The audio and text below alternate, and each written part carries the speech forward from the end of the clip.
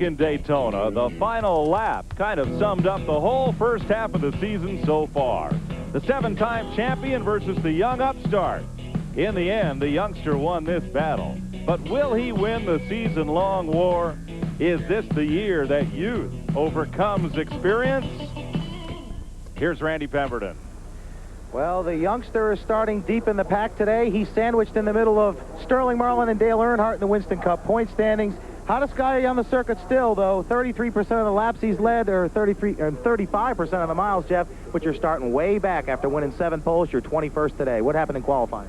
Well, I was just trying to take about a 5th qualifying car to the pole, and you know, I took it on the edge like I do every weekend, and got a little bit too far over the edge, got a little loose, and got the right rear into the wall. And, you know, we had to work real hard, but that just shows how tough this team is. They bounced back. We came back yesterday, had a good run. We were fastest yesterday, starting 21st here, but you know, it's 300 laps, but that's a long time around this place. Hopefully we can get up to the front. Okay, no doubt about it. All eyes will be on him as he marches towards the front today. Glenn Jarrett. Well, thanks, Randy. If youth is Jeff Gordon, which it is, then experience is this man, Dale Earnhardt. And this guy has won 7 crowns. I don't think that he's quite ready to give it up yet. Those young guys been running good, but you still got a lot of racing left in you. Well, we hope we have. Feel like we got several more years anyway, Glenn. You know, it's real competitive. And, you know, a guy with a talent like Gordon comes in here with a good equipment, and he can win races. But still, we feel like we can win some more championships, some more races ourselves, and we're looking forward to the future. Not ready to start our own team, like you said this morning on TV on race day, but we're gonna look down the road to maybe owning one someday when I'm ready to retire, 10 or so years.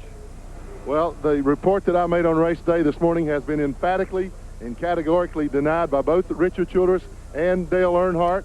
I stand corrected. I hang my head in humble apology. Is that good enough? Okay. Now, the plights of both Gordon and Earnhardt this year have only been 2 of the major stories in a year that's been chock full of interesting developments.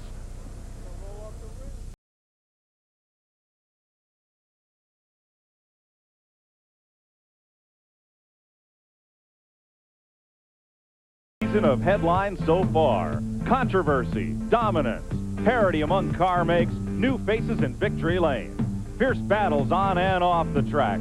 But as we head into the second half of 95 with ratings and attendance records, this season's been a knockout.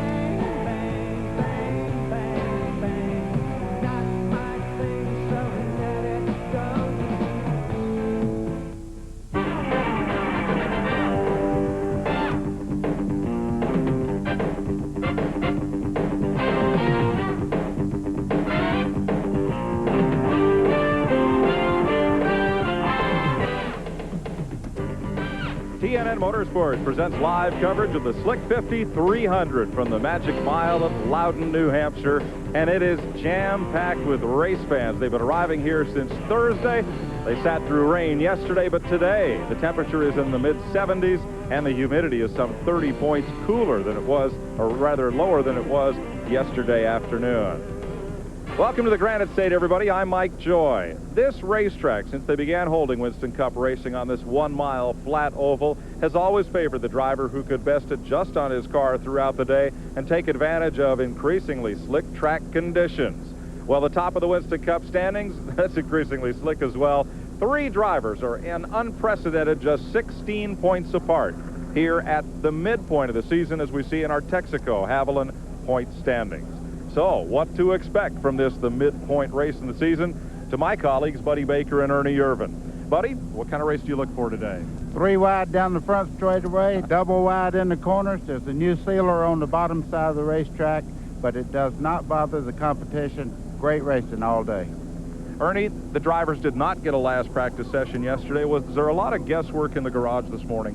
Well, there was a lot of guesswork, but they did have a practice right before it started raining yesterday afternoon, and you know, there was about 15 or 20 cars that could run the same speed. I think that it's going to be the most competitive race we've ever seen here at New Hampshire.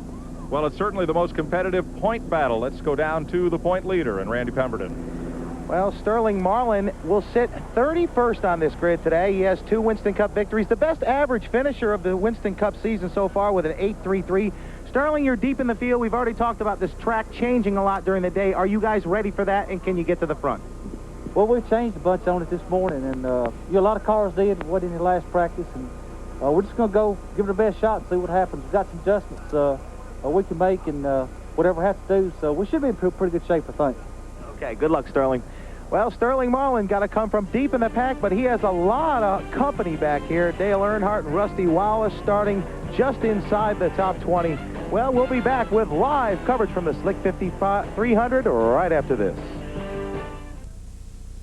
In Alaska, we need a tough truck.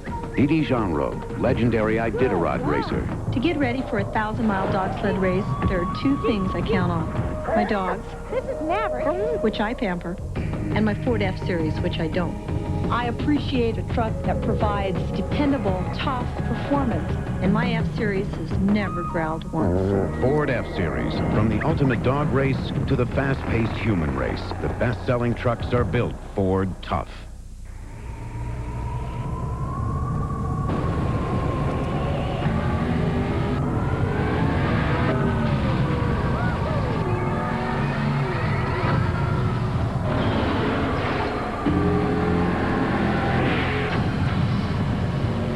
Genuine draft Rusty Wallace stock car.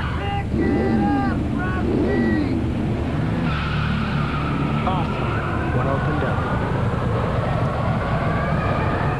For cars that can benefit from higher octane, Frank, we're late. Texaco Clean System 3 Power Plus and Power Premium are formulated to clean your engine's intake valves, fuel injectors, and combustion chambers while you're driving. For smooth starts and sure acceleration. Just give us 5 tanks, and we think you'll see a difference. A word of advice, though. Maybe you'd better leave the windows rolled up. Add more life to your car.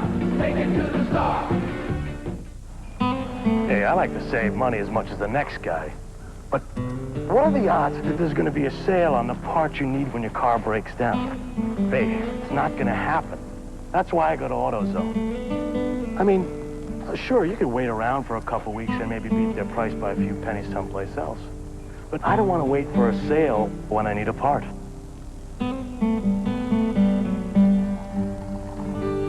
Now, what more could you ask for? Today's exclusive coverage of the Slick 50 300 on TNN is brought to you by Ford, at your Ford dealer. Have you driven a Ford lately? By cold-filtered Miller Genuine Draft, making the world a very cool place. By Texaco, clean System 3 gasolines. Add more life to your car. Take it to the star. And by the more than 1,000 AutoZone stores across America. AutoZone, the best parts in auto parts. You see a heavy cloud cover over New Hampshire International Speedway. It'll keep it cool on these thousands of fans. 22 acres of new parking. Bob Bear added for this weekend. It is all full, and these grandstands are all packed. Here's the AutoZone race analysis brought to you by the more than 1,000 AutoZone stores across America. 41 cars in today's field for the 300-mile, or rather 300-lap, 317-mile distance. Rusty Wallace is the race record holder, set 2 years ago. Pit strategy as they roll off the starting grid. Here's Glenn. Well, Mike, the cars are just now rolling away, and the strategy so far, everybody, as you guys said earlier on, was a little bit concerned about what to do to their cars. Everybody, that is, except Mark Martin, they were fast right from the get-go, made very few changes on the cars. We can look for about 85 to 100 laps on fuel, and they also say that the tires will last that long, too. So really the fuel stop and the tire window should be about the same today. Depends on how the things shake out. It'll be a little skitterish starting out. The cars will skate a little bit because of the soft rubber that was left down from the modified in the Busch North race yesterday, which finished up last night. So look for the guys to sort things out a little bit early on, but nobody really made a lot of major chassis adjustments or changes that I talked to. By the way, this is the same tire that the Busch cars ran last week at Milwaukee, similar type racing surface. So I really look for Dale Jarrett to have a good day. They've got the same type setup under their car. A lot of good guys on flat tracks here today. This is going to be a heck of a show, Mike. Thanks, Glenn. Let's have a look at the starting lineup. Mark Martin, new track record. His Valvoline Ford is on the pole. Robert Presley in the Skoll Chevrolet, his best qualifying effort outside row 1. Row number 2, Joe Nemechek also has his best start of the season. And Bill Elliott has his first top 5 start of the year. Bobby Labonte, the winner at Charlotte and Michigan in row 3, and Rick Mass, second top 10 start for Rick this year. Ricky Rudd is the defending champion of this race, and Kyle Petty, who won at Dover last month, that's row 4. Michael Waltrip, 8th in the points, and Ken Schrader in row 5. Row 6, Morgan Shepherd, 6th here last year, and Dick Trickle had a strong run in Daytona last week. Row 7, Terry Labonte, the winner in Richmond and Pocono, and Dale Jarrett. Row number 8, Jeremy Mayfield, and Hut Strickland, who has 3 top 10s in the last 5 races since joining Kenny Bernstein's team. Ted Musgrave, 4th in the point standings, and last year's runner-up here, Dale Earnhardt.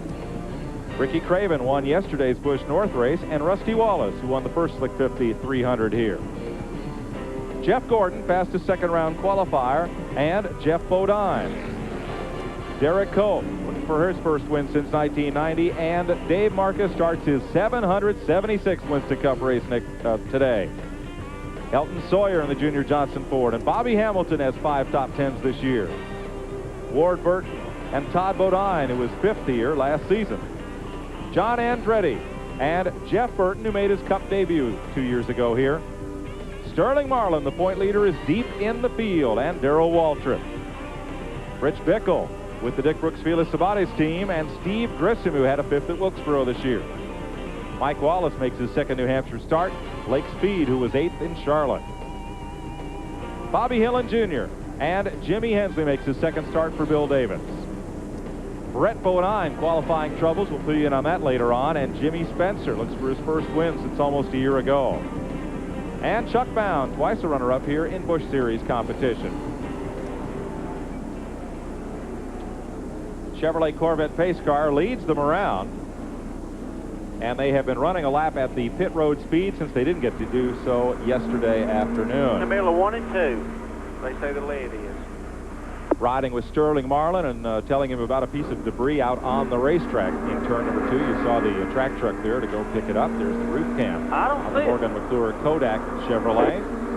And out the rear window, Sterling Marlin's car, and out the right side window as well, looking across at Darrell Waltrip. We'll be on the pole with Mark Martin in the Valvoline Cummins diesel Ford of Jack Roush, both inside and up top on the roof cam, and out the right side window of Mark's car as well. And Dave Marcus, the Olive Garden Prodigy Computer Service Chevrolet, starting 24th today. Dave told me this morning he will not have Ward Burton in his car next year, as Glenn was also emphatically told. He intends to drive it himself next season once again. So we'll give you a ride. We'll also be able to talk to Dave Marcus today, thanks to our Racing Electronics in-car radios. Mike, you see how fast they're running under the caution here. What they're doing is seating in the brakes. They didn't have time yesterday to run the brakes in, so they're running a little bit faster than normal going down the back straightaway. You can see they're running about 100 miles an hour, seating the brakes in for the start of the race. We'll have another new view to show you today. We'll be up on the roof to the right of our broadcast position. You are looking from the hat of Buddy Red Dog Barnes. He is the spotter from for John Andretti, the Kmart Little Caesars Cranifus Haas Ford, number 37, and you'll see what he is looking at as he gives instruction to John, and you'll be able to hear those instructions as John Andretti there moves around the speedway. There's Andretti's Ford, and Buddy Barnes checking things out. Don't look at those grandstands, buddy.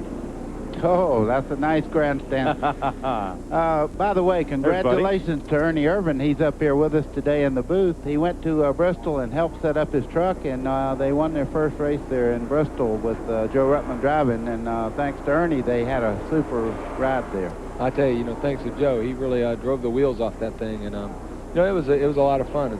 I've been to Victory Lane before at Bristol, and this was special too.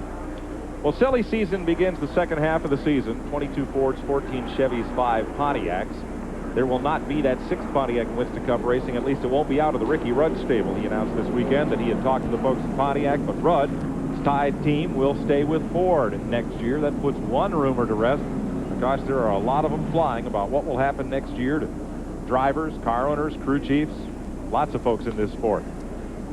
There's Jack Roush, who owns the pole-sitting car of Mark Martin and the 4th place point-standing car of Ted Musgrave. Yesterday, Jack was stripped to a T-shirt and shorts inside of Mark's truck putting together a cylinder head for Ted Musgrave's car. But he had that hat on, I guarantee it. I think he takes a shower with that thing on. We're going flat track in here in New Hampshire. The banking is only 12 degrees. At its highest point, 1,500-foot straightaways on this 1-mile oval, built from the old 1.6-mile Breyer Motorsports Park.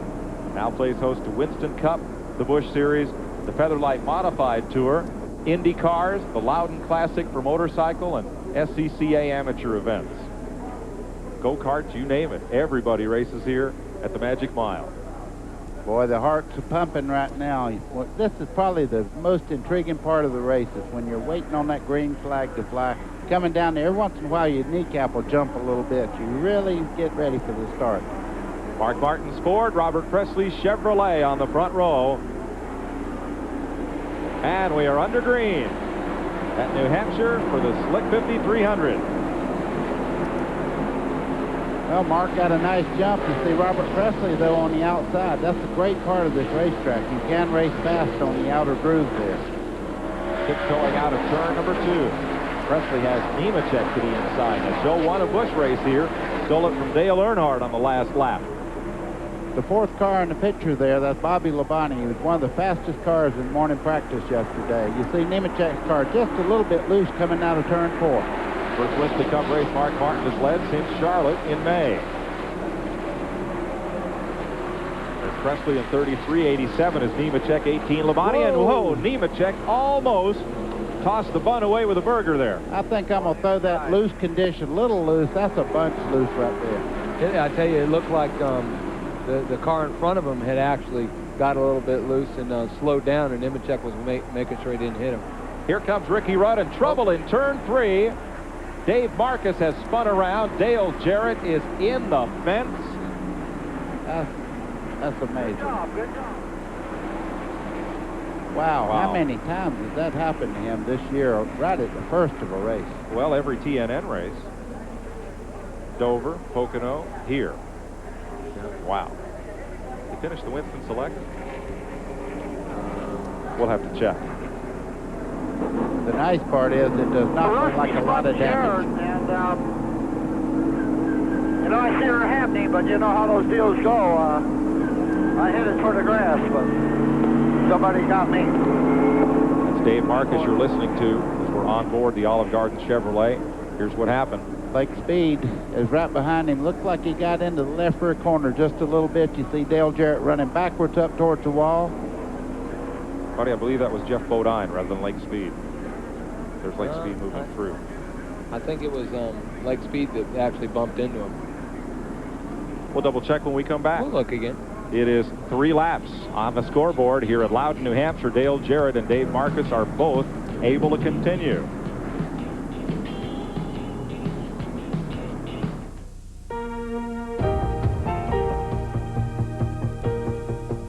It's the greatest race in the world, and winning it gives you a feeling you just can't imagine. Just incredible. Unbelievable. And we had exactly what we needed to get to the finish line first, including our Goodyear Eagles, the tires that know how to win at Indy. Goodyear, #1 at the Indy 500 24 years straight.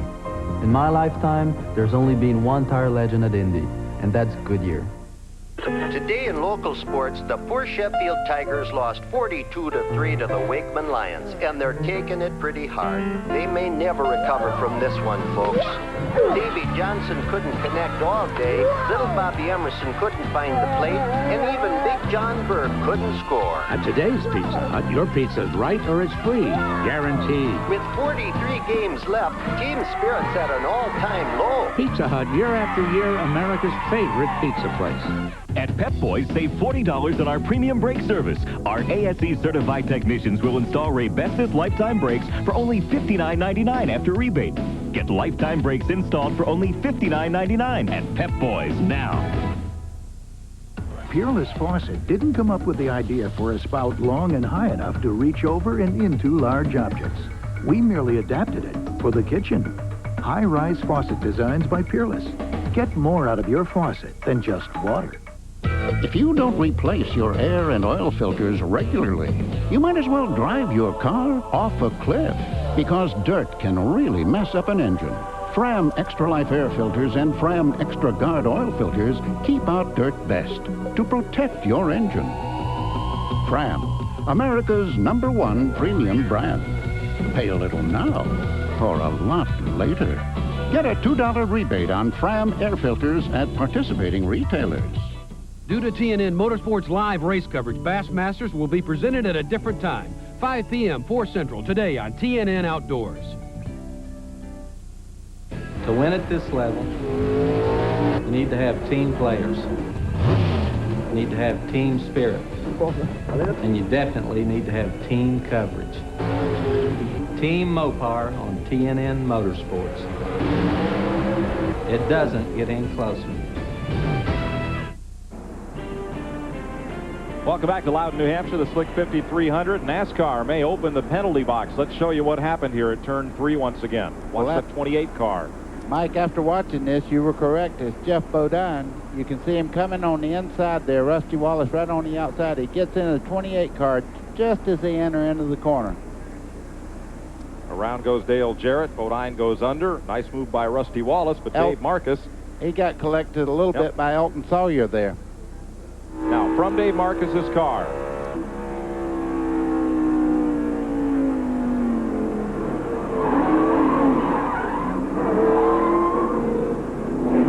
Oof. Pretty close. We're about to go back to green. Here's Randy Pemberton. Well, the 28 car has suffered a lot of damage. They have a toe-in problem or possibly toe-out. Dale has tried to work the wheel out there a little bit, get it fixed. It won't happen this caution. They've strung the car. They can't get the toe-in fixed. They're going back to green. Right now, Dale Jarrett's just going to have to ride it out until the next yellow. Glenn Jarrett, green flag. Well, guys, that car has got a lot of history behind it. That's the same car Davey Allison drove to his last victory ever, and it's the car that Ernie Irvin set on the pole, set the track record with here last year. Good race car. Jeff Bodine has come down pit road where Jimmy Cox has the stop sign out, and he is holding the Exide batteries forward. We're back under green, and look at this pack. Looks like Daytona all over again with Ricky Craven in amongst Dale Earnhardt and Jeff Gordon. Jeff Bodine will spend 1 lap in the penalty box as the field comes past. You see Robert Presley in a 33 car. He's beginning to drop back just a little bit from the leaders. Looks like he's got a handling problem a little bit. You see the back end dance right there as he turns into the corner. Back to green after an early caution involving Dale Jarrett and Jeff Bodine. Ricky Rudd right on the tail of Robert Presley as Hut Strickland moves to the outside of Jeff Gordon and Ted Musgrave. Now there's a car that does not have a problem. No, he sir. passed 2 cars in one corner on the outside. That's pretty strong. Strickland and Musgrave, the 4th place point man, side by side. Back into the corner. Jeremy Mayfield and Dick Trickle just ahead.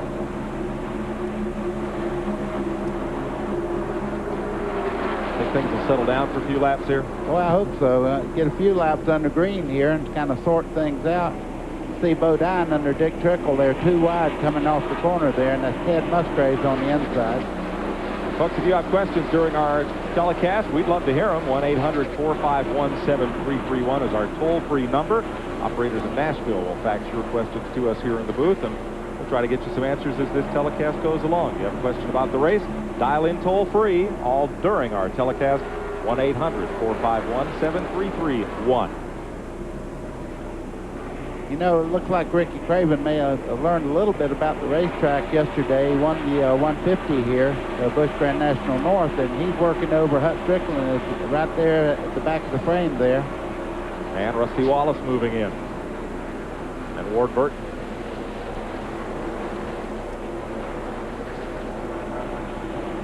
You know, I think a lot of people don't really know that they actually repaved this racetrack since last year. And they've had a couple races on it. And, you know, last year, remember, the racetrack kept coming up, and, you know, it was real slick and stuff. And then now they put a sealer on it before we come this weekend. So nobody had actually run on it with the sealer, and no testing had been done or anything. 17 cautions last year. They've got a beautiful racing surface here. Yesterday in 90-degree heat, they had sprinklers out, watered the whole surface for a bit. That was on Friday, and then, of course, yesterday it rained. So should be in good shape for today. We'll be right back. This is Dale Jarrett's NASCAR. You can't get his engine, you can't get his tires, but you can get his motor oil. Texaco Havoline Formula 3. It's formulated to control volatility and fight oil vaporization. It provides complete protection, and it's the exact same Havoline you can buy right off the shelf, which, by the way, is a heck of a lot easier. Add more life to your car. Take it to the stars. Every day, we all find a way. A promise made, a promise kept. Giving it out there. America's most complete source of auto parts, a national warranty program, and customer service only Napa can give. No wonder more people trust Napa to keep their vehicles running. We keep America running. We keep America running. Today's exclusive coverage of the Slick 5300 on TNN is brought to you by Napa. We keep America running. 14 laps, Mark Martin leading Bobby Labonte, Joe Nemechek, Ricky Rudd in 4th, Robert Presley in 5th, Kyle Petty is 6th, Bill Elliott 7th, Rick Mast is 8th, Kenny Schrader 9th, Morgan Shepherd 10th, then Terry Labonte, Michael Waltrip, Jeff Gordon, Dale Earnhardt, and Derek Cope. Didn't take long, did it, to see who the handling cars are and who the non-handling cars are? Yeah, we all were talking about that before the show, and you know, there's a lot of cars that were the same in practice, and you know, now we see Jeff Gordon and we see Terry Labonte, Morgan Shepherd, Kenny Schrader.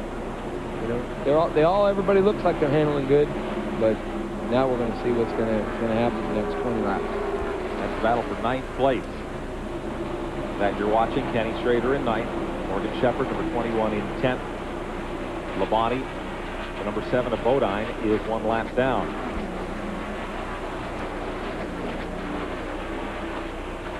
You see at the back of this train right here, Jeff Gordon and Dale Earnhardt, they're moving up. They're just not in as big a hurry as we're used to seeing them come up through the crowd, because this racetrack is a give-and-take racetrack. You jump in there and hook somebody, you cause a huge wreck. This group is 4.5 seconds behind the race leader. I think this place right here, track position, is going to be so important.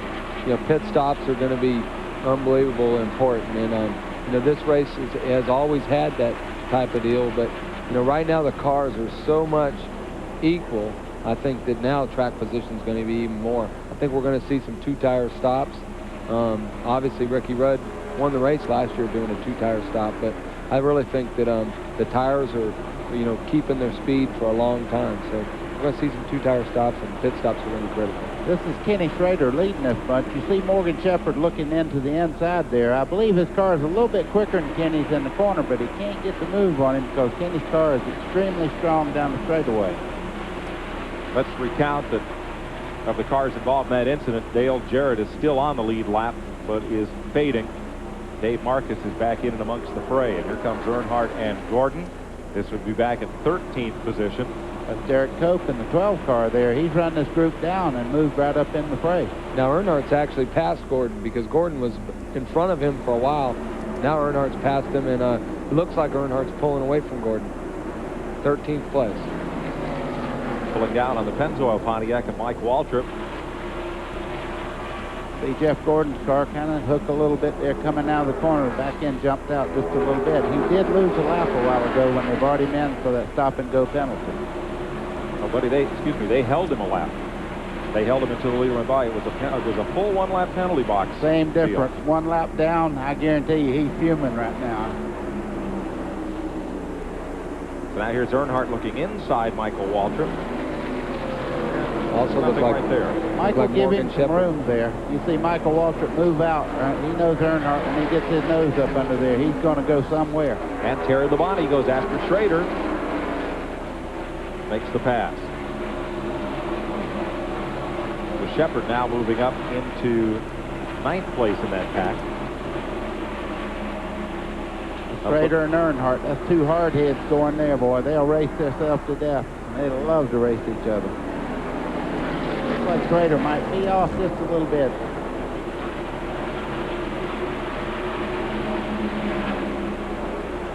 Ernie, it looks like the outside groove is going away quite a bit because the minute that Schrader got to the outside, he lost about 7 or 8 positions.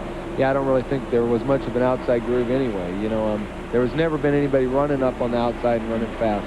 That's going to come in later today, I think. So there's Schrader, just outside the top 10 now. 22 laps complete. Mark Martin leads Bobby Labonte, Joe Nemechek, Robert Presley, and Ricky Rudd, the top 5. We'll be right back. Ford Contour brings you a world of innovative performance ideas, like the powerful yet efficient Z-Tech engine, and the Duratec that can go 100,000 miles before its first recommended tune-up, which is a long way down the road. Ideas like the Quadrolink suspension, so smart it allows your rear wheels to adjust in sync with the front for more precise control, and that's a turn for the better. The totally new Ford Contour, a world car for the 21st century, well equipped for just $14,670.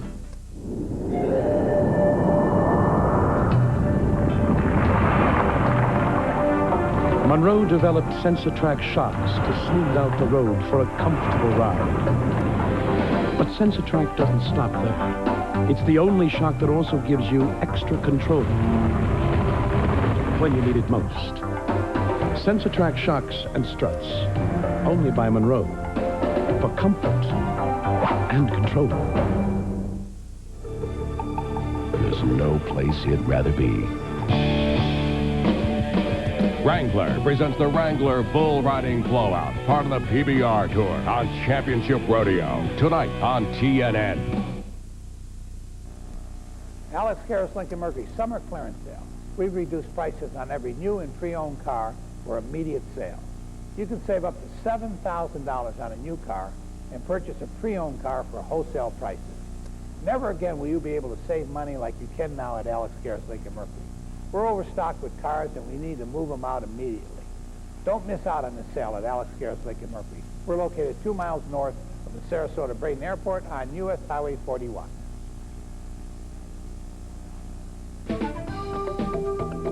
The Telepersonals Network. Now the personals are on TV. Every night live here on cable. If you're single, turn it on. On the Telepersonals Network, you'll see ads from hundreds of singles in your area. Place your own free ad. Listen and respond to other ads. The Telepersonals Network. It's the single best way to meet someone special. Tune in to TPN nightly from 10 p.m. to 2 a.m. on Cable Channel 19. 27 laps complete here at Loudon, New Hampshire. Here's a look at your top 10 in the Slick 50 300. Down through Terry Labonte in 10th place and down through Dick Trickle running in 20th. Bobby Labonte had been right on Mark Martin's bumper until the last time they went into turn number 1, where Mark opened up about 3 car lengths on Bobby, whose car pushed up to the high groove between 1 and 2. Mike, a lot of times when you go in the corner, Ernie can verify this, you go in so hard that the car will not stick and it goes right on out to the outside, and you can see the outside groove is not the place to be right now, so he lost quite a bit of ground there. I tell you, they put a sealer on this racetrack yesterday or a couple, 3 days ago, and everybody started running. Well, nobody really ran the high groove. So obviously more of the sealer that gets wore off on the bottom groove gets faster.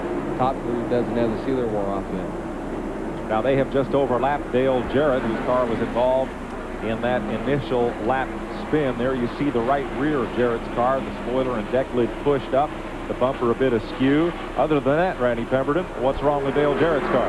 Well, I can tell you it's a somber bunch down here in the 28. The 28 crew is Larry McReynolds. We know you had some damage. What is it, and can you fix it? Well, I think we can, Randy. We're going to have a caution to fix it. It sure would have been nice to have got one before the leaders got back to us. The right front wheel's towed out about 3 inches. Again, we can fix it, I think, but need a caution to do it. Okay, that's the report from Larry McReynolds. Jarrett, after the spin, backed into the wall and then may have come around and caught it with the right front as well. Watch that 8 car tail end of that pack. See a little bit of smoke coming out the back of Jeff Burton's Ray Bestis Ford. As he goes into the corner, dissipates when he comes off the corner behind Hut Strickland, Dick Trickle, and Jerry Mayfield. Now there's a touch of it there, just coming up from under. Well, Mike, if it don't get any worse than that, but the bad part is it's so early in the race to have any kind of leak that eventually you're going to use up whatever that is that's smoking. We don't speculate up here because we certainly don't know. I tell you, that race team right there has really had a tough time this year. I was talking to somebody this morning, and they haven't been in the top. They've only ran in the top 18 one time. I mean, so they've had a tough go of it. Burton's crew thinks it's a valve cover leaking, valve cover gasket. Well, you see everybody lapping over Dale Jarrett there. When a front tire is towed out 3 inches like that, that's just like dragging the whole car down the straightaway. It just won't come up to speed, and I know he's wishing for a caution right now. Morgan Shepherd goes past, so Jarrett joins Jeff Bodine and being 1 lap down. 33 of 300 laps complete. Just 2 cars off the lead lap.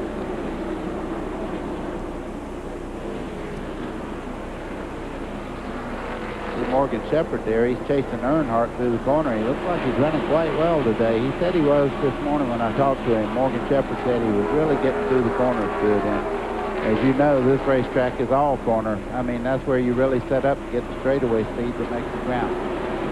Mike Wallace in the Heilig-Myers Ford, whose name has been mentioned with several top rides for next season. Now driving for Jimmy Donlevy, and he'll go a lap down to Mark Martin. You know, rumors are funny. This man owns part of this race team. Jimmy Donlevy gave him part of that race team. I'm not sure he's going anywhere. I'm not either. But you hear some strange things this time of year. Definitely. Jeremy Mayfield caught on the outside in the RCA Ford of Cale Yarborough, and those other 3 Fords freight train by him. Now Ricky Craven. When a Chevrolet drops to the inside, he's not going to get there this time.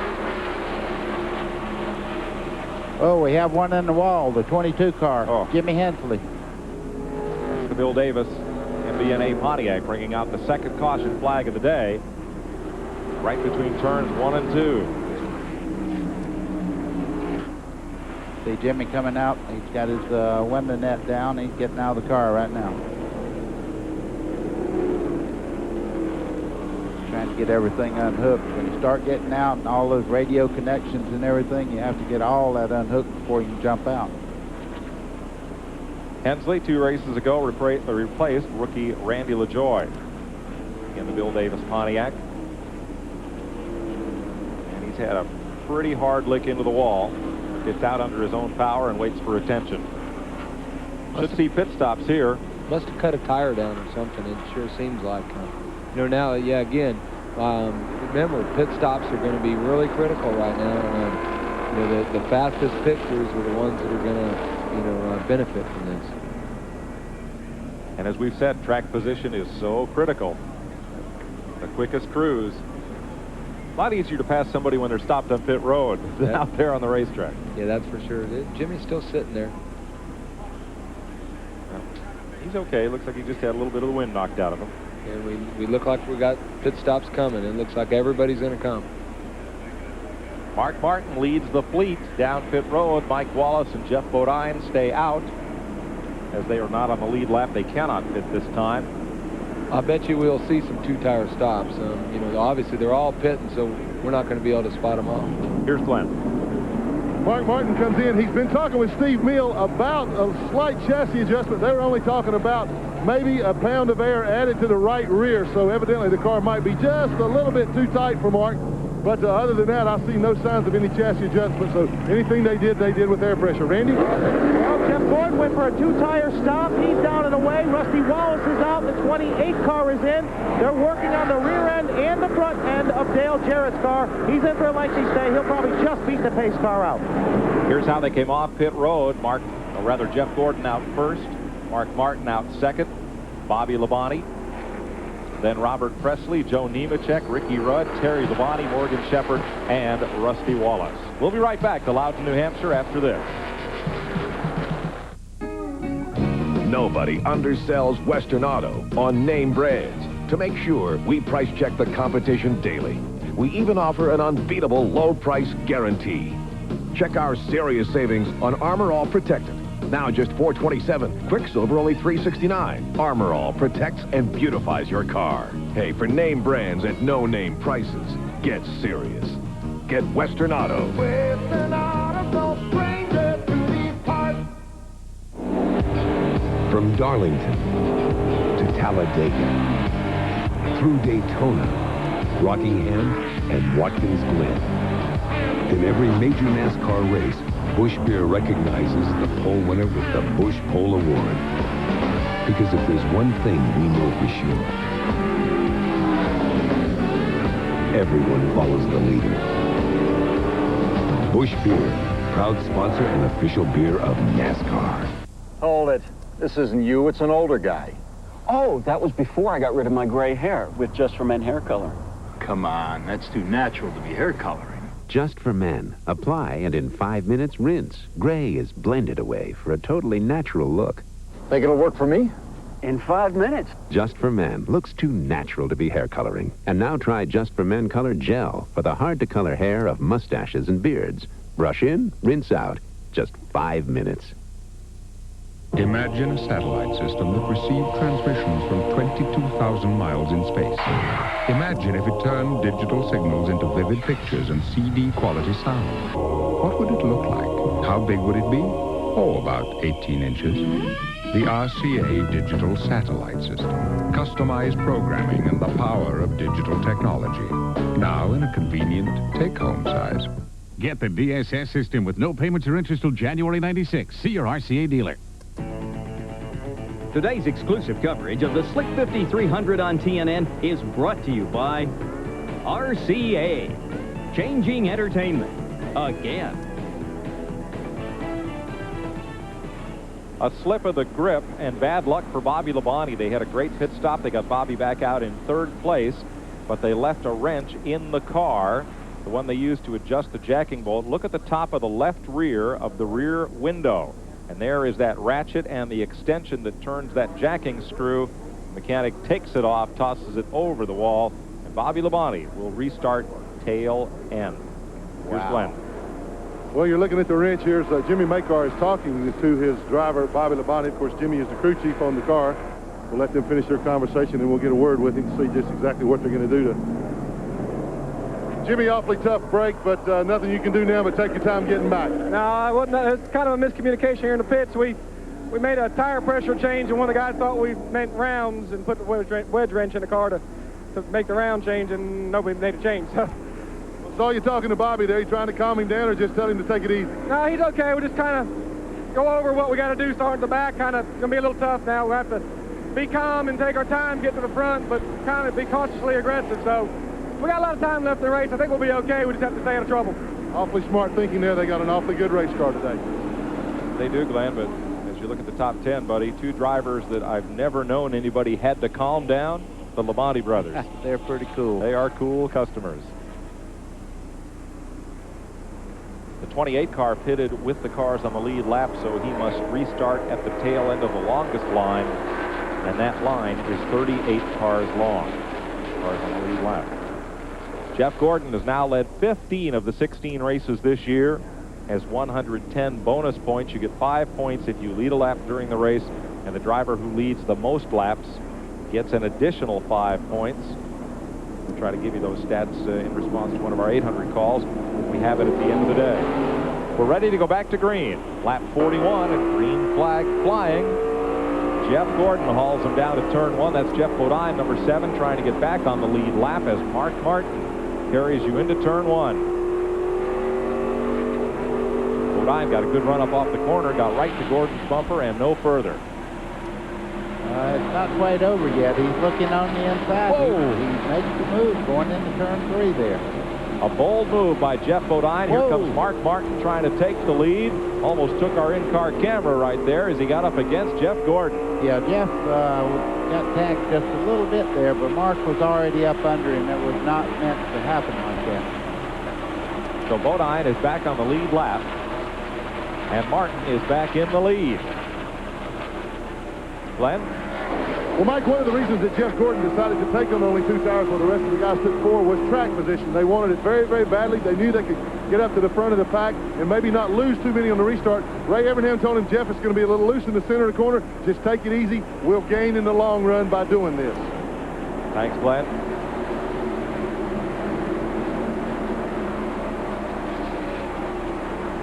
Pretty much single file back through the field. The Hut Strickland and Kyle Petty racing side by side. Hut's not able to make any positions on the outside there. He'll have to stay on the bottom until they work that groove up later on in the race. To underscore Glenn's point, Jeff Gordon came into the pits 12th on that caution flag and came out first. Ricky Craven and Todd Bodine and Ward Burton, the 31, the Hardy's car battle. See Ward Burton there taking a look, running there with Schrader on the inside of the racetrack.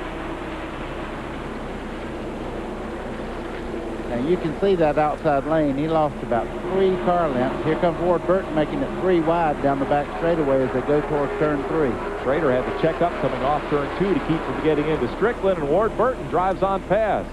Well, this is a give and take, and I guarantee you if I'd have been in third lane, I'd have been given. Second helping for Ward Burton. As he moves up now, Ricky Craven, the Kodiak Chevy, number 41 on the inside. Pulls underneath Hut Strickland. Ooh, they bump, they bang, and Strickland goes around in the fence gently. A long ride for the Quaker State Ford of Hut Strickland. Will he sit there to draw the caution? No, he pulls away, and he didn't hit it all that gently. No, that's pretty, you know, anytime you touch a concrete wall, it's backed up by the state of New Hampshire here, so when you pop it, it's going to bend some stuff. We stay under green. Mark Martin's making this look pretty easy right now. That car's doing everything he wants, but you see, everybody's not doing everything they can do right now. There's Jeff Bodine just in front of him. He's back in the lead lap now, and he actually passed the lead car. Let's show you what happened to Hut Strickland. There's Ricky Craven, 41. Strickland is the other green car, 26. Okay, you see Ricky's right on the bottom there. They just make contact getting into the corner. There was nowhere for Ricky to go. He had the left front as far down next to that yellow line as he could go. He lost about 4 positions, and Hut Strickland got into the fence and is now on pit road. Randy's right there. Well, Hut's damage looks at least as bad as Dale Jarrett's. The trunk buckled in underneath the rear tires. Hard to see if the frame is bent underneath. It might be okay, but they've lost now 2 laps. They've changed 4 tires. Hut stalls the car, leaving pit road. They've got a little work to do on the next pit stop. He'll ride around so they can get her back in here. One of the few disappointments they've had since Strickland has joined that team.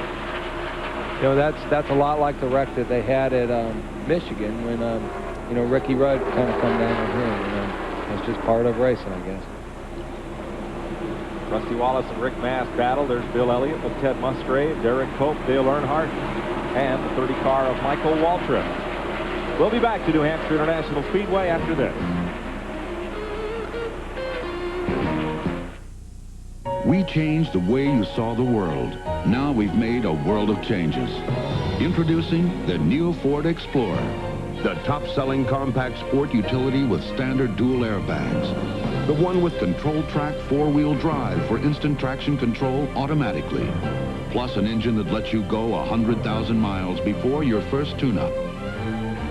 The new Ford Explorer. Far and away, the best the world has to offer.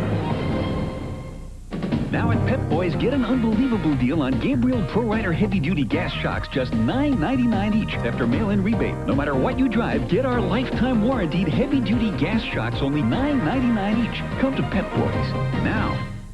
Now at Pep Boys, get any 4 of our 35,000-mile all-season steel-belted tires at an incredible low $109. That's right, any 75 or 80 series, any 4, just $109 at Pep Boys now.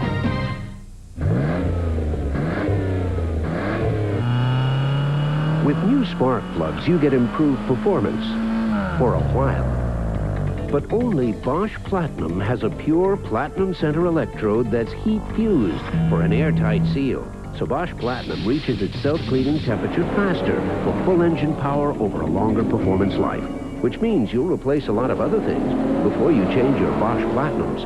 Bosch Platinum, the ultimate spark plug. Spamberger hamburger. This is a hamburger. Just cut it like this. You just cut it like this. Oh, I see. You cut it this way, and it makes 3/4-pound burgers. Mmm, that's a good deal. Get Spam luncheon meat or Spam light, and you've got the Spam Burger. It's one great tasting hamburger. My owner works, and we leave the house at 7 in the morning and rarely get home before 5. And that's not sitting in parking lots. That's on the road, chugging and jiving and picking up the kids. And we drop things off, and thankfully, we use Chevron with Techron. It helps keep my intake valves clean and my emissions low. In car talk, that's big stuff. Nothing cleans your engine better than new Chevron gasoline with Techron. Chevron, simply smarter.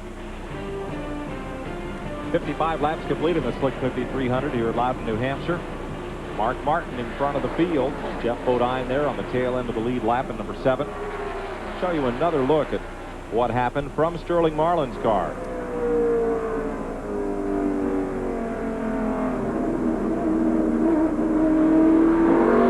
And Marlin was one of 4 cars that went by Craven and Strickland.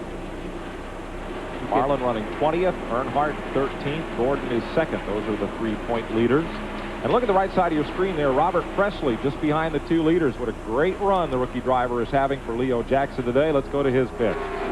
Well, guys, one of the reasons that he may be doing so well so early is that Robert has had more experience on this racetrack than anybody else here. He ran all the Busch Series races. So, Charlie, is that a lot to do with it, the experience that Robert has here? I think it has a lot to do with it. He came here with a good setup. Guys back in the shop gave him a good car. Robert put a good setup under it. It's looking pretty good right now. Well, it certainly is. Of course, this is Charlie Presley, Robert's brother, and crew chief. Next door to them is Joe Nemechek. Joe also has a lot of experience on this racetrack. It seems to be paying off early here for those young guys. That's right, fans. Remember that when Bob Bear built the Super Speedway, he ran Busch Grand National racing for several years before NASCAR would grant him a Winston Cup date. So the drivers who ran those races may have an edge here today. Presley trails Ricky Craven by 1 point in the Rookie of the Year chase. John Andretti moving up on Sterling Marlin. There's Jimmy Spencer. He's on the move right now. He's up under Ricky Craven getting in that corner. He's just behind these cars that we're looking at, this Dick Trickle. And I noticed a while ago that Sterling Marlin's car, when we had the in-car camera on it, he's running those headers again that everybody was talking about in Daytona. Now, Ron Pittman said those were only for Daytona and Talladega. Yeah, but you know how motorsmen are. No, how are they? They'll tell you a fib. Ron Pittman would not do that. Here's your Napa Field standing update. Napa, we keep America running. Here's how they're running at 58 laps. We had an 800 call about gas mileage. We estimate about 5 miles per gallon for the Winston Cup cars. And I asked Ron Pittman that one day at Daytona. I said, can you make it on fuel? And he says, heck, he says, this thing gets better gas mileage than my wife's station wagon. Yeah. Glad I don't drive her station wagon. We're still a 15 spotter right now. Taylor Dog, good followers, we'll get him. Now, that's the interplay between the 37 car of John Andretti and the 4 car of Sterling Marlin. A little horse trading going on up here to our right on the roof. We're going to talk to the spotter for Dick Trickle for the 15 car. Try to work something out. There goes Andretti. Good to follow him. Boy, Andretti's running very well. He passed Sterling like he was stopped going in turn 3 over there. 20th place. And Jimmy Spencer in the Camel car just behind Marlin's Kodak machine. 60 laps are complete here at the Magic Mile at Loudon, New Hampshire, and Mark Martin has been in front for most of them. We'll be right back with you live on TNN.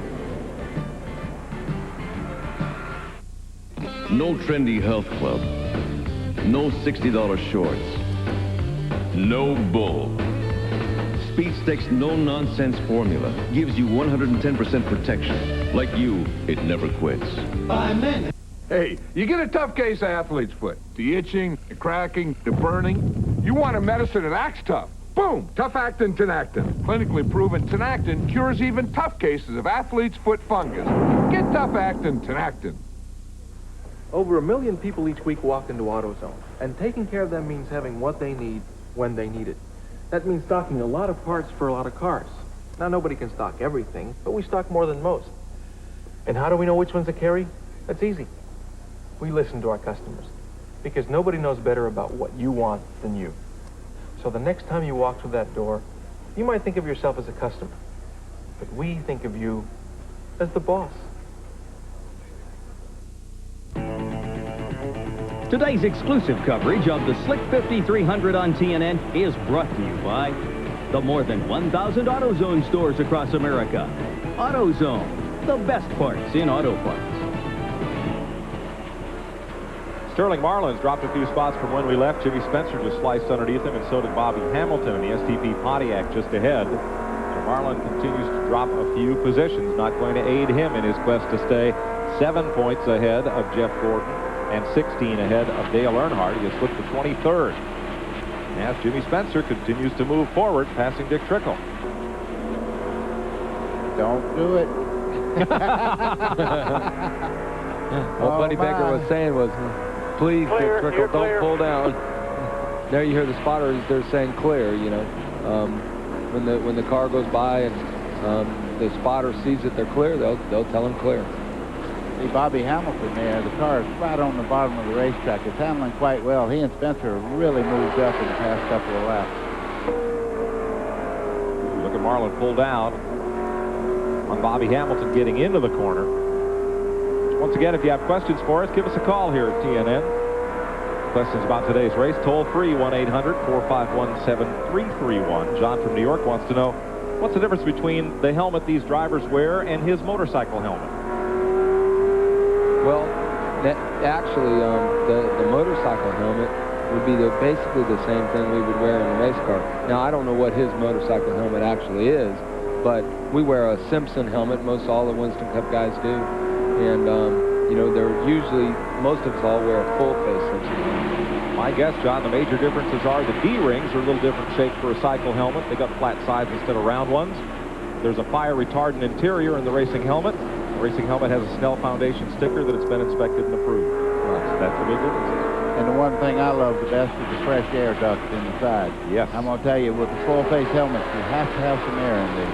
I tell you, they've got some words going around with Jimmy Spencer. He really been loose off the corner a couple times, and I think he's just about sideswiped the fence there a little bit, but he's really running good. Jimmy runs one way. Wide open. No, it's two ways. Oh. Wide open, half turned over all the time. Mr. Excitement, they named him when he ran the modifieds and won the national championship. Won 2 races last year, Daytona and Talladega in July. Here's Bill Elliott running in 10th place in the McDonald's Ford, leading a pack that includes the Family Channel Ford of Ted Musgrave. The main and tail Ford, almost losing part of that tail, was Derek Cope. And the man in black, the Goodwrench Chevy, 7-time champion Dale Earnhardt. You could see Dale got just about up where Derek Cope would know he's there, but not quite. And Dale had to check up a little bit until he come right back across on the front of the 3-car. I tell you remember last year, you know, I led a lot of this race, and actually had put Dale Earnhardt a lap down because he wasn't running all that well. And you can't ever count Dale Earnhardt out. He'll work on their car. They'll work on their car. Next thing you know, Dale Earnhardt gets his lap back. Pretty soon he's in the lead and racing for the win. Earnhardt didn't win that race. Ricky Rudd did. But to me, that was one of Earnhardt's most impressive drives of all last season to come. He lost a lap in less than 100 laps, maybe 60 laps. I think it was about 60 laps. I think you're right. And then came back and was a contender. Speaking of contenders, right there in the 16 car, Ted Musgrave, I don't know if anybody has had a better year than he's had. He's so consistent. Don't count him out of the points race yet. He's in 4th, 110 points out of the lead. Trouble on Dick Trickle's car. The engine may have let go. A lot of smoke out of turn 2. Trickle drops to the inside. Tough day for Bud Moore's team. Great run in Daytona. Got shuffled around on the restart there. I think he was running in 7th and got into the wall a little bit. And the cars helped him get over into it and ended up way back in the field there. But they had a great run all day. You can see Jeff Gordon working on Mark Martin. Jeff Gordon only took 2 tires on, so that's going to tell all these guys in the pits that you know, man, maybe we have to put 2 on. So next stop, the majority of the guys will probably put 2 on. Jeff Gordon's probably going to have to put 4 on. So Whereas advantage, he got back to the front this time. Now the advantage is gonna be away from him a little bit. But now they know that a two-tire stop works, and it really doesn't hurt them badly. Right. Dick Trickle's car on pit road with the hood up. Bobby Labonte, who had that penalty, has gained only 9 spots since the restart. And we'll be right back to Loudon, New Hampshire after this. Every day, we all find a way. A promise made, a promise kept, giving it our best. America's most complete source of auto parts, a national warranty program, and customer service only Napa can give. No wonder more people trust Napa to keep their vehicles running. We keep America running. We keep America running. A car engine has as little as 1/1000th of an inch of motor oil protecting its parts. But friction and heat can make motor oil become volatile and vaporize, weakening its ability to protect vital parts. Texaco Haviland Formula 3 is formulated to control volatility, fight vaporization, and provide complete engine protection, no matter what you drive. Add more life to your car. Take it to the stars. The country stars meet the cowboys. Well, I've had about 2 hours of riding a horse today. For a good cause. Ben Johnson's Pro Celebrity Rodeo, July 16th on TNN. A news update. Is it true that the All-Star Steakhouse uses only top-quality beef? Yes. Is it true that the steaks are cut on the premises daily? That's true. The truth, the All-Star has 2 giant screen TVs and 7 27-inch TVs. That's true, too. Do you have a kids menu? Of course. Do you accept credit cards? My answer is here. Is that all? You serve Chinese food, too. Sorry, we don't have. The All-Star Steakhouse. Great steak, reasonable prices.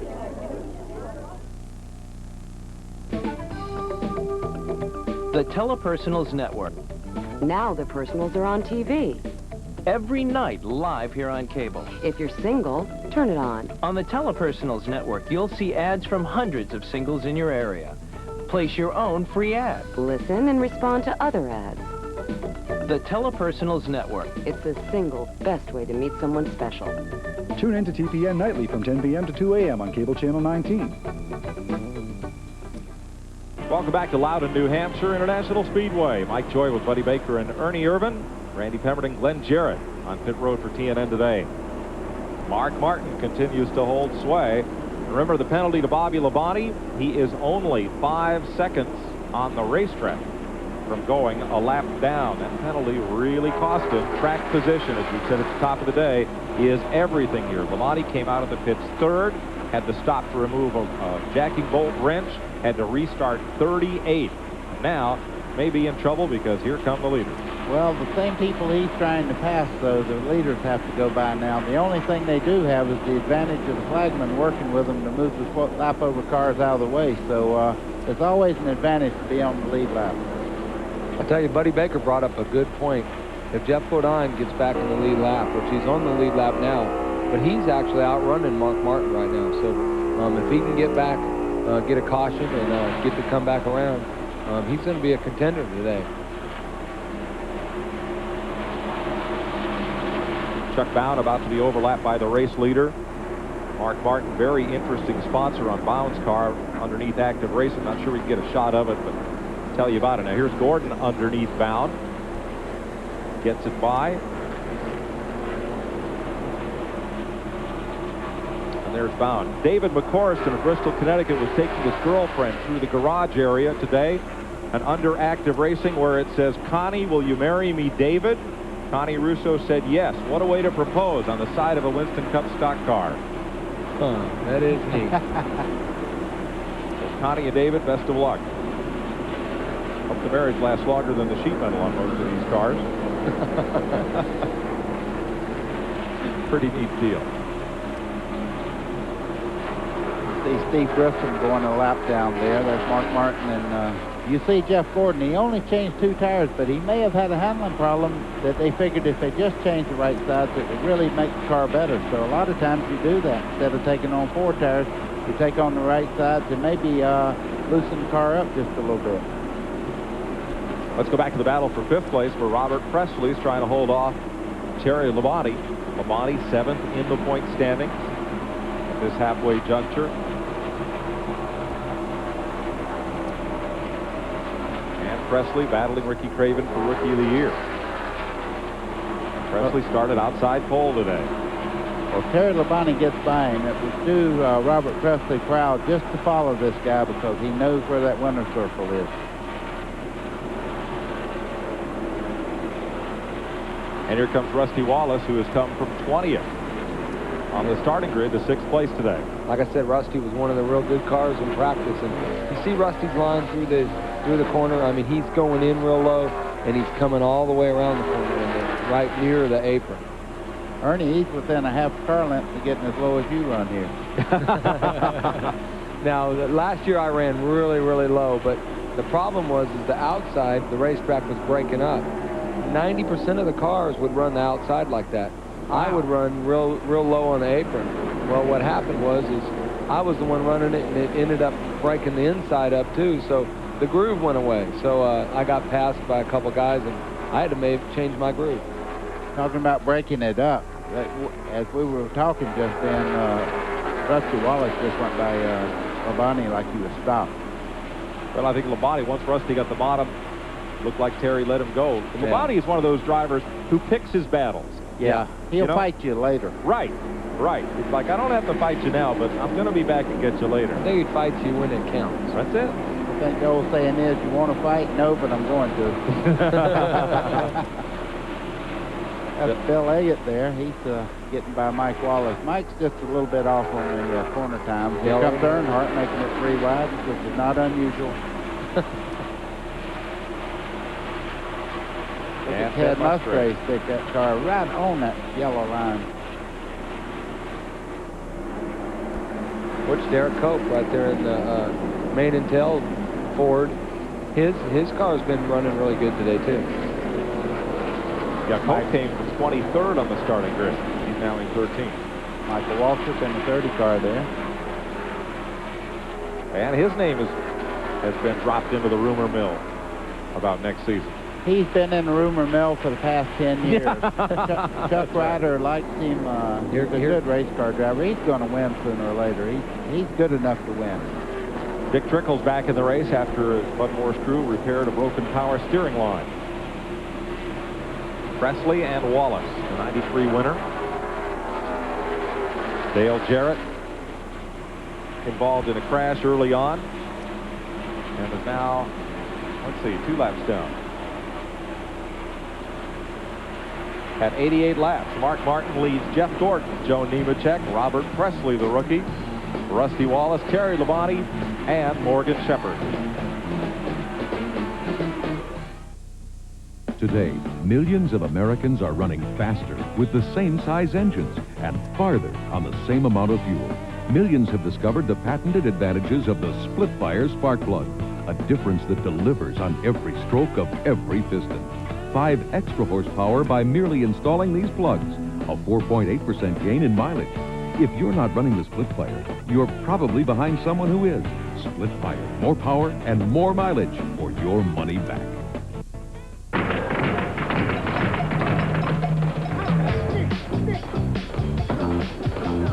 All my friends know the low rider. The low rider is a mean fighter. Cold filtered Miller Genuine Draft, a cold one. You know the beer, you know the taste. With Miller Genuine Draft, the world's a very cool place. You want to know how to choose a motor oil? Take a ride to your local garage and see what the mechanic puts into his own car. Fact is, of all the brands of motor oil, more ASE certified master technicians choose Valvoline for use in their own cars and trucks. So before you buy a motor oil for your car, know the one more top mechanics put into theirs. Valvoline, the #1 choice of America's top mechanics. In these mountains, you need a tough truck. Dave Ashley, search and rescue volunteer. Trails, I tend to make my own. It's one torture test after another. But the people I'm looking for depend on someone to find them. Well, I depend on something too. My Ford F-Series. How do you learn a job like this? Let's just say I drive something tougher than a golf cart on the weekends. Ford F-Series. The best-selling trucks are built Ford tough. Today's exclusive coverage of the Slick 5300 on TNN is brought to you by Ford and your Ford dealer. Have you driven a Ford lately?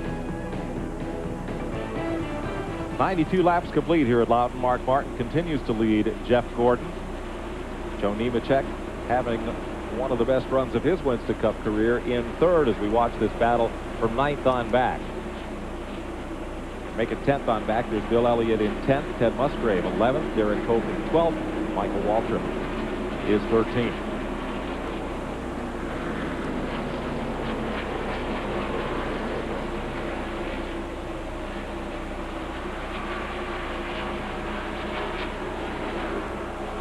Things among this group are kind of evened out. But up here, Rusty Wallace had moved past Terry Labonte and now goes after Joe Nemechek. Third place at stake here. Not for long.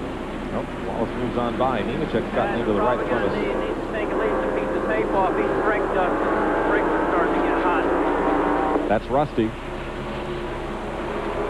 He's a field general. When he's out there, he'll tell them, I want 1 pound out of the right front. I want this on the rear spoiler. Do this, do that. All the way through the race. I mean, he is calling the shots for everything they do on this race car. Now here's Labonte's gotten past Nemechek. Moves the Kellogg's car up a notch and back into the top 5. I have to say Rusty's one of the fastest cars on the racetrack. You know, he went by the 33, he went by the 5, and you know, he's really running real well today. Dale Jarrett's made a stop for 4 tires, and you're riding with Dave Marcus, looking back to Elton Sawyer. Robert Harrington, one of the top longtime crew chiefs in this sport, asked me to pass along a thank you to all the folks up here. He said the hospitality we've been shown by even the people who park the cars, everybody at the racetrack, the folks at the hotels, everybody has been, he said, it's like it used to be down south with old-fashioned southern hospitality up here in the Lakes region of New Hampshire. He thought that was pretty neat. Well, we do too. I tell you, we noticed that when we come in and out of the garage and we come in and out of the tunnel. I mean, even the tunnel guy, he acted like he was having a fun time parking the cars and stuff today. It's on your outside. Not often you have that. Here goes Rusty Wallace trying to get by Dave Marcus on the outside. And you're listening to Marcus's radio communication with his crew and spotter. Yeah, there are a lot of race fans up here. You never know it to read some of the major daily papers here that insist on covering stick and ball sports that draw about a quarter of the attendance that's here today, but that's the way it goes. I talked to Roger Bear that owns the racetrack. He told me that he had requests for at least 40,000 more seats. Gosh. I mean, he could have sold 40,000 more seats, but they can't get them in and out of here. I mean, this is like the maximum you can get in here, and you know, he would put more grandstands up because I tell you, it's a really, really pretty place, and they've done a great job with it. Ted Goddard here, who handles the facilities, told me this morning, he said, we've added 22 acres of parking. It's all used up. He said, we're going to have to work out how to shuttle people from Concord and from Laconia to ease the parking problem. And he says the biggest problem they have right now is so many people come to the racetrack, one person to a car. If they could alleviate that, it would ease traffic congestion coming and going, and they'd be able to get more people there. That's for sure. Here's a traffic jam in the making. Derek Cope making a move on Ted Musgrave there. Derek Cope is running very, very well today, and I look for them sometime during the year to really do something special because that's a good race team. It's Bobby Allison's race team. Looked like Joe Nemechek had his loose problem back again from the time when you were mentioning it at the beginning of the race. Report we have on Nemechek's car is that the brakes had been heating up and become ineffective, so he eased the car for a few laps, get a little more brake and pedal back in it, and then was able to go back after and pick up a spot or two. Yeah, that's not a good feeling, especially here. As long as the straightaways aren't as flat as the corners are, the brake pedal starts getting spongy, and you start pumping about halfway down the straightaway to get enough pedal built up just to get in the corner. Not a good feeling. So at 101 laps, there's your leaders, Mark Martin and Jeff Gordon, the Valvoline Ford and the DuPont Chevrolet. We'll be back to New Hampshire International Speedway live on TNN after this.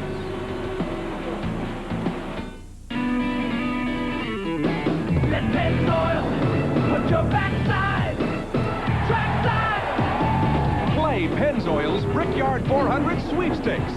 10 grand prizes of both a trip for two to the Brickyard 400 and a 95 Chevy Monte Carlo Z34. Over 80,000 other prizes. Enter wherever Pennzoil is sold or installed by the pros. Brickyard the game, Pennzoil the name. Imagine a satellite system that received transmissions from 22,000 miles in space. Imagine if it turned digital signals into vivid pictures and CD quality sound. What would it look like? How big would it be? Oh, about 18 inches. The RCA Digital Satellite System. Customized programming and the power of digital technology. Now in a convenient take-home size. Get the DSS system with no payments or interest till January 96. See your RCA dealer. Splitfire won a United States patent. It's clearly different, but is it really better? Some of the toughest judges in the nation conducted trials and published their verdicts. 5 extra horsepower by merely installing these plugs. A 4.8% gain in mileage. Quicker in the quarter mile. There's nothing like a Splitfire. You'll get more power and more mileage guaranteed. You'll get it all for your money back. No trendy health club. No $60 shorts. No bull. Speed Sticks no-nonsense formula gives you 110% protection. Like you, it never quits. Here's the real beauty of Rust-Oleum protective coatings. A tough barrier against the elements. Rust-Oleum. The name that means protection. Welcome back to Loudon, New Hampshire, and the Slick 5300 live on the Nashville Network. For information on Featherlight trailers, call 1-800-800-1230. Featherlight, official trailer of NASCAR. Tense moment for Mark Martin as he tried to get past Jeff Burton right between turns 1 and 2, thought better of it, and cracked the throttle. Jeff Gordon just 1 car length behind the race leader, Ford versus Chevrolet here. Mike, that's what makes Mark Martin the driver that he is. He never makes a mistake that takes him out of a race. It's give and take, and he knows it. He gets in there a little hot, and it might be a wreck. He'll back off long enough to get everybody straight again. We've had several questions about our in-car cameras and how they are chosen and why Mark Martin always seems to have one. Well, the folks that sponsor that car, they obtain or purchase an in-car camera from TNN for every Winston Cup race we televise. Other sponsors do so likewise. In fact, on all the cable network telecasts, the in-car cameras are sold to the car sponsors. Well, we say sold. They cover the cost of installing and operating the camera and the helicopter that hovers above the racetrack to transmit the pictures from the race car, bounce off the helicopter, and then down to the Boykin communications truck next to our TNN truck, where you get these great pictures from. You can see Jeff Burton's car there getting really sideways just in front of Mark Martin. I bet Mark's going, you know, I'd like to do something here pretty quick because it looks like the A car is just a little bit off. You see the back end of the car jump around right there. Now, did he wave Mark to the inside? No, I don't think so. Didn't look like it. Thought I saw a wave. Guess not. Well, pit stops will be coming up when, Glenn? Well, guys, when Mark Martin's pitch, they're expecting him in on the next lap. They gave him about a 3-lap interval a while ago. They told me lap 110. They may go to lap 111. They're going to go with 4 tires. They're going to obviously fuel. They're going to make a slight adjustment on the car. It was a little bit tight. They made it a little too loose to Mark's liking, believe it or not, even though he continues to lead. It's a little bit loose, but very slight adjustment. Put it back like it was when the race started. Randy? Well, they're starting to rush around in Jeff Gordon's pit. I went up to Ray Everett, and no strategy there. They got to take 4 tires to run in second. 2 tires to do you no good right now. You still got almost 200 laps left. The 2-car, Robin Pemberton and the guys, they're talking about when they're going to pit. They're also going to take on 4 tires. Really no chassis adjustments to speak of down here, Glenn. I think there'll be wholesale pit stops next time by. I see 9 crews standing on the wall holding Jackson tires and ready to jump. So pit stops are imminent.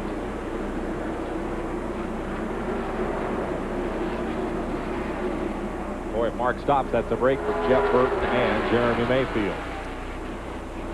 Momentarily it is anyhow, but Yep. they have to stop pretty quick too. Even though they're about to go a lap down, they're still running quite well. We all have the same amount of gas, right? That's it. 7th and 8th place, the Witt Pickup champion and the defending champion of this race. Jeff Bodine surrenders his tail end of the lead lap position to become the first car to make a green flag stop in this round. And he will get 4 tires on his X-Side Ford. Derek Koch, straight arrow main and tail Ford is also in. Ooh, Jeff Burton. I thought he'd cut a tire just for a second. Looked like Jeff Burton was going straight there. Here comes Mark Martin down the pit road in 2 speed. And Jeff Gordon stays out. So Mark Martin comes down toward Steve Meal and the crew, lap 113 if you're keeping tally at home. Pit board is also out for Kyle Petty as Derek Cope completes his service. Let's go to Glenn. Well, guys, as Mark Martin pulls down into the pits, they told us he was going to put on 4 tires. That's so we'd say that and all the other teams would hear that. Now they have decided to go with right side tires only. So after they got everybody else's attention and said 4, they're going to put on 2 right sides, send him down and away. They like the idea of what Jeff Gordon did. The right sides are on, he's down and away. Randy? Well, they're waiting for Jeff Gordon. I'll tell you, that is a funny thing that they did. 2 tires. It does put the pressure on these guys down here. The 2 right side tires going around. They're loosening the left side lug nuts, no doubt about it. They're going 4. Robin Pemberton also waiting for Rusty Wallace. These guys wanted to pick up 5 bonus points, both Jeff Gordon as well as the 2 car. The left side tire is going on the 24 car right now. Good pit stop, should go a lap down, but Jeff Gordon away 17 flat. Wow, these guys are cooking in the pits. They're waiting for Rusty Wallace to come down pit road. Great stop for Gordon. Ted Musgrave got 4 tires. Kyle Petty is getting 4. Brett Bodine is in. So is Jeremy Mayfield. Ward Burton has 4 tires. Ricky Craven, Steve Grissom, the 23 of Jimmy Spencer. And let's go to Randy at Rusty Wallace. No wedge wrenches for Rusty Wallace. Right side tires already on, coming around. Scott Robinson with a jack. 1 pump, car up in the air. This looks like a good stop so far as well for Rusty. Gas is in, down and away. Another great stop on pit road. 16.5. Wow. I used to take that long to get it out of neutral and get it in low gear. That's incredible. Now remember that they've changed some of the pit road rules at the beginning of the year this year. So most of the stops were 20 seconds, 19.5 and stuff like that. Now they're back to going 16.5, 17 flat. Rich Bickle's been in. Joe Nemechek is in. So is Rick Mast. Here's Terry Labonte coming down the pit lane. Mike Wallace has completed his stop. Todd Bodine is in as well. And Robert Presley is in. Here's Randy. Well, the boys for the Kellogg's Cornflake machine on the wall, poised and ready for Terry Labonte to hit his mark. Labonte brings it in nice and smooth, doesn't lock him up at all. Walter Smith with a jack, puts the Kellogg Chevy up in the air, automatic 4-tire stop. You wonder what this is going to do to the strategy of Mark Martin right now. Around to the left side, Jack is up once again. Labonte having a good stop. Not as good as Martin's or Gordon's or Wallace's, it appears. He's down and away. 19.1 seconds for Terry Labonte. Here's Glenn. Presley's pit. Well, we got a problem in Robert Presley's pit. He came in for a 2-tire change, and he stalled the engine. Something happened. It fluttered. I don't know if he was out of fuel or what. They sprayed some starting fluid in it, and it helped it start it back up, but he lost valuable time. The time that he might have gained with the 2-tire change was wasted by the car stalling. Tough break for Robert Presley. He's still got a good race car, though. And here's your leader. Dale Earnhardt and Ricky Rudd have yet to pit, as does Morgan Shepherd. I tell you, I still think what Mark Martin and them did was a smart thing. I mean, take 2 tires on a green flag, and make sure you can get some more guys a lap down. Well, it was obvious what Earnhardt wanted. He wanted those 5 points for leading a lap right there, and he'll probably be coming in pretty quick now. Well, that point battle is tight enough that those 5 points could be very important come season's end. Bobby Hamilton is in the STP Pontiac. So is Sterling Marlin, the Kodak Chevrolet, the Span Ford of Lake Speed coming in for his stop. 4 tires for Sterling Marlin and 4 for Bobby Hamilton. Blaine called in from Connecticut. Must have seen that cover story in Forbes magazine this week. Wants to know if it's possible to buy stock in NASCAR. They don't need it. Wish it were. The France family in Daytona Beach founded and privately holds the National Association for Stock Car Auto Racing. So you won't find it listed, folks. However, some of the speedways are public corporations. Contact your local broker for information. Here's Ricky Rudd, the defending champion of the Slick 5300 in his Tide Ford. Morgan Shepherd is also in, and Bill Elliott in the McDonald's Ford. Watch Bill Ingles' team go to work here on Ricky Rudd, and this looks like a two-tire stop. Yep, looks four tire. There's a you're right. tire man in the bottom. Yep, down there at the right rear, they're loosening those lug nuts. Four-tire stop. Morgan Shepherd got only 2. Bill Elliott will get 4. Rudd is away. Chassis change on the right rear of Elliott's car. Hut Strickland is in, and Darrell Waltrip, the gas mileage king of NASCAR, finally comes in. Lap after everybody else. There's Darrell in the Western Auto Chevy. Told us yesterday, if you missed our telecast, the car wasn't quite right. He wasn't quite sure how he would run today, but he's held on to the lead lap. He told me, he said, don't worry about how I'm running. I'll be up near the front when it's over. I said, okay, I'm going to keep you to it. Bobby Hillen is in. So is Jeff Burt, getting right side tires on the Ray Vestas Ford. Mike, you can see the difference in a car that has tires right now. You see Earnhardt is moving over and letting Rusty Wallace go. Earnhardt will be coming in this time, I'm almost sure. The pit board is out for Dale Earnhardt. Way down in turn number 1. Last pit stall. I just want to see him run another lap. He moves over like he wants these cars to go on. Dale's off the pace quite a bit right now. He needs to get in the pit. I'm sure that you know, they're all hoping for a caution now, because if they have a caution, Dale Earnhardt's going to look like a real smart guy, because you know most of the guys are going to be a lap down. Dick Trickle, the Bud Moore Ford Quality Care Thunderbird, on pit road. And now they're up on top of the wall in the Earnhardt pit, so here he comes. Glenn Jarrett, 2 tires or 4? Mike, Richard Childers told me this will be 4 tires, but after I said what I did on race day this morning, I don't know if they'll tell me the truth or not. No, he said it would be a 4-tire stop. They're going to make a slight adjustment with air pressure. The car, not exactly to Dale's liking, but they've waited as long as they can. They went a long way, in fact, further than anybody has gone so far on this stop. They go to the right side. Nothing unusual going on right now. The left side lug nuts are being loosened, so it will indeed be a 4-tire stop. Looks like a good stop. I didn't get a clock on it. I hope somebody did, but this looks like a real good stop. Left side's on and down. 17.3 seconds. Excellent stop by Dale Earnhardt's crew. Michael Waltrip in the Pennzoil Pontiac, and John Andretti in the Kmart Little Caesars Ford become a couple of the final drivers to pit under this round of green flag stops. Wake up! We'll be right back. There's a fine line of motor oil separating your car's engine parts that's as little as 1/1000th of an inch. But friction and heat can make motor oil become volatile and vaporize, weakening its ability to protect expensive parts.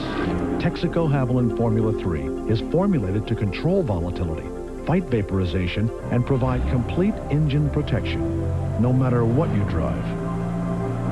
Add more life to your car. Take it to the star. If you don't replace your air and oil filters regularly, you might as well drive your car off a cliff, because dirt can really mess up an engine.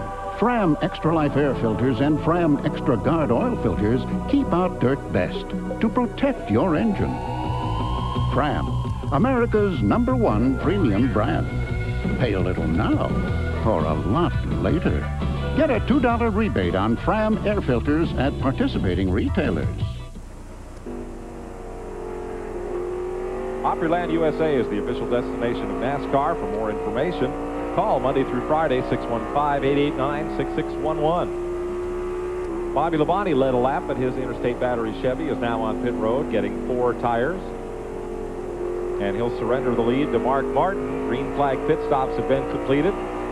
Just about back where we were, with Mark Martin leading Jeff Gordon, Rusty Wallace up to 3rd, and Terry Labonte in 4th. Glenn Jarrett's in Mark Martin's pit. Steve, you made a little bit of a gamble there to try 2 tires. Was it because of what Gordon did, or you just wanted to see what your car would do?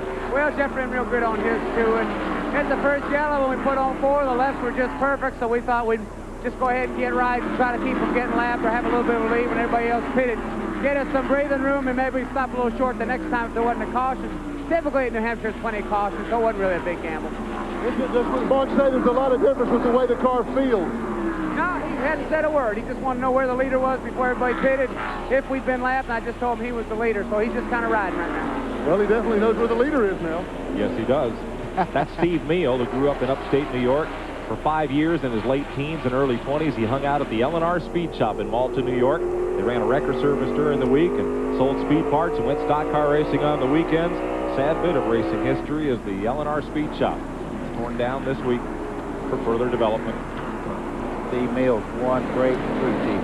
You see Darrell Waltrip fixing to go a lap down to Mark Martin, the race leader here. DW said, I don't think so. I'm going to race you just a little bit.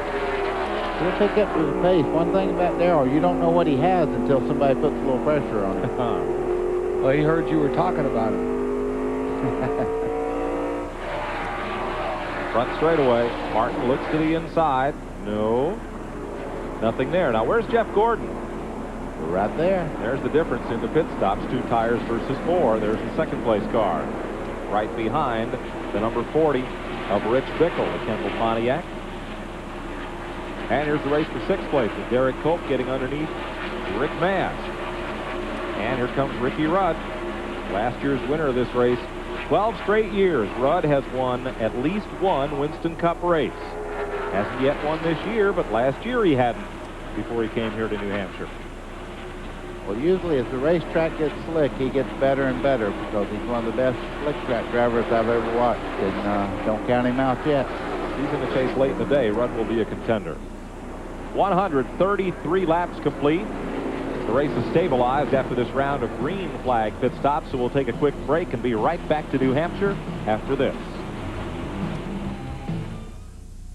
In Floyd's Knobs, Indiana, people drive from miles around just to see Don Ballard.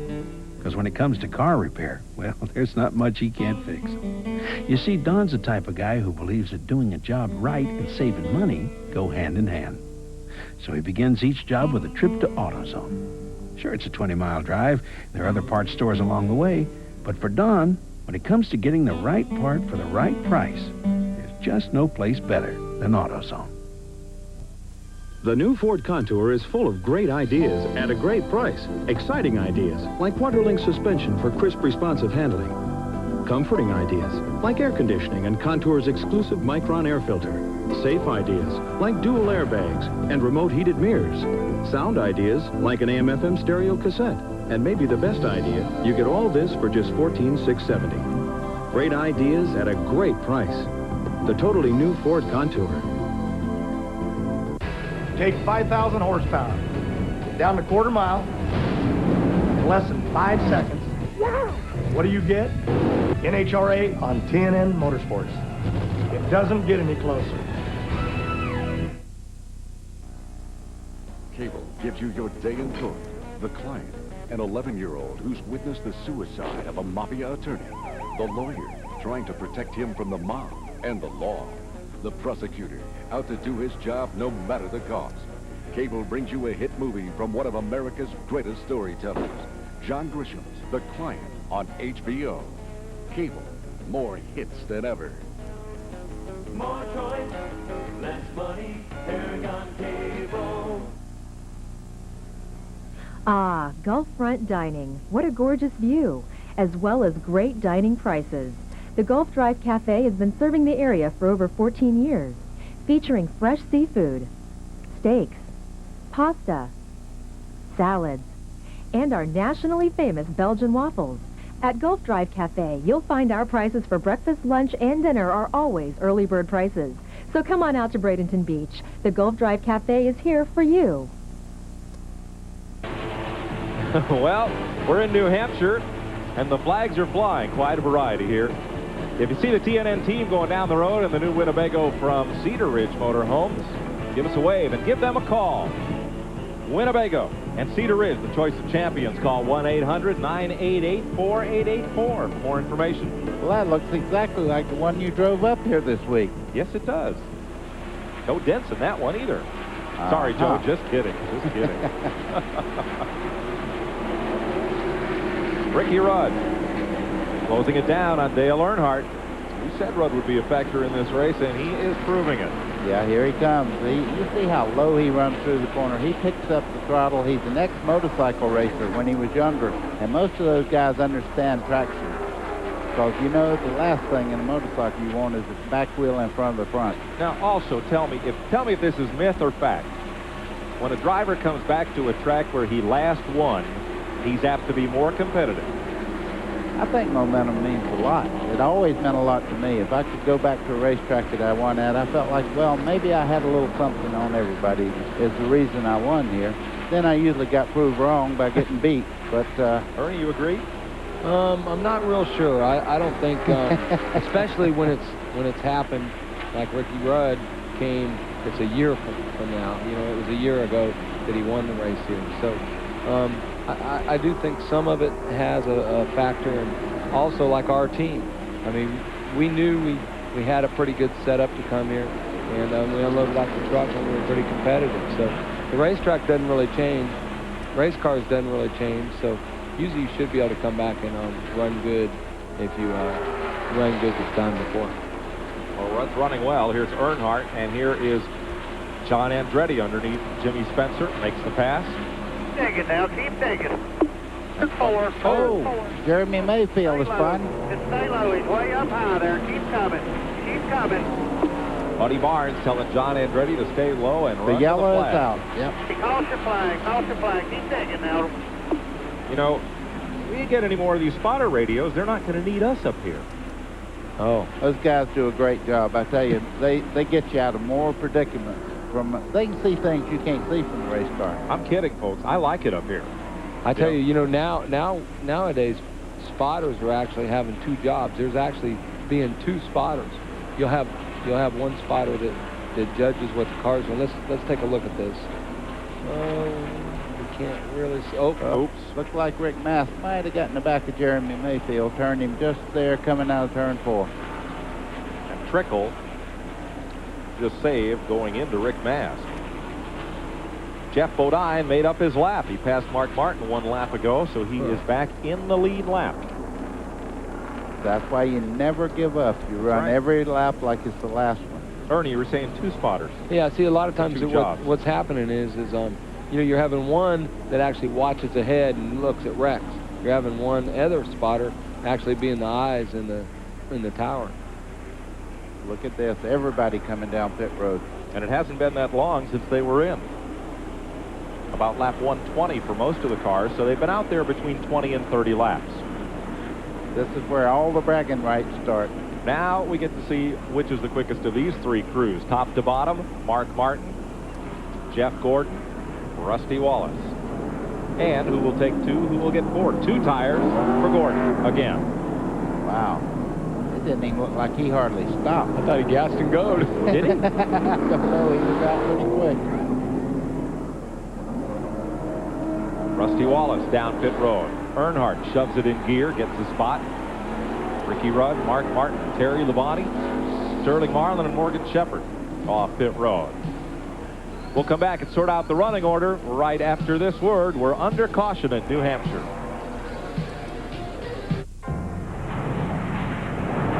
Some people can't afford to worry about the fuel in their tank. And when it comes to consistency and quality, their demands are among the toughest in the world. That's why most major domestic and international airlines depend on Citgo. And with more than 13,000 locations across America, you can depend on Citgo too. Citgo, the sign of quality. You're beautiful. You're everything I ever wanted. If you love your car, what you put on it should be more than just a wax. New Zymol Natural Liquid Auto Polish protects your finish with beeswax and shines with rare Brazilian carnauba. Safe, naturally derived ingredients, so pure, powerful, perfect. Oh, so beautiful. New Zymol Natural Liquid Auto Polish. To celebrate Apollo 13, Hardee's salutes great American heroes like Mark Stevens, who picked up a bring-em-home family value meal at Hardee's, just $13. 10 pieces of fresh and juicy fried chicken, 5 biscuits, choice of 3 large side dishes, and 1 large serving of peach cobbler. Making him a hero to his family. Nowhere in this great land can you find a greater value, just $13. Fresh from the kitchen at Hardee's, over. At Pep Boys, save $40 on our premium brake service. Our ASE certified technicians will install Raybestos lifetime brakes for only $59.99 after rebate. Get lifetime brakes installed for only $59.99 at Pep Boys now. Now at Pep Boys, get any 4 of our 35,000-mile all-season steel-belted tires at an incredible low $109. That's right, any 75 or 80 series, any 4, just $109 at Pep Boys now. Today's exclusive coverage of the Slick 5300 on TNN is brought to you by Pep Boys Automotive Supercenter. Dale Earnhardt in that incident got into the back of Dick Trickle trying to check up and miss the incident, and the nose of his car is a little bit crushed in. Will that hurt it? Nah, I don't think so. I mean, just make it meaner and a little uglier looking. Yeah. Remember Earnhardt when he had the whole front end tore off at Bristol? The good part is you see the screened area there in the front. That's where the air goes back to the radiator, and that looks pretty good. So we're set to go back to green. Earnhardt, thanks to a quick pit stop by his crew, and then number 1 pit stall that goes to the champion, is out of the pit second and right behind Jeff Gordon. Rusty Wallace is third. Ricky Rudd is fourth. In fifth, that'd be Mark Martin, who was leading when we came to caution. Sixth is Terry Labonte, and seventh is Sterling Marlin. Green flag at lap 148.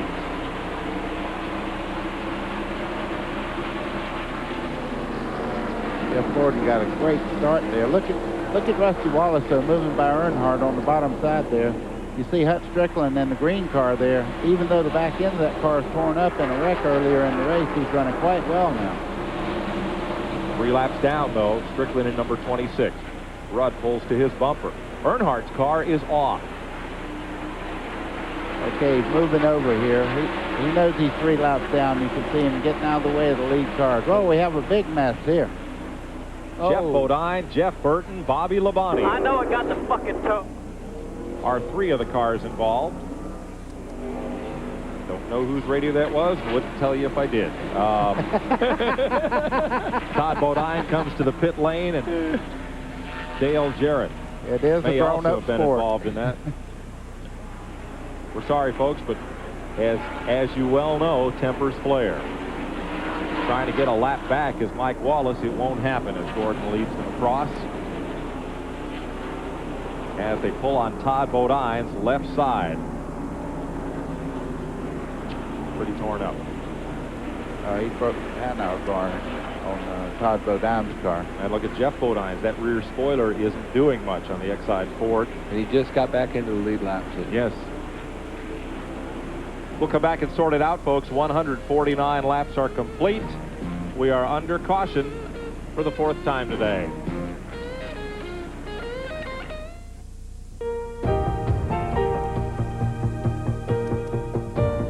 It's 31 races, and you've got to believe you're going to win them all. Not 1, not 2, but every single one. So you better make sure you've got the best crew, the best car, and the best tires. Goodyear Eagles, made by people who want to win just as badly as you do. Goodyear, #1 in racing, #1 in tires. I've won 7 NASCAR championships with Goodyear. That ought to tell you something. You want to know how to choose a motor oil? Take a ride to your local garage and see what the mechanic puts into his own car. Fact is, of all the brands of motor oil, more ASE certified master technicians choose Valvoline for use in their own cars and trucks. So before you buy a motor oil for your car, know the one more top mechanics put into theirs. Valvoline, the #1 choice of America's top mechanics. When I got rid of my gray hair, I wanted a natural look, so I didn't take any chances. I use the sure thing for a natural look called Just for Men. Apply Just for Men, and in 5 minutes, rinse. It's specially timed to blend away gray, bring back your natural look, and condition hair. It's a sure thing. Just for Men, the sure thing for a natural look. And now try Just for Men Color Gel for the hard-to-color hair of mustaches and beards. Brush in, rinse out. Just 5 minutes. I love my new hot rod. Those flames scare the other guys. 5,000 horsepower helps too. And a fat bankroll. You know, we've been running Autolite spark plugs forever, but I could wring more money out of someone else. Money's good. My crew burns it. So I tell the guys we're going to run a different plug. They say no. I say I'm the boss. They say Autolite keeps this monster lit. So I tell them I was just kidding. Welcome back to Loudon, New Hampshire, the New Hampshire International Speedway, and live Winston Cup racing on TNN. The AutoZone Tech Fact is brought to you by the more than 1,000 AutoZone stores across America. AutoZone, best parts in auto parts. You know, one of the most familiar faces in the Winston Cup garage area is that of Earl Parker II with Champion Spark Plugs. Now, if you've ever been at the track and seen the guys practicing, sometimes you'll hear them cut their cars off clean under full power down the back stretch. They bring the car into the garage area, remove the spark plugs, bring them right over to Earl's van. And Earl, what are you looking for when you read these plugs? Well, basically what we do is we examine the firing end, the end that is actually in the cylinder. We look for coloration and deposits that tell us something about the state of tune of the engine. We look for track factors, weather factors, anything that can affect the state of tune, whether it's too rich, too lean, an oil control problem, ignition energy problem. Any one of about 20 or 25 different things can be spotted. Well, why do they cut the car clean under full power down the backstretch? That basically is like taking a snapshot, a Polaroid, if you will, of what's going on in the combustion chamber at wide open throttle. And that's what you're really interested in. When you drive it into the pits and you chug it in, as we say, the air-fuel mixture is not the same. There's so many things that aren't the same, and it basically destroys the plug reading. It destroys the snapshot. Well, Earl has been doing this for Champion Plugs for about 8 years now. Before that, the man they came to was Earl Parker, his father. And the amazing thing, Glenn, he does it all visually. No computers and no instruments. He looks at them and he reads those plugs. Here's your Goodyear mid-race recap, brought to you by Goodyear, #1 in tires. 6 liters, 9 lead changes, average speed, counting the caution laps down to 108 miles an hour. 4 cautions, and here are the leaders. Mark Martin has dominated today. You want to see how soft the springs are in this 24 car here. When he was rocking it back and forth there, it raised up some 3 inches on the left front spoiler. With the hood up, Bobby Labonte, and with the deck lid and rear area all apart, Jeff Bodine. As we get set to go back to green at lap 152, Bobby Labonte came in here 9th in the Winston Cup point standings. Jeff Bodine was 18th. Hold it down and let him go. Jeff Gordon brings him across as Labonte and Bodine rejoin the race.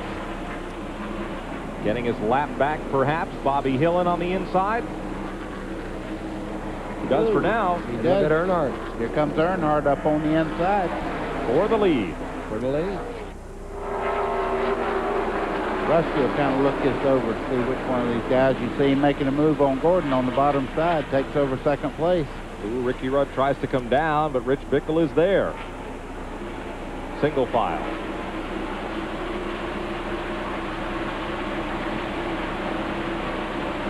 Things just a little tense on these restarts for a couple of laps till it sorts out. Yeah, there definitely are. Yeah, they're not as tense as they are right after a crash.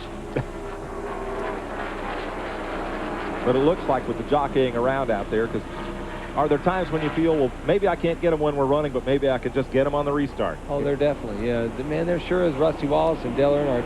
You know, that's times of the past, you know. Those guys have raced so much together, and now we're seeing it again, and both flat cars and both real good competitors. There goes Rusty. Looks like he's going to get by him this time, I think. He's going to try, but that 3 car's a rocket ship down the back straightaway. He didn't quite have enough stuff to make the move. Look at Rusty's car in the center part of this corner, though. He may just give him a little nudge, let him know he's there. I'm sure he probably will. Rusty took a second turn of the wheel there, coming out of the corner. Rusty's car is really getting through the middle of the corner, and that's what really you have to work on all day here at Loudon, New Hampshire. You know, you got to get through the middle. Everybody has about the same amount of motor and, you know, same amount of forward bite, and, you know, getting into the corner, but getting through the middle, that's the main thing. Lap 158, though lap 150 is halfway. And now it was not a green lap, so at lap 158, they'll pay the $10,000 bonus. Wow, he got up under Jeff Bodine and really got him loose coming up out of that corner. That's just like lifting the back end up when you get that close on a car. He really got sideways there. Well, I'm sure Jeff's car's not handling it like it was, you know, because he could stay in front of him. Okay, here we go for $10,000. This time by whoever leads it. Yeah, Earnhardt needs $10,000 more dollars. But there's a lot of pride at stake, too. And some points. Ring the bell for 10 grand. Rusty's not going to let him have it for free. Won't be jet fuel for Rusty. It'll be jet in fuel Earnhardt's for pocket. Earnhardt. Yeah, right.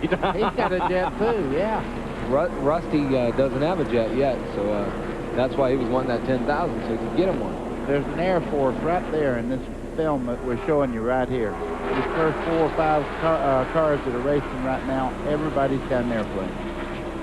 You must have them anymore to get from point A to point B.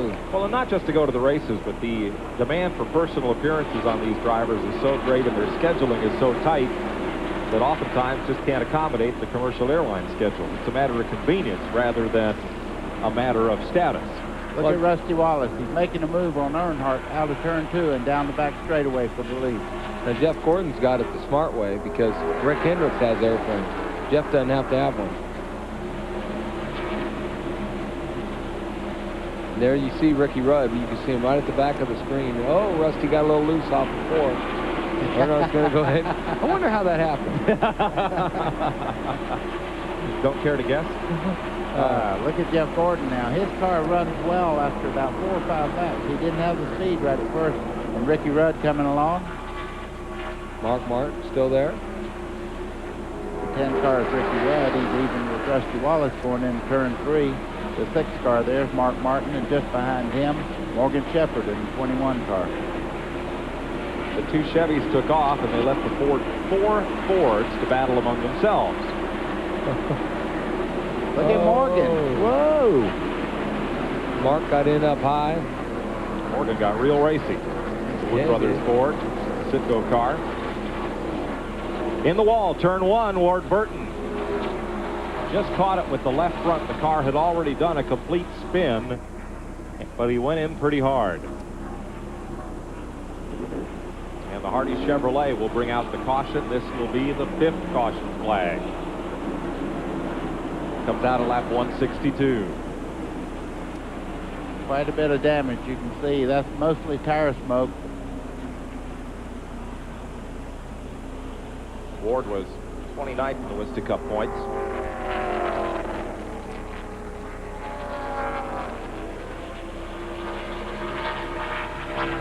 Spun the car but couldn't keep it off the wall.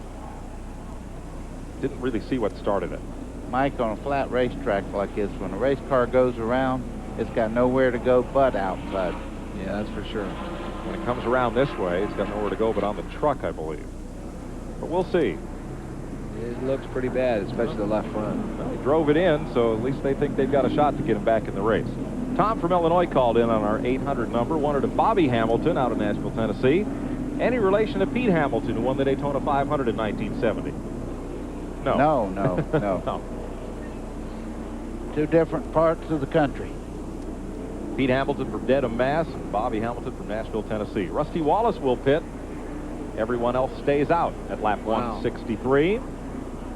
We'll let you know what they do to that car when we come back to Loudon. You're watching Winston Cup Racing live on TNN, the Nashville Network.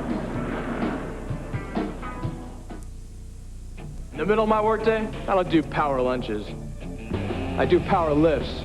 And when you work out this hard, you better use a deodorant that works hard too. That's why I use Speed Stick. It gives me 110% protection that lasts all day. And fortunately, all night. Because while I may not have time for lunches, I always manage to find some time for dinner. Speed Stick, like you, it never quits. And try new Speed Stick Clear for clear protection that never quits. 5 minutes. Every time they strap themselves in, they put it all on the line. They force the issue and sometimes push too hard. In a world where the news moves as fast as the sport itself, take it to the leader. Inside Winston Cup Racing for up-to-the-minute, state-of-the-art coverage from the whole world of NASCAR. Inside Winston Cup Racing, tonight at 7, 6 Central on TNN Motorsports.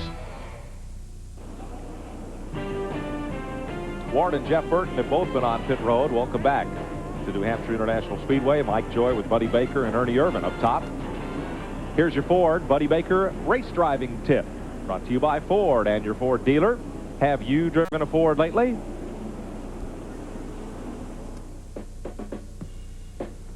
A few weeks ago at Pocono, we saw Jeff Gordon miss a gear on a restart. That moment could have been disastrous, not only for Gordon, but for the rest of the field. If Jeff had panicked, the main rule of thumb when something happens to your car in the heat of battle is to hold your racing line. Don't swerve in the path of oncoming traffic. Another thing you must do is wave and let the competitors know that you have a problem. This allows the others to go by and gives him time to bring his car under control. And also maybe to get in the pit and let them fix the problem and get back into action. Thanks, buddy. 164 laps complete. Overcast skies here at Loudon, New Hampshire, but temperatures in the mid-70s and a packed house. They're not baking in the grandstand today, and they're not trying to wring out the rainwater either. Let's take a look at the men behind the wall. We'll start this little look with the 16 team of Ted Musgrave, headed up by Jack Roush and Howard Comstock, the crew chief. There are some of the folks that make that car go for driver Ted Musgrave, one of whom Glenn found is a rather interesting story in himself. Well, he certainly is a really nice guy. This is Bob Riffle, affectionately known as Uncle Fester. Now, Bob has been, he competed against Jack Roush back in their drag racing days, so he's known him a long, long time. You guys have had a heck of a year. Exactly what are your duties on the team, Bob, or should I say Fester? Well, I'd rather be called Bob. The Fester thing's kind of a joke. Pit crew got the nickname the Addams Family. But I'll tell you what, this pit crew is one of the big reasons that we've been running up front and finishing good. This may be the best pit crew on pit road. What are your duties? Pardon? What are your duties? On race day, I do the gas mileage. He's always busy. I see him over here with his calculator, so I can't talk to him all the time. I have to wait till he gets through with his work first. Awfully nice guy. One of the reasons this team has been so successful this year, Ted Musgrave, definitely the most pleasant surprise on the Winston Cup circuit this year, currently in 4th in the points. Thanks, Glenn. Ted Musgrave running 11th today. Totally nuts for NASCAR, they are. A lot of NASCAR fans here in New England. We'll be right back. So when I turn the key, it sounds like my starter is going bad. And so I figured since I heard about AutoZone, it was as good a place to try as any, right? But get this. I go in there to buy a starter. The guy tells me we need to test my old one first just to make sure that's not the problem. It turns out that it's a solenoid switch. That one little test saved me a big headache. You know, that AutoZone's all right. And when you get service like that, I mean, you don't forget it. We made history on the American road. Now we're looking to the future. Introducing the new Ford Explorer. The top-selling compact sport utility that has standard dual airbags, as well as the roomiest interior, plus the one with the highest quality of any American compact sport utility. The new Ford Explorer. Far and away, the best the world has to offer. He sees what they see. He knows what they know. Some say he's even got a tiny set of gills. Fishing with Orlando Wilson, today on TNN Outdoors. Shopping made easy at Palmasola Square with cellular phones, etc., and Kelly Vacuum and Sewing Center with one of the largest selections of vacuums and sewing machines in Bradenton. Kelly offers a full line of machines, threads, notions, and parts, and repairs most makes and models. See Kelly Vacuum and Sewing Center first. An authorized agent of GTE MobileNet, cellular phones, etc., has the largest selection of cellular phones and accessories in the area. Our automated store provides unequaled product support. GTE MobileNet, more than cellular phones, cellular service. Visit Cellular Phones, etc. and Kelly Vacuum and Sewing Center in Palmasola Square. Hey, kids, you want to have fun with your parents this summer? Then let's get going. Take them to Ebonite's Galaxy Lanes this summer for lots of fun. Something for the entire family all in one place. Test your skill in our awesome video game room. Birthday parties, rock and bowl, billiards, darts, have something to eat, and yes, you can even bowl. It's all here, so bring your parents and show them how to have a real fun time. Be cool, stay cool at Ebonite's Galaxy Lanes. Welcome back to TNN's live coverage of the Slick 50 300 here in Loudon, New Hampshire. We're under caution. This is the 5th one of the day for Ward Burton's crash up in turn number 1. With today's Peerless Faucets Innovation in Motion, here's Larry McReynolds. Peerless, get more out of your faucet than just water. On a Winston Cup race car, this track bar or panhard bar is a very valuable adjustment tool that teams use to adjust the handling on their race car. Up till about the middle of last year, teams really only use this tool during practice because it involved pulling a bolt out, moving the track bar, putting the bolt back in. You can raise this track bar and actually loosen the race car up, make it turn a little better. You can lower it and actually tighten the car up, tie the rear end of the car down.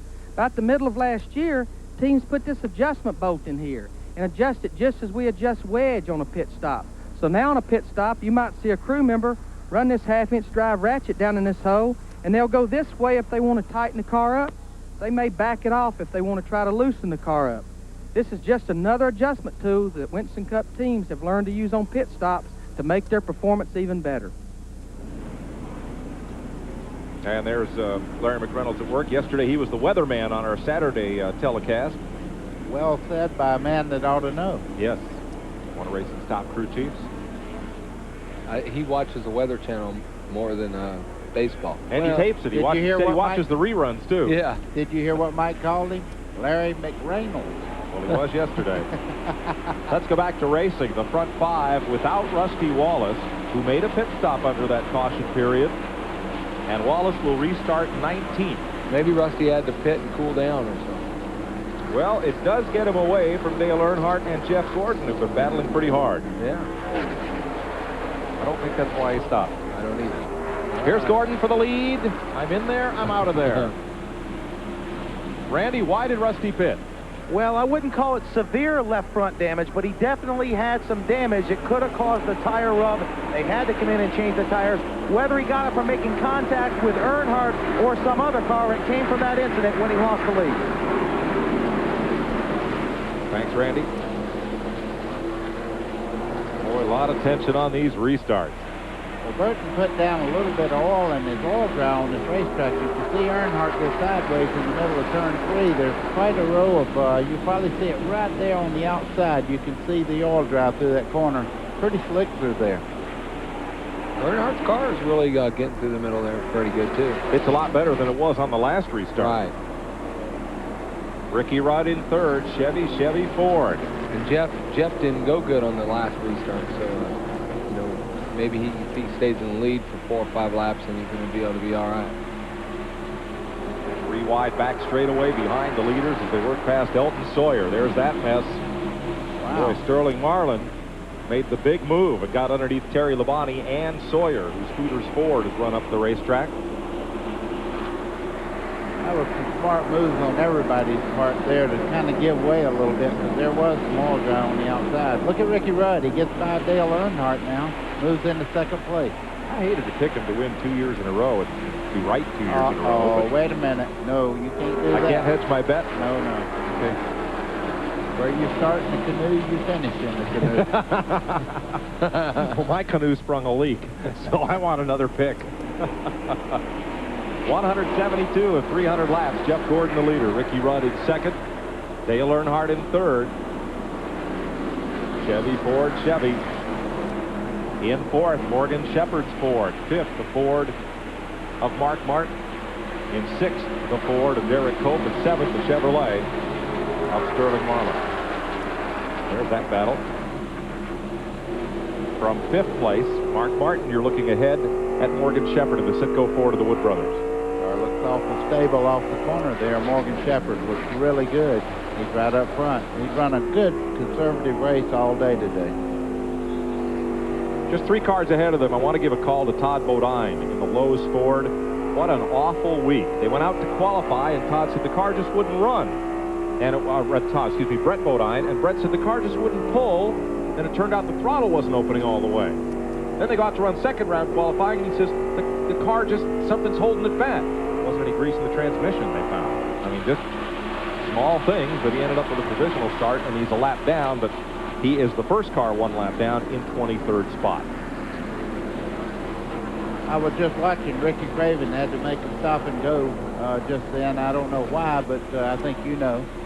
Ricky Craven pitted early, but then didn't restart at the end of the longest line. He must have pitted with the lead lap cars. Craven is 2 laps down. So he will get a stop and go. And the winner of yesterday's Auto Palace 150 will backslide a bit in the field. Up front, Ricky Rudd puts the pressure on Jeff Gordon. Let's go down to Dale Earnhardt's pit and find out why Earnhardt has not been challenging Gordon for the lead off this restart.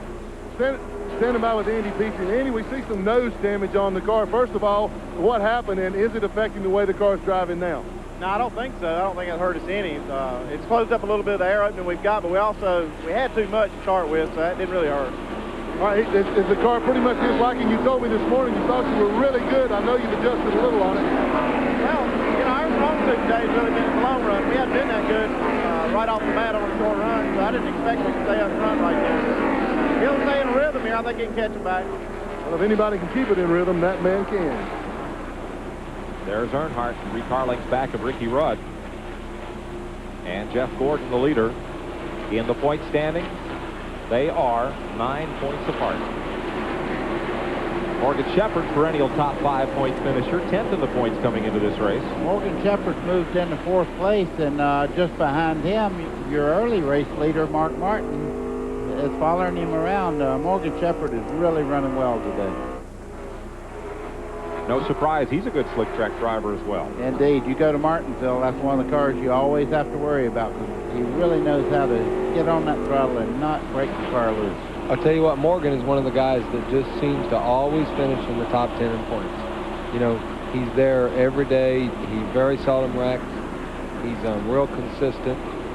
You know, I mean, Morgan's not a young whippersnapper. He's been here for a long time and a lot of experience. That's what Darrell Waltrip said yesterday. He has a bunch of experience. That's it. Experience. 53 years old, Morgan Shepherd. 179 laps. Jeff Gordon, who is but 23 years old, continues to hold sway here in New Hampshire. We'll be right back. Your automatic transmission is leaking. Maybe it's not operating as smooth as it used to. Repairs could cost hundreds. But for less than $10, there's Transex to stop leaks and restore smooth operation. Just pour it in, drive 5 miles. It removes varnish buildup and restores the seals, so your transmission is running smooth again. Transex, guaranteed or your money back.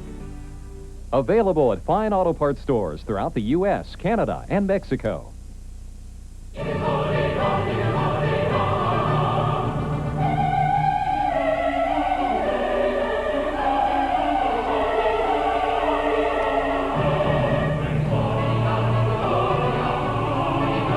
Sunday after Sunday, we believe in putting on our best. Maybe that's why no car company has won more races in the history of NASCAR than Chevrolet.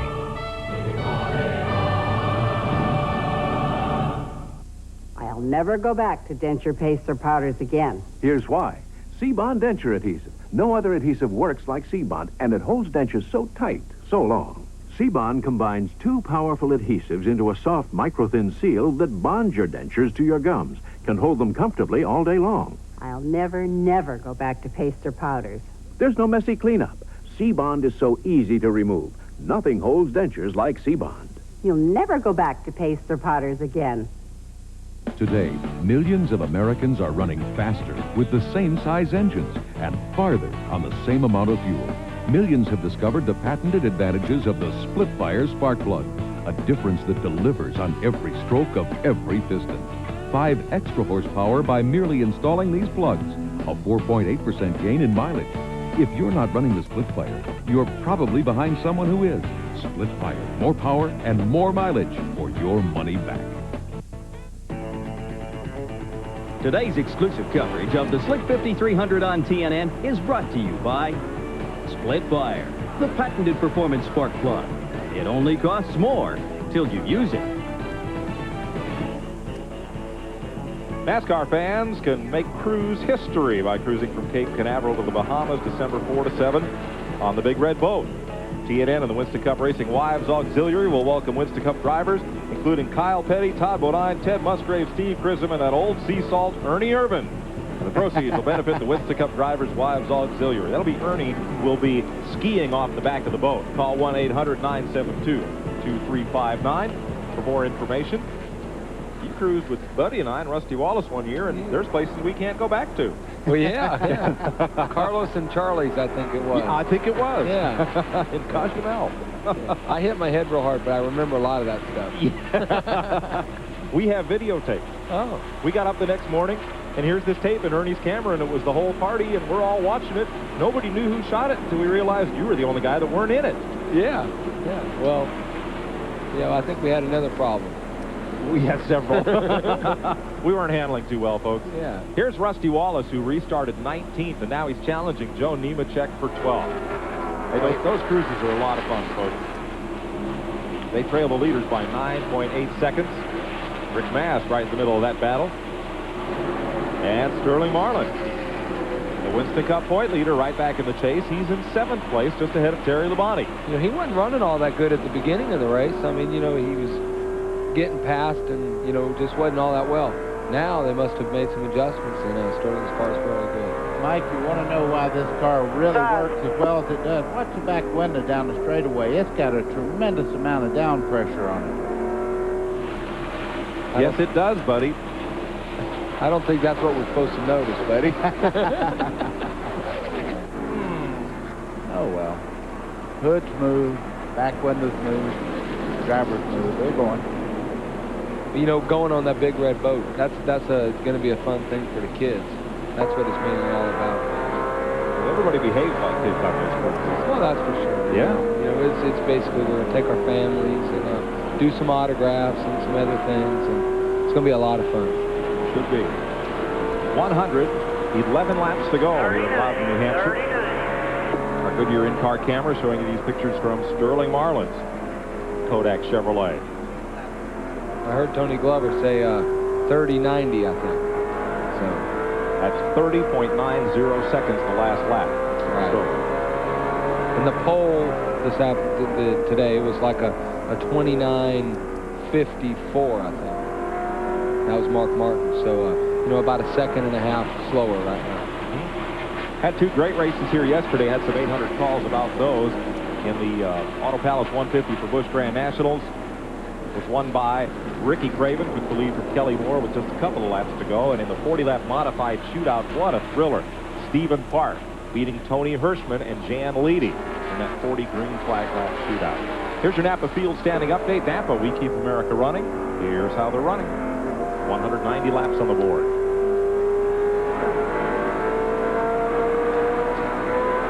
You know, that window is caving in pretty good, isn't it, buddy? I didn't notice that time. Yeah, we don't. And here comes the 33 car. Yeah.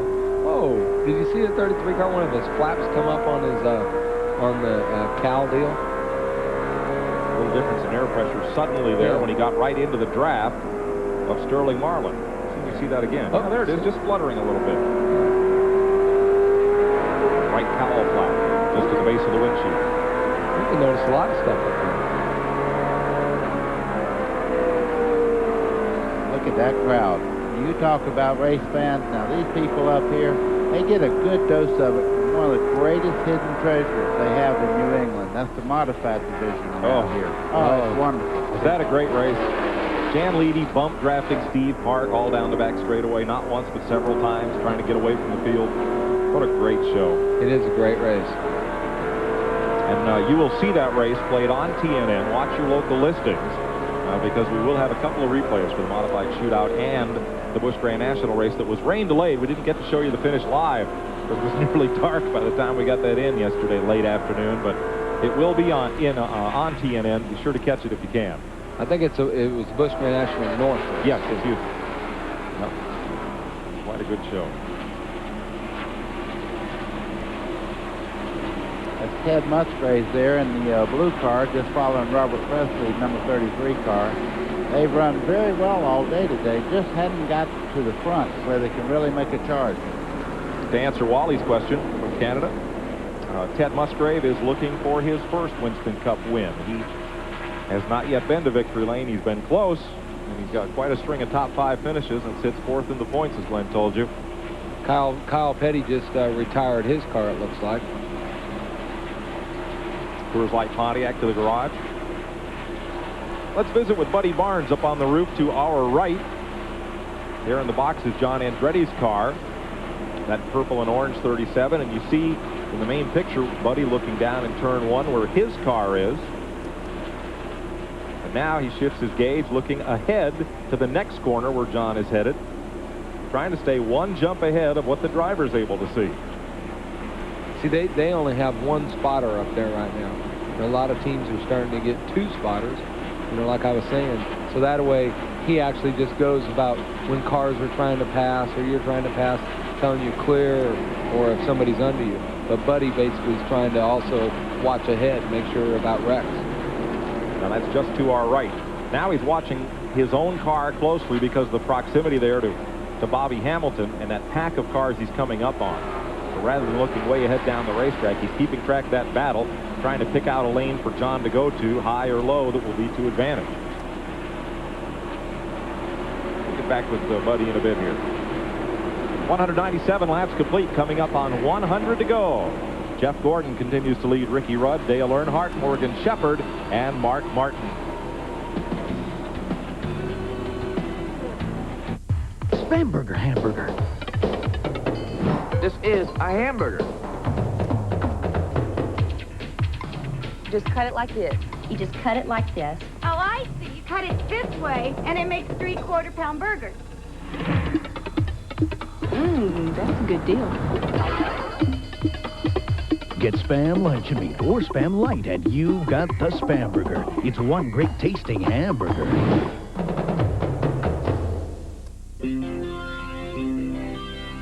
Miller Genuine Draft. The original cold filtered beer. As smooth as they come, and as pure as it gets. Miller Genuine Draft. And those who've discovered its smooth draft taste,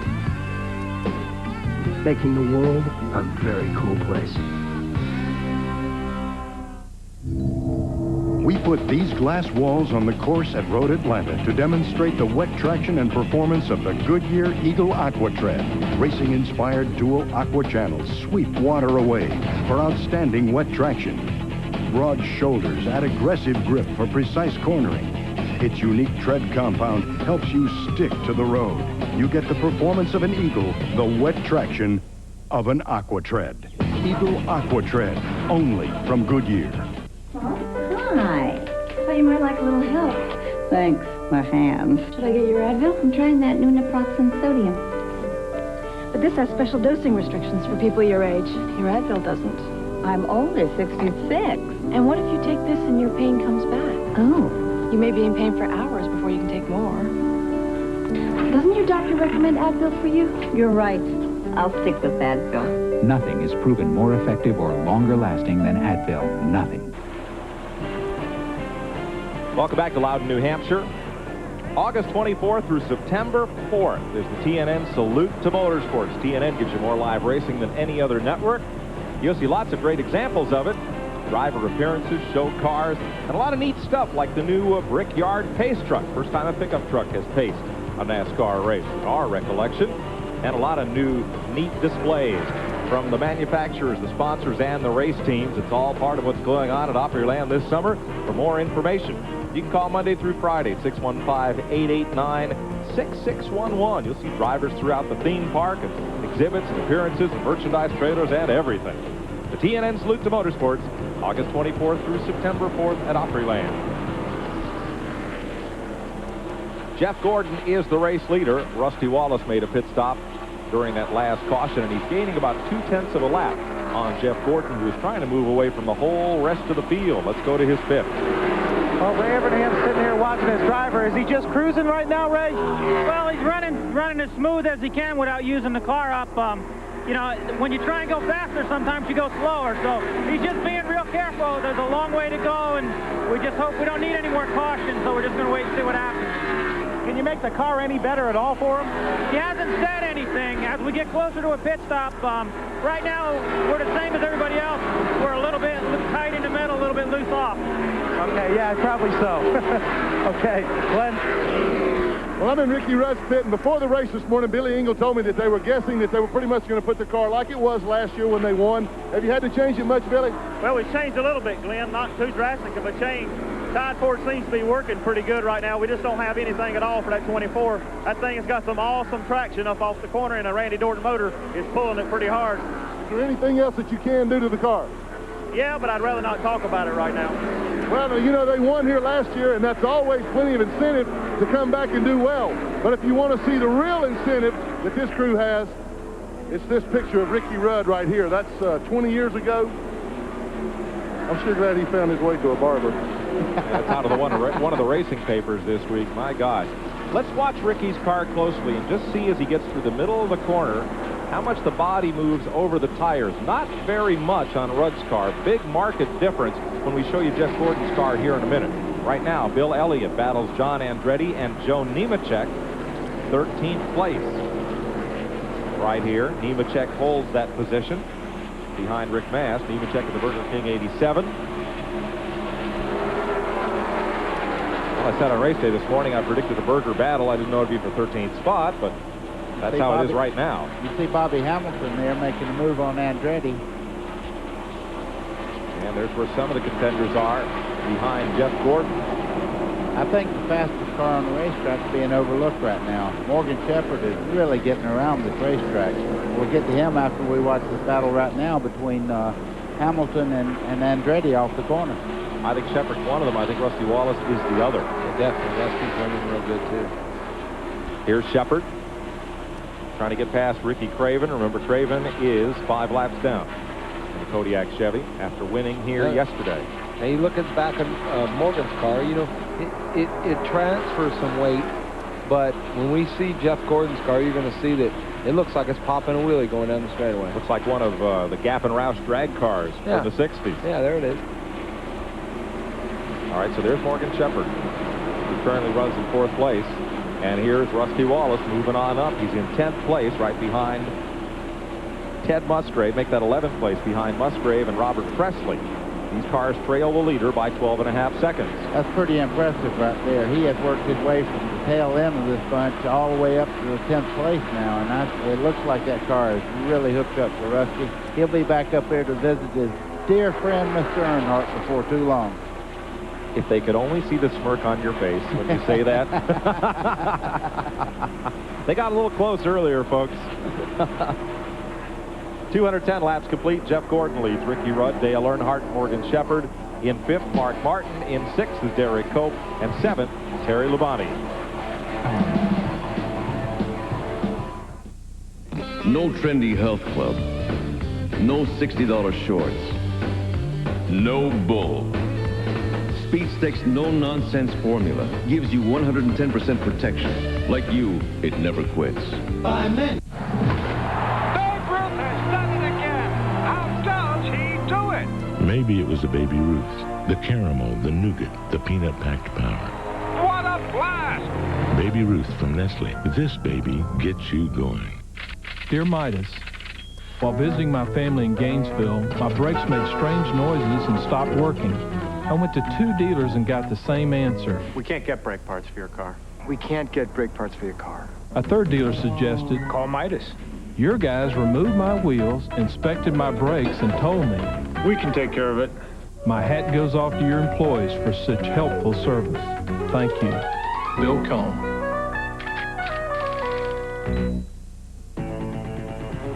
Today's exclusive coverage of the Slick 5300 on TNN is brought to you by Midas, the Midas way, the way it should be. At Loudon, New Hampshire, Jeff Gordon has a 2.5-second lead, or rather a 3.2-second lead. Dale Earnhardt's moved into second from Dave Marcus's car. Ricky Rudd now third. Now we'll show you what we were talking about with Jeff Gordon, the weight transfer on that car front to back. Okay, we're going to have to really look at it off of turn 2, but you can really see the thing actually come off the corner, and it like has a lot of weight transfer to the rear end. The back end goes down. Well, when that's happening, usually, you know, the spoiler goes down and stuff. But let's watch it off of turn 2. Look at the gap in the left front fender between the top of the tire. Mike, the whole car is really soft. You can see the car down the straightaway just kind of transferring the weight evenly front to rear. I mean, it's really sprung light. But these boys will try things, and it's a young team, and they don't act like they know everything. So they work together, and they really make this race car good. There is a school of thought that says soft springs and stiff sway bars at both ends. One way to get around a flat racetrack. Well, I tell you, those are one of the guys that are, NASCAR legalized a rear sway bar now. As of last year, and these are one of the guys that actually run it a lot. They run it almost every time. You know, like with our 28 car, we haven't really been able to make it work. This kind of tells us a little bit, maybe, different ways you have to do things, with the rear sway bar. Here's the running order. Top 5 with Earnhardt having moved into second. Let's check that. Ricky Rudd is the third place car, then Morgan Shepherd and Mark Martin. Here's Rusty Wallace shown in ninth, where he has passed Ted Musgrave and tries to pull down on Sterling Marlin. 84 laps to go. Here's the interval from first back to second. It's 4.3 seconds. Ricky Rudd in third, just behind. Earnhardt got that bloodied nose on his black Chevrolet when he got into the back of Dick Trickle after the car in front of Trickle spun somebody around. Jeremy Mayfield. Jeremy Mayfield spun. Bill Elliott battles Bobby Hamilton. Elton Sawyer lap down, and John Andretti. See Michael Waltrip in the 30 car there, right at the back of those 5 cars rather. Waltrip moves up and under Sawyer, who's running full time on both the Busch and Winston Cup circuits in the second half of this year. His Ford Credit Ford. We got a lot of race fans in Connecticut. Folks tend to discount Connecticut. It's so small and so away from the South as a racing state. But I bet you Wednesday afternoon at Monaco Ford in Glastonbury, we'll have a couple thousand people there. See the race cars and visit with Elton. Now here's Michael underneath, getting past the Hooters Ford. Okay, a couple hundred people. Dale Earnhardt created his own traffic jam here night before last. Our producer, Pam Miller, got into what she said was one of her worst fears. She got into the line of traffic for an Earnhardt appearance. It was almost like trying to leave the racetrack. Cars parked everywhere, 9 lines of traffic, all trying to get into this one dealership where Dale was signing autographs for 2 hours here in Laconia. And I mean, he draws the people, You bet. He's a 7-time champion, and he's earned all that respect. And Attaboy, now just keep plugging. He's not starting to gain on some guys ahead of you. Just follow Rusty up there and catch him. You can do it. He's not one of the guys that you don't very seldom see him. Nope. I live in the same town he does, and kind of Mooresville. I'm there all the time. We never see Dale Earnhardt going to lunch or something like that. He stays at his farm. I see him all the time. He comes up behind me and gives me a good rap from behind. On the street. In your street car, yeah. Oh, yeah. I told him, I said, this isn't a rental car, He said, I got plenty of them right up the road. Yeah, he'll sell you one. 3090, 3090. 3090. See, Sterling's still running the 3090. All right, now both you guys, tell me something. Do you like having a spotter or a crew chief who's a coach like that, an attaboy, you can do it kind of guy, or would you rather just get the facts and work on it yourself? Mike, I'll tell you the honest truth. When you have a guy pulling for you like that, that was Tony Glover, his crew chief, talking to him and getting him into the game a little bit. You know, every once in a while you kind of relax in these race cars. That was to perk him up and get him going again. You know, every good football team has people that make them really get up. You know, they have a pep rally. Bill Elliott on pit road. Here's Glenn. Mike, a little bit of a disappointing day for these guys. They started fourth, their best qualifying effort of the year. They really thought they were going to have something today, but they've missed the handle just a little bit. This car was completely reworked by Mike Beam when he went back to work for Bill Elliott. This is a 4-tire change. Good pit stop by the guys. He's down in the weight. They did make some adjustments to try to get Bill around the track a little bit better, but they're not satisfied so far with the way things have gone. So Elliott comes back on track at lap 223 for the green flag pit stop. 77 laps to go. Jeff Gordon currently leads. Dale Earnhardt, Ricky Rudd, Morgan Shepherd, and pole sitter Mark Martin. Let me guess. One side of you craves easy chair comfort, while the other side itches for performance, right? Well, meet Buick Regal with its famous 3800 V6 engine and Grand Touring suspension. Add to that an all-new interior with body-sensitive seats. And finally, there's a car for the two of you. Buick Regal. Hey, you get a tough case of athlete's foot, the itching, the cracking, the burning. You want a medicine that acts tough. Boom! Tough-actin Tenactin. Clinically proven Tenactin cures even tough cases of athlete's foot fungus. Get tough-actin Tenactin. One of these hammers is jacketed in high-impact polycarbonate. The other one is broken. The fiberglass jacketed hammer from Stanley. Put yourself in the boots, the hat, the jeans, the chaps of a rodeo cowboy on a hot Friday night in Mesquite, Texas. Get your vicarious thrills right here on Championship Rodeo every Friday night on TNN. Nature has provided us with many gifts, the beauty that surrounds us, and a bountiful land. As we approach the fall of our lives, we should consider giving a gift of love to our families. A pre-need plan from the Shannon Funeral Homes protects against inflation and gives peace of mind to you and your family. Call the Shannon Funeral Home nearest you and ask about the benefits of their plan. It's truly a gift of love. Home Shopping Club asks, what's in a name?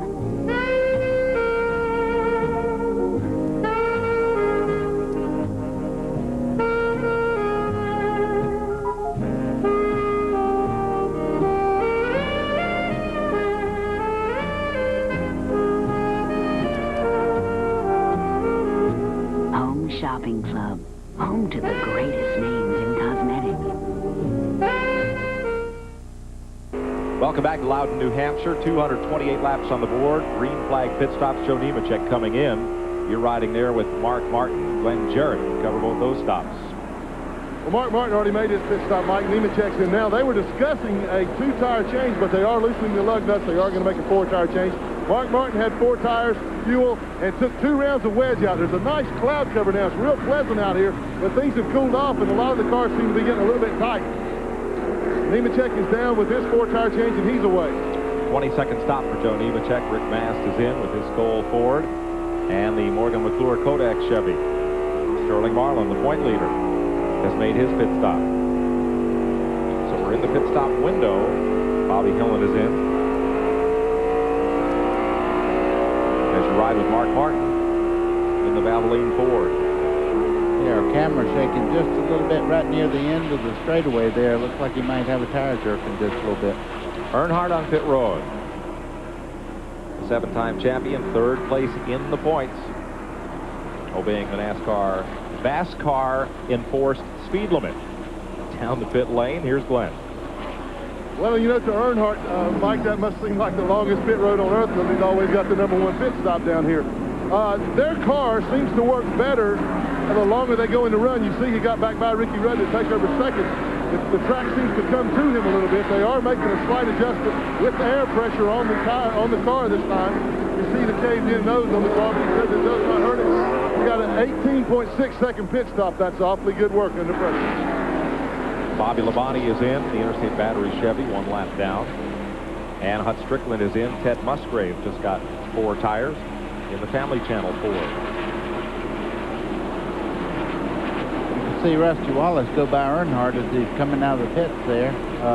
He's come the 2-car of Rusty Wallace has come all the way back to 5th spot already. 4th now. Morgan Shepherd on pit road. Earnhardt's back on pit road. Yes. Let's first go to Randy in the Wood Brothers pit. I'll tell you, this is a cool bunch down here. I was talking with Eddie Wood. What are you going to do? I don't know. He was holding his fingers up. 2 tires, 4 tires, 2 tires, 4 tires. Didn't know what to do. They've gone ahead and made the decision. They're going to go with 2 right side tires. Morgan Shepherd's speed fills the car with gas. Morgan gone. Glenn Jarrett. Earnhardt has come back in. The reason that pit stop was so fast, they did not get the lug nuts tight all the way around on the right rear tire. He had to come back in, snug them up. That's a costly mistake. Earnhardt lost a lap to the leader on the stop as Rusty Wallace is in the Miller Genuine Draft Ford.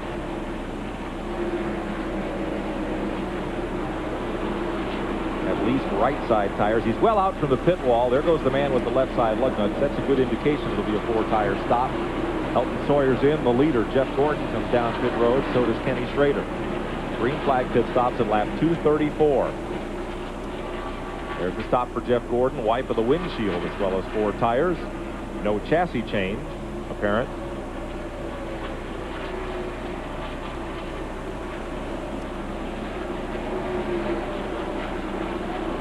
Yeah, they're very pleased with everything. 16.9. Ricky Rudd is in the Tide Ford. Terry Labonte, the Kellogg Chevrolet. Mike Wallace, the Heilig Myers Ford. Dale Jarrett's in. And your leader, told unofficially, John Andretti has picked up the front spot as he has not yet stopped. Buddy Red Dog Barnes wearing our spotter cam today. Andretti is the race leader at lap 235.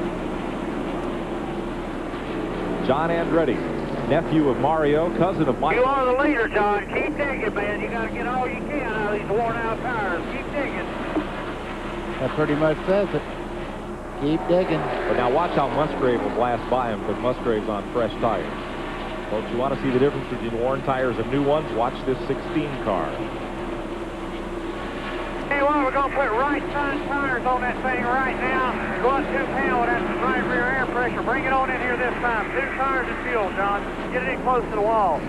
That's Tim Brewer talking there. That's crew chief.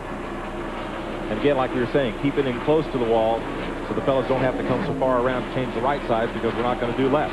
Mike, that's exactly what you were talking about. You see right there, even though Andretti's coming in the pits, he's much slower coming around through that corner. You're going to be the only one on pit road now. Only one on pit road. So John Andretti will surrender the lead.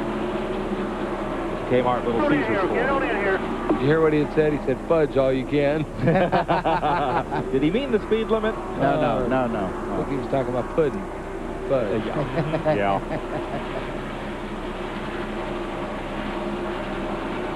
Jeff Bodine is also on pit road. I got to go now. Fudge all you can. Fudge all you can.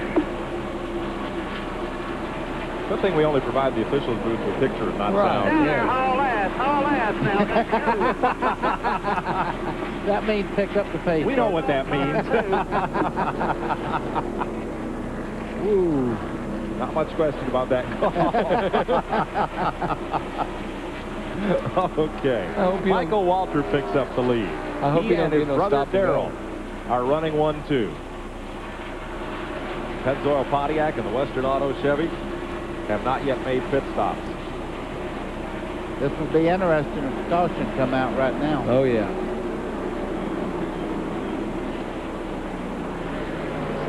Whole new shape for the Pontiac Grand Prix next year. Ken Miller from Pontiac told me yesterday the Street Grand Prix is better in the wind tunnel than these race cars are now. Wow.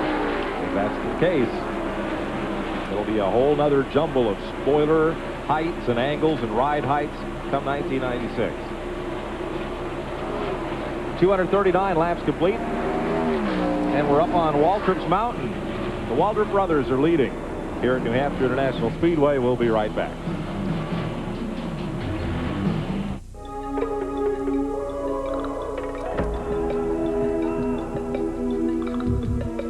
Conceived by nature. Protein-packed, amino-rich hair care products from the makers of Mane and Tail. For hair that's shinier, silkier, fuller looking.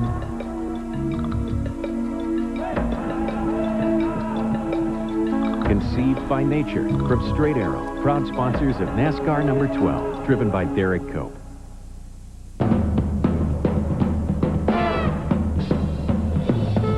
Truckin' Magazine's Truck of the Year. A Consumer's Digest Best Buy. Popular Mechanics Design and Engineering Award. Kiplinger's Best New Utility Vehicle. And the 1995 North American Truck of the Year. Yep, the new Chevy Blazer really cleaned up at the awards this year. Now at Pep Boys, get any 4 of our 35,000-mile all-season steel-belted tires at an incredible low $109. That's right, any 75 or 80 series, any 4, just $109 at Pep Boys now. No trendy health club. No $60 shorts. No bull. Speed Stick's no-nonsense formula gives you 110% protection. Like you, it never quits. 5 minutes. At AutoZone, most of our customers are folks who like to work on their cars themselves. But the ones who come in most often are those who work on cars for a living. Guys like Ed Graven. Now, Ed's garage is in Ogden, Utah, where most of the time you'll find him pulling an engine or sliding under a car. And just about every day, he drives past a half dozen other parts stores on his way to AutoZone. Because Ed knows that when it comes to getting the right part for the right price, there's just no place better than AutoZone. Today's exclusive coverage of the Slick 5300 on TNN is brought to you by the more than 1,000 AutoZone stores across America. AutoZone, the best parts in auto parts. Packed house here in New Hampshire. All those T-shirts in the grandstand, every one with the logo of a favorite driver on it. Let's show you what just happened a couple of laps ago between Mike Wallace, Joe Nemechek, and Jeff Bodine. See Jeff Bodine there in the 7 car on the bottom side, Mike Wallace on the outside. A little contact there coming through the corner. That's as close to a wreck as you'll ever watch. Great driving by Mike Wallace to get that back straight. And the battle rages on. Jimmy Spencer battling Rick Maz. And this is for 13th position. These cars are 1 lap down. Rick made that pretty easy and going in there. I think Spencer realizes there's still a lot of racing to go here. He just backed out and let him have it. I look at some of the pit stop times, and Dale Earnhardt is back on pit road. Wow. Looks like they must have a problem with lug nuts again or something. And, of course, the speed limit down pit road is enforced under both green and caution flag periods, so Earnhardt will lose another lap. Right side tires.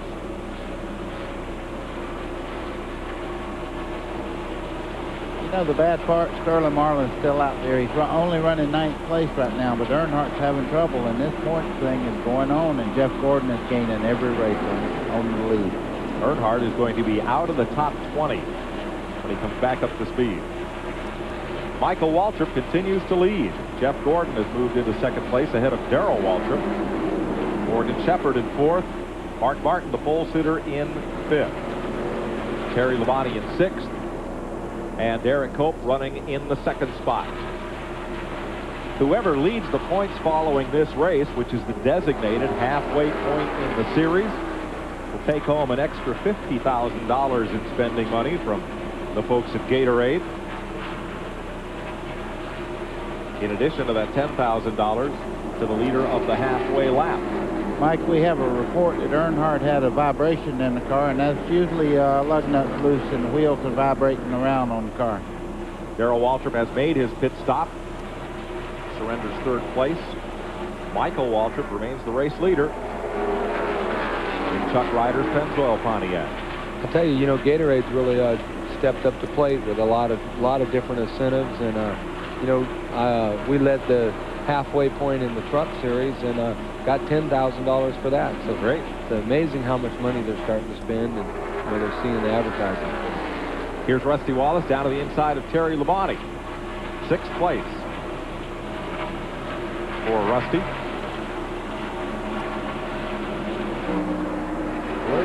We're watching a race there for 6th place. And I tell you, the 2-car of Rusty Wallace right now may be the only car that's running with Jeff Gordon on the racetrack as far as speed. Check and see when Michael Waltrip was last in the pits. It was in that last round of pit stops, lap 126. He was in under green, and then lap 163, everybody pitted under caution. So they are really stretching it. Doug Hewitt must be hoping for a caution to leave him out that long on worn tires when everyone else has got fresh ones. No doubt. And, they're searching for a caution, and that way they can get even with everybody else.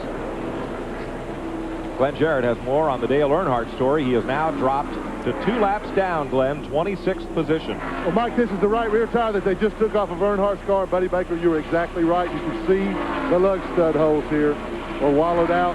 That's exactly what was wrong. The lug nuts were left loose. It came up to speed and just wallowed out. The vibration got so bad, Dale had to come in and pit it. But you were exactly right, buddy. Loose lug nuts caused this problem. Looks like they probably should have changed the tire and wheel when they the first time, because they ran on it. Instead of just tightening it up. Right. They ran on it for a while, and now it may have tightened up and didn't actually get into the angled part of the nut.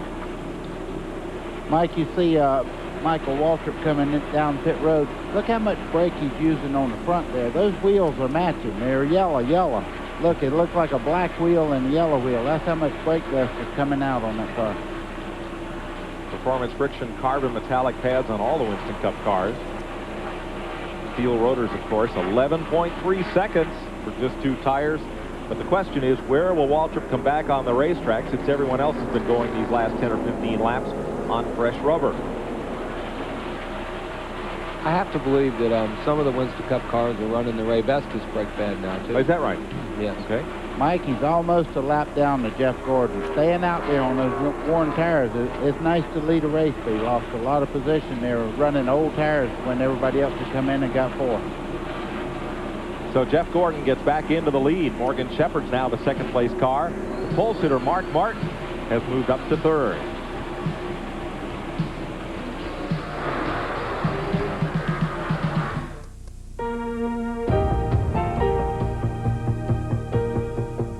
It's the greatest race in the world, and winning it gives you a feeling you just can't imagine. Just incredible. Unbelievable. And we had exactly what we needed to get to the finish line first, including our Goodyear Eagles, the tires that know how to win at Indy. Goodyear, #1 at the Indy 500 24 years straight. In my lifetime, there's only been one tire legend at Indy, and that's Goodyear. Most trackers can follow the trail only as long as the weather holds out. Unless it's a tracker spurred on with genuine AC spark plugs. AC plugs fire faster than lightning for performance so smooth, even the thunder claps. And that'll keep your engine on the trail to a longer life. Call 1-800-AC-DELCO. It's like buying time. So better track down some AC spark plugs.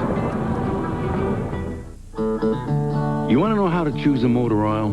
Take a ride to your local garage and see what the mechanic puts into his own car. Fact is, of all the brands of motor oil, more ASC certified master technicians choose Valvoline for use in their own cars and trucks. So before you buy a motor oil for your car, know the one more top mechanics put into theirs.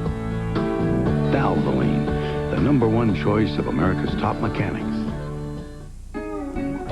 Nobody undersells Western Auto on name brands. To make sure, we price check the competition daily. We even offer an unbeatable low price guarantee. Check our serious savings on Armor All Protected. Now just $427, Quicksilver only $369. Armor All protects and beautifies your car. Hey, for name brands at no name prices, get serious. Get Western Auto. Western Auto,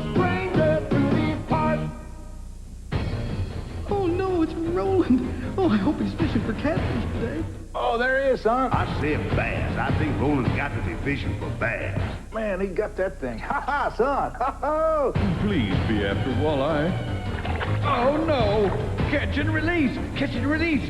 Oh, that Roland is one tough angler. Fishing with Roland Martin, tonight on TNN Outdoors. Welcome back to Loudon, New Hampshire. Mike Joy with Buddy Baker and Ernie Irvin. Glenn Jarrett and Randy Pemberton on pit road, and Tony Glover yelling encouragement to his driver, Sterling Marlin, as you ride the Kodak Chevrolet. That was funny what he said. He said it's only 18 feet to get by this car. Make it happen. Well, what he was doing is telling him, the spotter, to tell Derek Cope's spotter, says, let us go. You know, we need to get by you. And, man, it's only 18 feet. Yeah, but it's also 7th place they're racing for. Yeah. You see, all the spotters stand in one area up on the roof to the right of our broadcast position. So, and since they all wear uniforms, it's not hard to tell who you need to go talk to if you either need a favor or need a little help or need to give somebody a little encouragement. Like 17 or 19 feet. Mike, I can guarantee you, he wasn't asking the spotter to give him anything. They're racing for position. Yeah. And speaking of racing for position, 2nd place right here. Mark Martin, the pole sitter. He's up for a balance of nearly balance bonus of nearly $100,000. That Unical bonus, $7,600 if the pole sitter wins the race, and if he doesn't, it rolls over, and they add $7,600 each race until somebody gets it. That's getting up into 6 figures right there. Okay. 7th place. Cope got out a little bit wide there. Oh, he only got 9 backside. feet. Didn't get all 18. No. Oh, he was like beside him and still didn't get him. Comes Sterling. He's going to put a little heat on him, it looks like. Yeah. Little wiggle. Oh, boy. Glover will be talking to him here in a minute. Can you find her spotter? I told him. Okay. Uh-huh. Close, but no cigar. Well, if you're driving Derek Cope's car and your spotter tells you, the 4 car would like you to move over, please. Yeah. What is that, like past the Grey Poupon? I mean, come on. He just shook his head. They didn't say if he shook it side to side or up and down. Just look where you are. We'll get him here in a minute. I mean, it's racing for a position, right? Right. Yeah, well, I don't blame him for not moving over. Right. 7th place. You know, Ernie, that might be just a little more chatter than I'd like in a car when I'm racing real close to somebody. I'd like the opportunity to think a little bit for myself, too. Well, you know, Tony Glover's a different type of person, and he's funny. I mean, you know, they're from, you know, the teams up from Bristol and all that. They talk a little different up there. Well, did he coach Did he coach you like that when you drove that car? You know, he didn't really coach me much. He was, anytime he was talking to me, he was like, okay, calm down now, come on. Now, he's got Sterling saying, okay, get it going. He would have to calm me down most of the time. You don't particularly like a spotter to talk a lot? No, I hardly ever have a spotter talk to me. You know, now I've listened to drivers. They always tell, the driver will always want to have them tell you if there's a car under you, high or whatever. I never really like that. I like to just be able to judge for myself, and you know, it always was my type of deal. Okay, we're watching for Dave Marcus's car just ahead of that battle. And the battle for 2nd place remains a good one. Mark Martin's putting a lot of pressure on Shepard, but Shepard's car is really getting through the corners quite well. I think Mark's turned the wick up just a little bit, though. He has an incentive. Pole position right now is going to collect a lot of money if he can win the race. I think Mark needs to have his spotter tell Morgan's spotter that we only need 18 feet. Oh, we have a car in the wall. Jeff Bodine in turn 4. Oh, he makes it across. The yellow flag is out. Bodine makes it across to pit road. 2nd incident he's been involved in today. We needed a caution, but we didn't want to see somebody wreck. The Exide Ford comes to a halt. Man, they don't hardly have enough to work on this. Where is the fuel cell at? It's like gone. It's up under there somewhere. And back to the line. Oh, look, teamwork happening. Kenny Schrader, who, like Jeff Gordon, has a race car owned by Rick Hendrick, as that was Ernie Irvin who pointed that out. Yeah. Kenny gets a lap back from the race leader, so that will put Schrader back onto the lead lap. Now, I wonder if Rick Hendricks gives Schrader or Jeff Gordon an extra bonus for letting one of his other cars have a lap back. I wouldn't think. But if you're going to do a favor for somebody, it might as well be your teammate. Yeah. Because you're going to need a favor someday. Oh, yeah. Sure. I mean, that's the same guy signs all 3 checks, you know. And there is the chance that Schrader beat Gordon back to the line. Yeah, right. I said, okay. I think we'll see pit stops. The only thing faster than that 24 today has been our camera people on top up here. They can go by him and pick up the next car in front of him. Done a great job. And here is Jeff Gordon. Ray Evernham's crew get one more shot to put tires on this car and fuel. We have 30 laps to go. When they make this pit stop, it'll be an old-fashioned shootout. I wonder if we'll see some 2-tire stops right now. Well, let's see. Randy? I don't think so, but you never know. I'm going to check on Jeff Gordon's car right now. Looks like they're going 2. Nobody loose their left side lugs. No chassis adjustment on the 24. The 2-car pits right in front of them.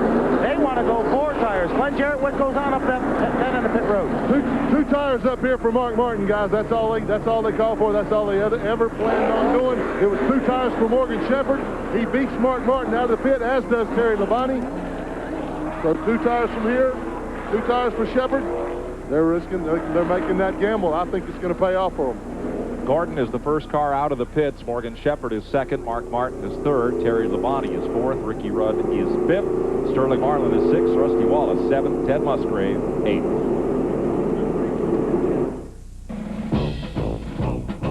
This is Dale Jarrett's NASCAR. You can't get his engine. You can't get his tires. But you can get his motor oil. Texaco Havoline Formula 3.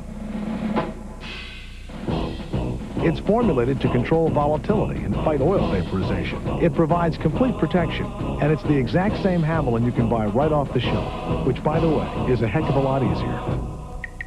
Add more life to your car. Take it to the stars. They're the young guns of racing. And on their Sunday afternoon showdown, these next-generation superstars start with the next-generation Die-Hard battery. The longest-lasting Die-Hard ever. The same Die-Hard you can buy at Sears. Don't trust your Sunday drives to anything less.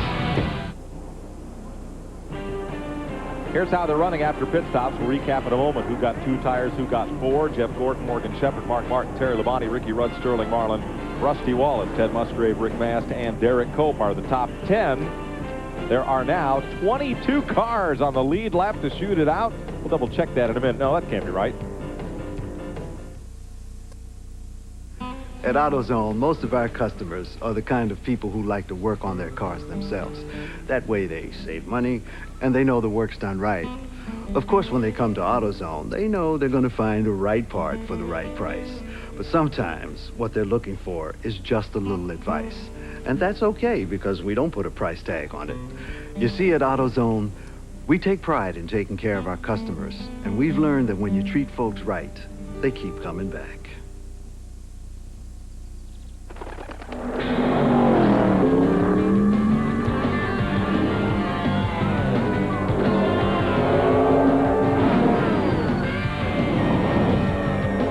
Which NASCAR race team will have what it takes to win the UAW GM Teamwork of Excellence Award?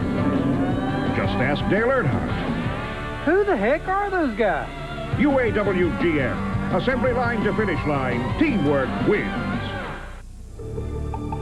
There's no place he'd rather be. Wrangler presents the Wrangler Bull Riding Blowout, part of the PBR Tour on Championship Rodeo, tonight on TNN. During Lazy Boy Furniture Gallery's factory-authorized clearance, there's a lot on sale. So much that to show it all in one TV commercial, we'd need a lot more TVs. Save 10 to 50% on hundreds of quality Lazy Boy items. That's Lazy Boy sofas, tables, recliners, and other great Lazy Boy furniture at incredibly low prices. If you don't have the picture yet, get to the factory-authorized clearance at Lazy Boy Furniture Galleries and see for yourself. But hurry before we pull the plug on it. Remember Grandma's old vacuum cleaner? It seemed to last forever. It just might have been a Royal, and she just might have bought it at Tops Vacuums from my grandfather. Hi, I'm Jeff Topshin, inviting you to come into Tops Vacuums during our cleanup sale and see the full line of Royal and Dirt Devil vacuums. 43 years in business has taught us that price, service, and quality are what people want. We give you all three. Come into either of our 2 Braden locations and experience the difference that only Tops Vacuums can provide.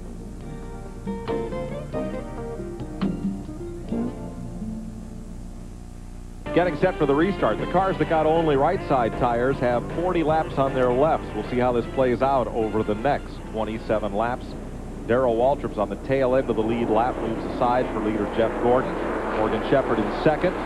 Mark Martin in third. Terry Labonte in fourth. Fifth, Ricky Rudd. Sixth, Sterling Marlin.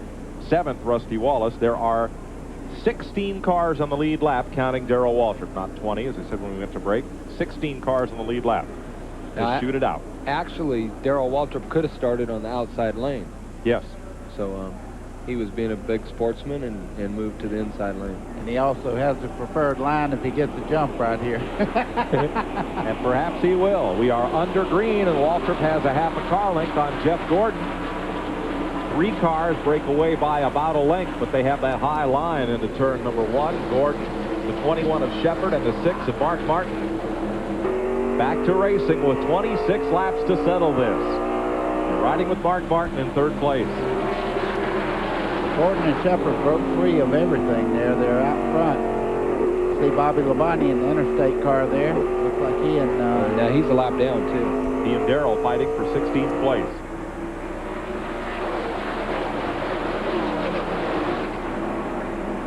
Jeff Gordon has sprung the latch. The barn door is open, and he has taken off. Let's see if Morgan Shepherd can reel him in. I think Morgan's going to have his hand full with the 6th car of Mark Martin, but I don't think he's going to run the 24 car of Jeff Gordon down. It looks like he might be the dominant car right now. Right now? Riding with Sterling Marlin as Dale Earnhardt goes by. Earnhardt is 2 laps down. He's up side of him. He's got 3 or 4 behind him now.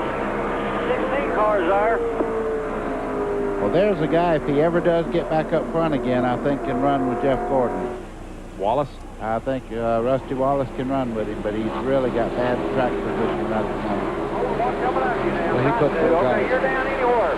Wallace has to pass 11 cars to get back to the front. Most of them are on the lead lap. Very side by side with Ted Musgrave. What he has to be careful about, he might be quite a bit faster, but you have to play with the cars when you're passing them here. You just can't run up there and block them out. So he's got to be careful not to wipe himself out, too. Gets under Nemechek, who's 1 lap down. Actually, Morgan Shepherd is running right there with the 24 car. Yeah, Morgan's not losing anything to Jeff Gordon. Sterling Marlin's off just a little bit down the He lost 18 feet. Yep. Yeah. That's Derek Cope and Bobby Allison's car, the main and tail. Number 12 just ahead of Sterling, and here comes Bill Elliott. John Andretti coming back toward the front, and Kenny Schrader, who is back on the lead lap. Number 25.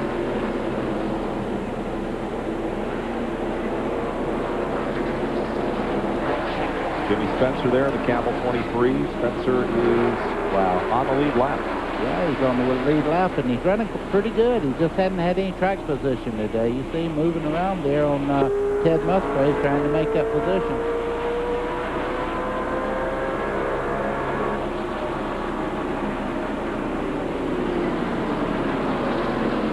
Musgrave to the outside of Derek Cope. And now here comes Marlin. You're with them here 150 miles an hour as they get down that back straightaway and into turn 3.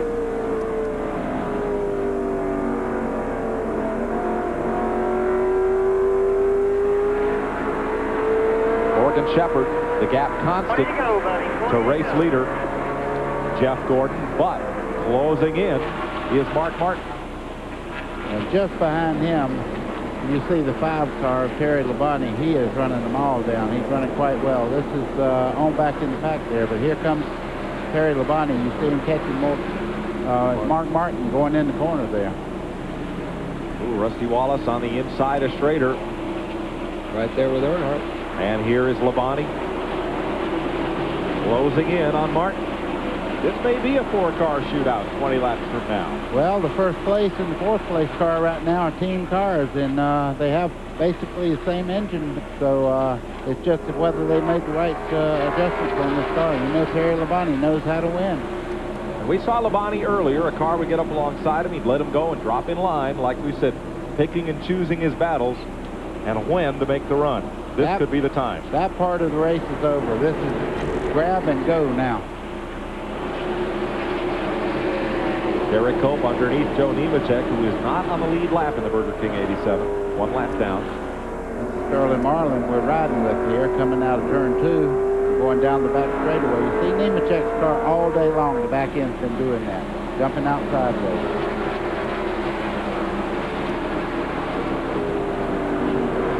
Marlin's got a fender under. He's fully alongside, makes the pass.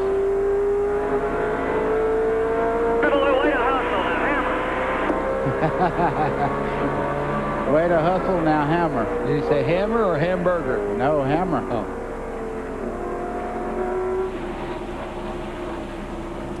Michael Waltrip in 14th position, racing with 23 Jimmy Spencer, 37 John Andretti, and the 1 of Rick Mast.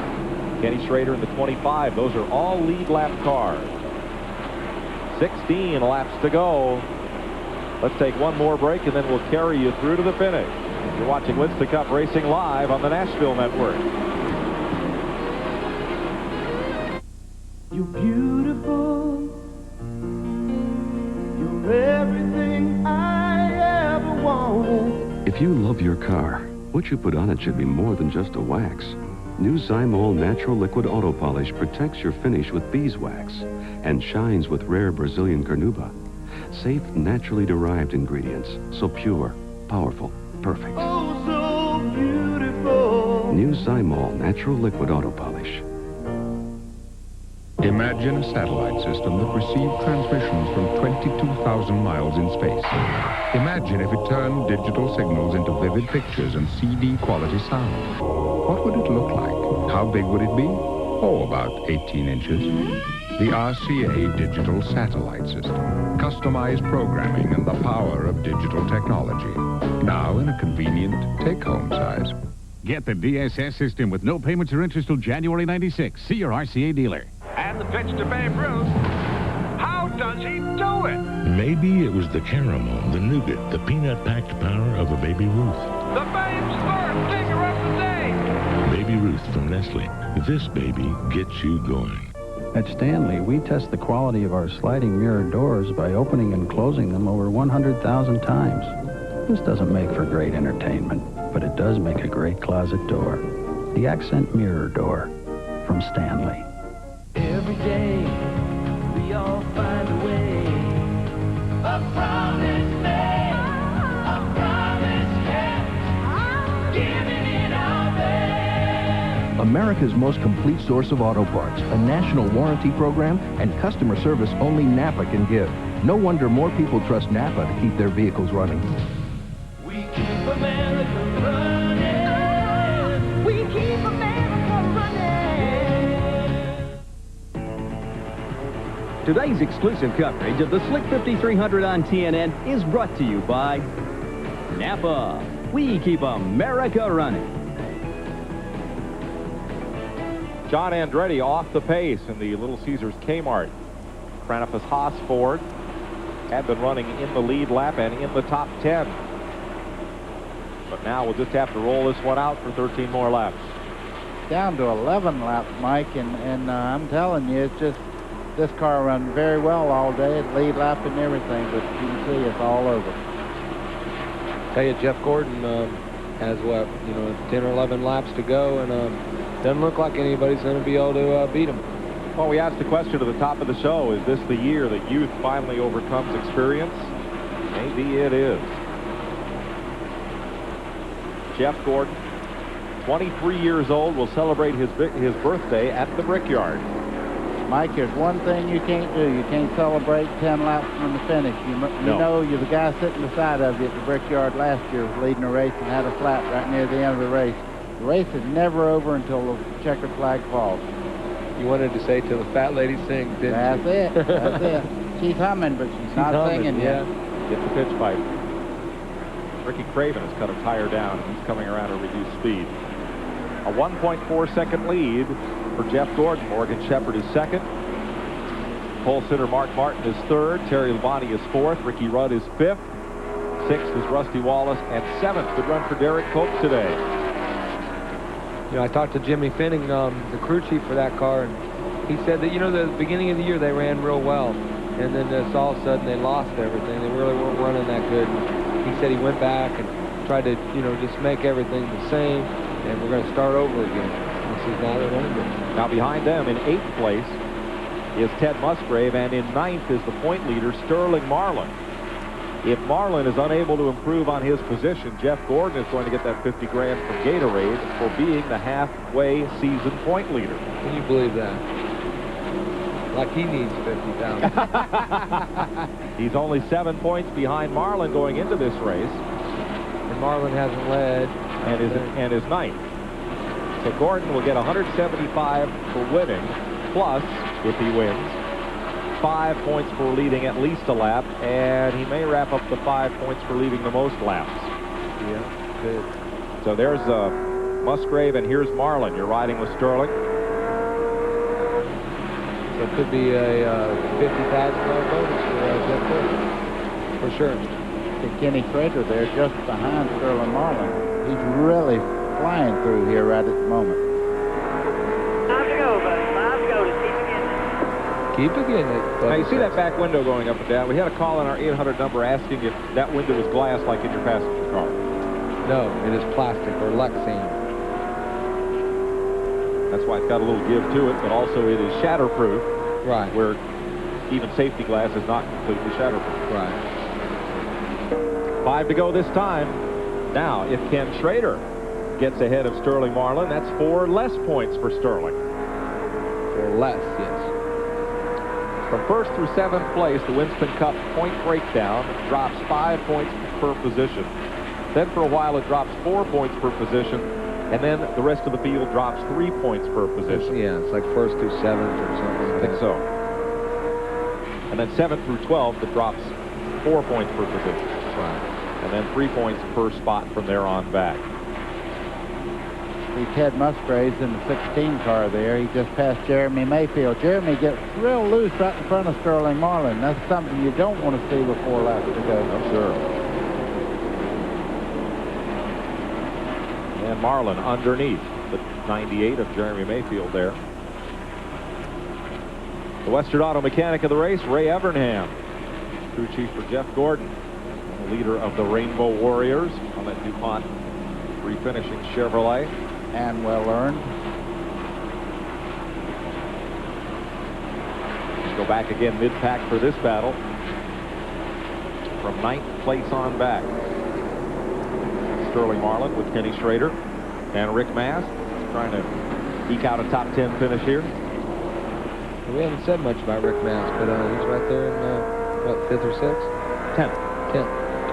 A strong day today. Well, if anything does happen to Jeff Gordon right here at the waning moments of this race, Morgan Shepherd will win his first race this year because he is really holding the same interval as he's had. And, you know, it can happen. Jeff Gordon got into the wall right there when he was qualifying. Yes. The black marks tell it all. And for taking on those 2 tires and setting the stage for pit stops all day long, the number 24 crew under Ray Evernham also wins the Thompson RCA Pit Strategy Award for the day. You see the Rainbow Warrior and the Tomahawk there. That's part of the white flag. White flag for Jeff Gordon. Last lap. Jeff Gordon trying to join Rusty Wallace and Ricky Rudd in the New Hampshire International Speedway record book and trying to pick up his 5th Winston Cup victory. He's kind of eased up, and Morgan Shepherd's closing in a little bit on him. He's pulled it down to about 15 or 20 car lengths, but it looks like Gordon's day. I think he was just trying to make it in. Off turn 4 into the checkered flag, Jeff Gordon wins the Slick 50 300 at New Hampshire. Morgan Shepherd is second. Third goes to Mark Martin, the pole sitter. Terry Labonte is fourth. Ricky Rudd is fifth. We'll come back, go to Victory Lane, check on the Winston Cup point standing, give away that Gatorade 50 grand and more right after this.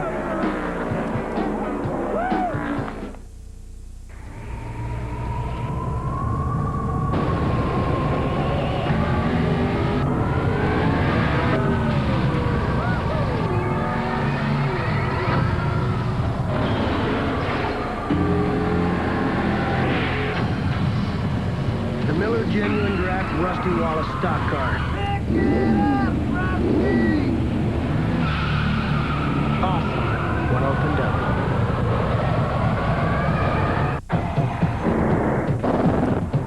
At Chevrolet, we're not just out here winning. We're testing suspensions, developing more powerful engines, and learning more about aerodynamics. Because if you want to bring more race-winning technology to the street than any other car company, sometimes you have to work weekends. That's genuine Chevrolet. In a sport where nerves are made of steel, it's only natural. The tools are made by craftsmen. 1,600 Craftsman hand tools, made in America, guaranteed forever.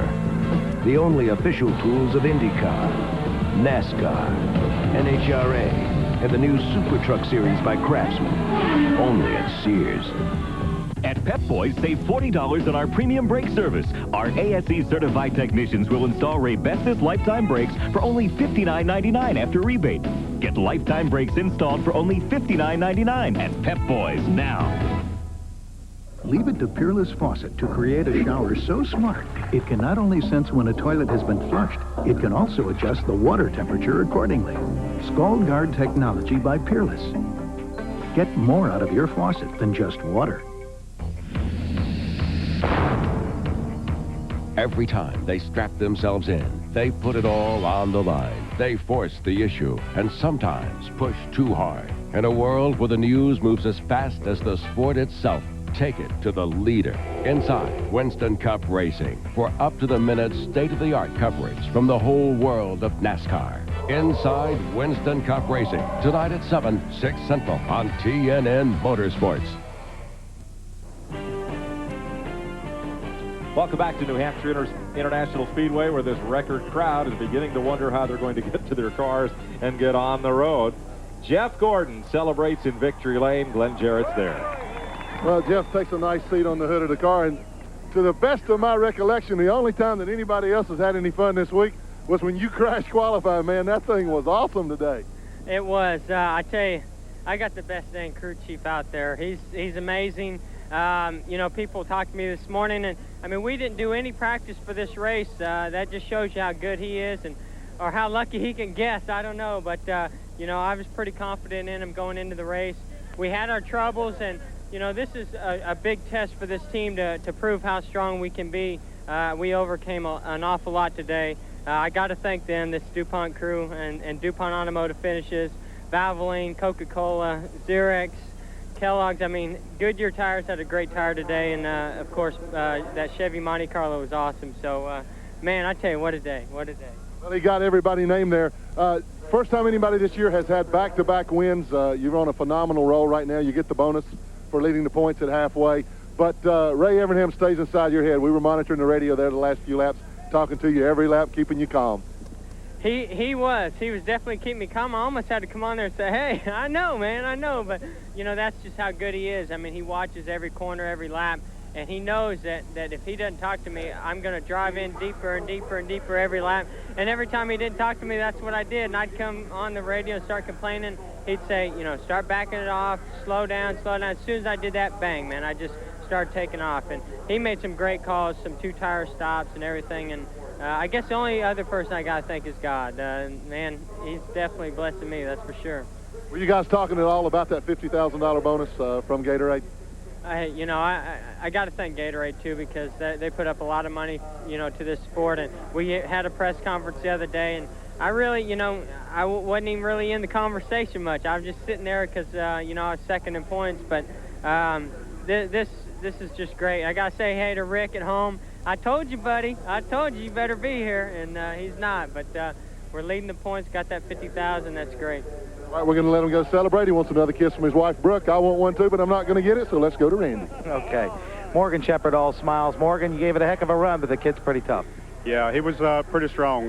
The 24 car was strong all day, but I tell you what, the Sidco Thunderbird just kept gaining and gaining, and it seems like through turn one I could gain on him a little bit, but I couldn't gain anywhere else, and I was just trying different lines, and we just couldn't come up with anything. I feel almost like we won the race. The way things have been going for us, so this is a big turnaround. Hey, I'd like to say we got Fran and Larry Britton here, and I'm glad they could be here to support us. They're our sponsors, Sidco, and we're real thankful to these folks. Hey, congratulations on a good run, Morgan. Thank you.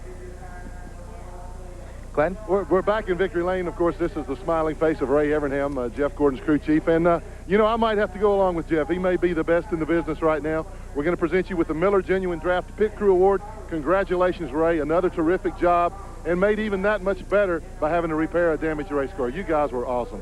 Well, again, you know, we really like to thank TNN and Miller Genuine Draft for these awards. It means a lot to the guys, but I can only accept this on behalf of them. I'm really lucky to be part of these teams. These guys are making heroes out of me. We got a great sponsor, owner, and driver, and things are just clicking. The other day when we crashed, we said, you know, it's going to show us what we're made of, what we do on Sunday, not what we did today. So it shows what this, you know, group of guys is made out of, and you know, I'm just so proud to be part of it.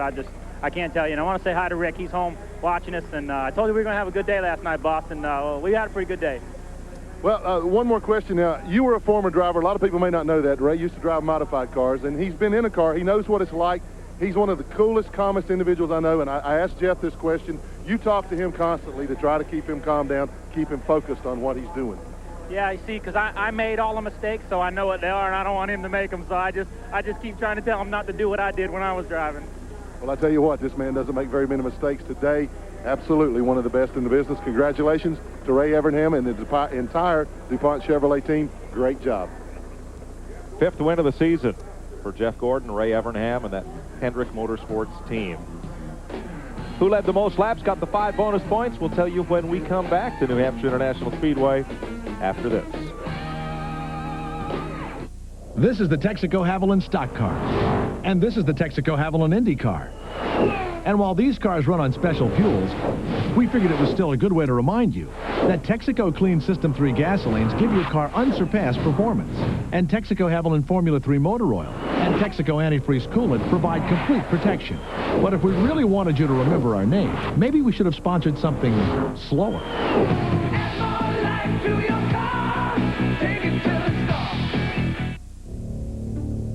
Splitfire won a United States patent. It's clearly different, but is it really better? Some of the toughest judges in the nation conducted trials and published their verdicts. 5 extra horsepower by merely installing these plugs. A 4.8% gain in mileage.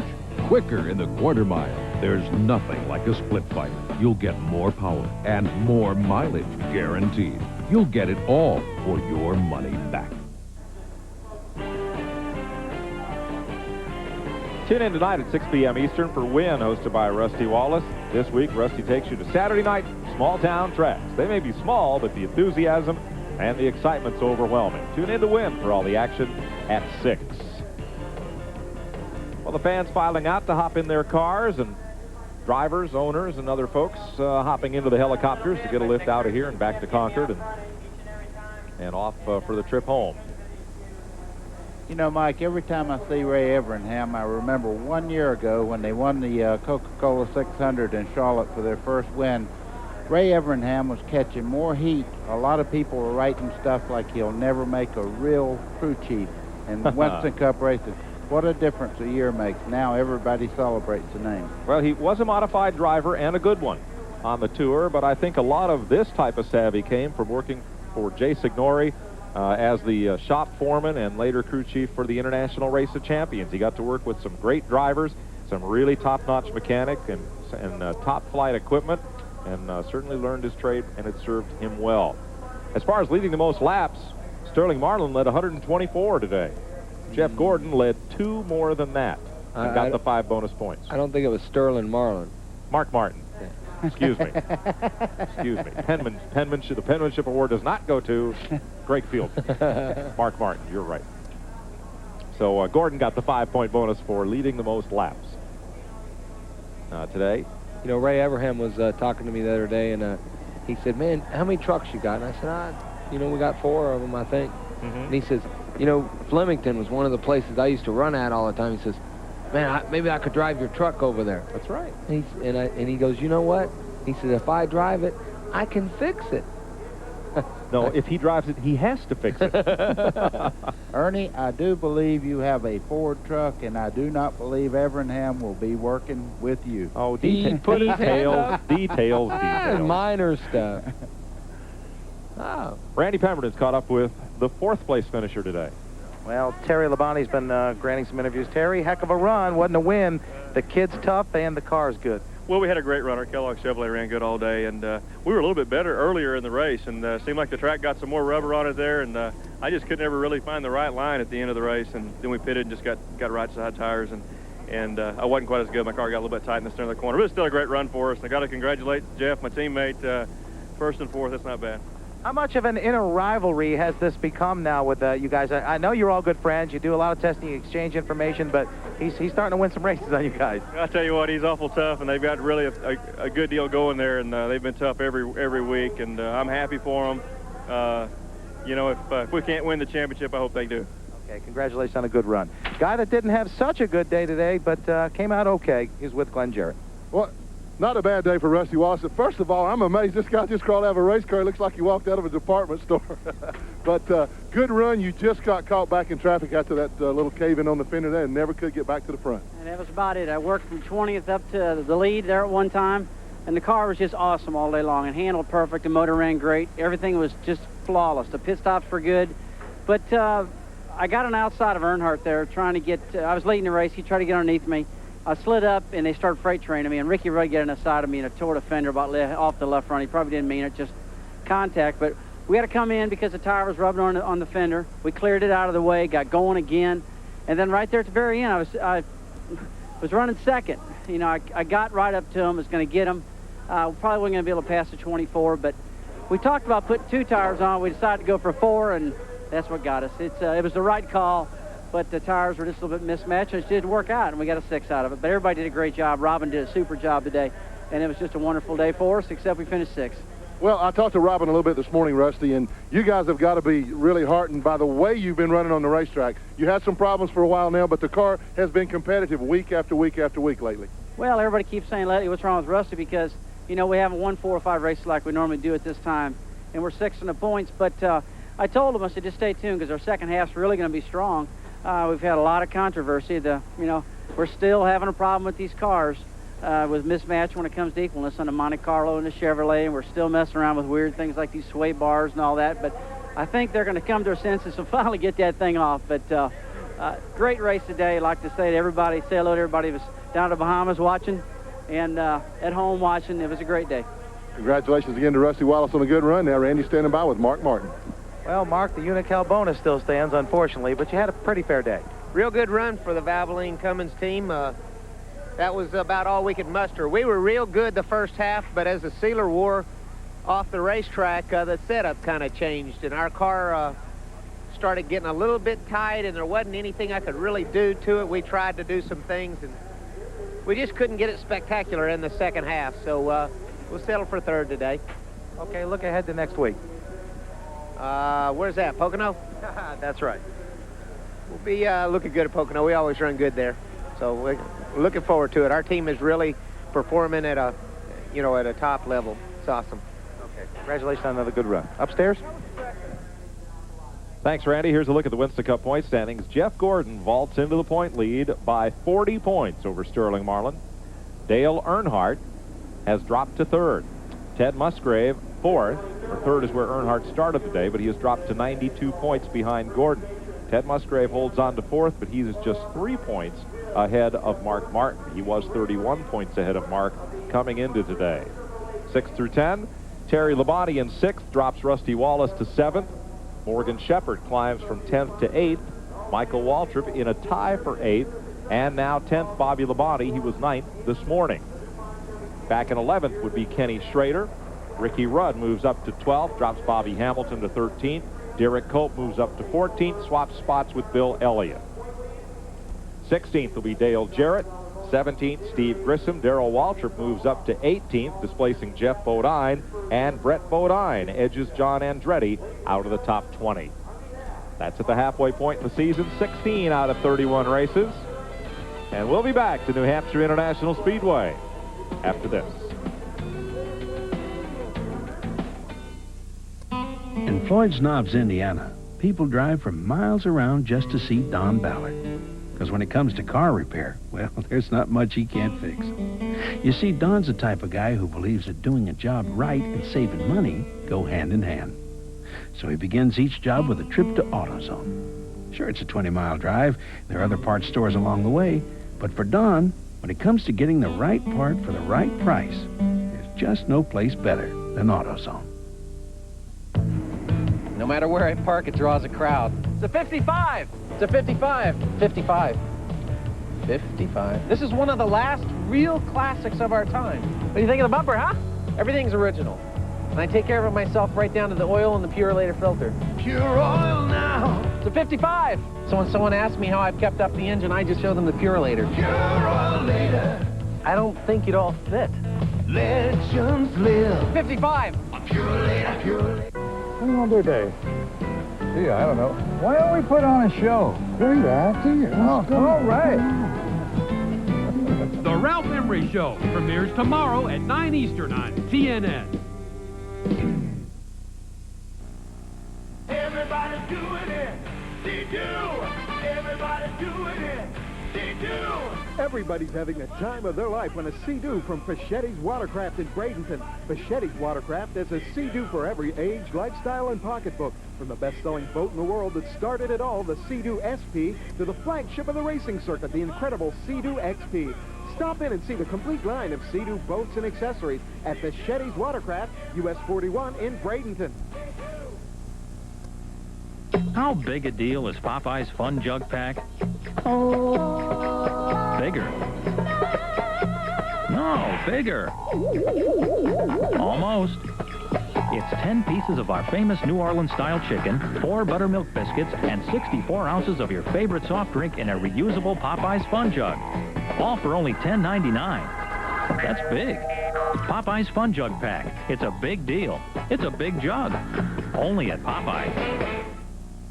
Welcome back to the beautiful New Hampshire International Speedway. Thanks for staying with us as we continue our post-race interviews. And one of the guys I certainly wanted to talk to was Derek Cope. Had a great run today, and he always seems to run well here. He's really taken to this place. He won a bush race here last year, and sometimes you get a handle on a place and you just won't let go. Well, that's true. You know, I got to give credit to Jimmy and the guys. You know, we only got 4 laps of practice yesterday, and they made some choices in the car. You know, we had the straight arrow hill south forward running really well and put it in a position to be up front.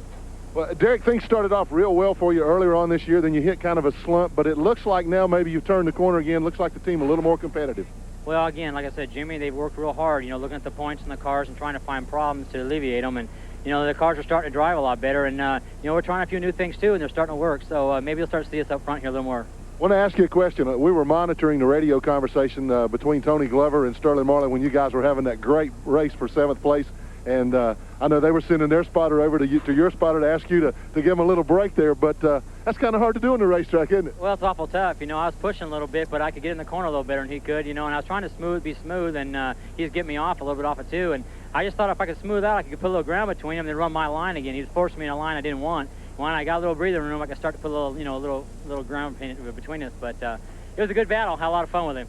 Well, it was fun for us to watch. You want to put you on the spot here a little bit. This is your first top 10 finish since Darlington. Like I said, you had a little bit of a dry spell there. This is going to pump the team up because you were competitive. But how tough is it to have a big, fast start like you did, a real competitive start, then have things dwindle away? Is it hard to keep the guys enthused? Well, I think typically you would probably have that problem, but, you know, I've been very fortunate here, and that's why I'm going to be here for a while. These guys respect me, and I respect them, and they stayed within themselves, and I stayed within myself, and we collectively worked harder at the shop, and I think you're starting to see it's proven some dividends for us. Oh, absolutely, and I think Derek Cope has really learned a lot as a driver in the past year or so. He's won some races, but in the last year I've seen him become a really smart race driver. I think a real bright future for this young man. Wish this team the best. Let's go to Randy with Ted Musgrave. That's right, Ted, Mr. Consistency Musgrave. Another solid run, an 8th today. Boy, you've had a lot of top 10 finishes. Yeah, I think we just learned that it was like that's 10 times that Family Channel car has been in the top 10 in the last 16 races. So, you know, it just takes a little time. This is my second year here at Roush and the second year with the sponsor. And, you know, like I say, it just on and on and on. We get better and better, and we just didn't have the top-notch car. But track position meant so much today that if we could have had our car maybe in the top 5 on a restart, we could have held it. But, you know, worked my way through, and the guys in the crew, you know, got me a lot of positions in the pits. It just was so hard to get up there, and we missed out. Another top 10 for the Family Channel car, so I'm happy. What did you learn? What could you do to that car to make it run like the 24 car possibly did today? Well, I think we'd have to change a lot of things. You know, we probably couldn't put this on the air anyway, and Ford would get mad at me and everybody else. But, you know, we just got to keep working hard, you know. They ran really good. They ran strong. They got a good program. But we just need, you know, if you look at the advancement my program here has made in 1 year, if I could just keep doing that and next year improve again, we'll be just as tough, I believe. And I understand you're not done driving today. You're going to drive home from here. Yeah, I was going to fly home with Mark in his jet, but you know me, I'm an avid collector of old cars. I just bought an old 59 Ford T-Bird, and I'm going to drive it home from here. Unbelievable. Mike? Well, if you see him going down the interstate, wave to Ted Musgrave in that Thunderbird convertible. 5 straight top 10 finishes for Musgrave. Great run for him today. Here's the final. Jeff Gordon for Chevrolet in victory lane. Morgan Shepherd, best finish of the year. Mark Martin, the pole sitter. Terry Labonte comes home strong. Ricky Rudd, the defending champion, 5th. Rusty Wallace, Derek Cope, Ted Musgrave in 8th. Sterling Marlin, Ken Schrader wound up with a top 10. Rick Mast in 11th. Jimmy Spencer in 12th. 13th, Robert Presley. 14th, Michael Waltrip. 15th was Bobby Labonte, 1 lap down. 16th, Bobby Hamilton. 17th was Darrell Waltrip. In 18th, Bill Elliott. 19th, Joe Nemechek. And 20th was Bobby Hillen. 21st, Brett Bodine. 22nd, 2 laps down, Dale Earnhardt. 23rd, Elton Sawyer. 24th, Lake Speed. 25th was Jeff Burton. 26th, another lap down, Jeremy Mayfield. Then Hut Strickland, Steve Grissom, Dave Marcus, and Dale Jarrett after that first lap incident, dropping to 30th. Ricky Craven, Mike Wallace, John Andretti, Dick Trickle, Jeff Bodine behind the wall at the finish, as were Todd Bodine, Kyle Petty, Rich Bickle, Ward Burton, and Chuck Bound. Finally, Jimmy Hensley with the first car out of the race. We'll be back with more from New Hampshire International Speedway live on TNN right after this message.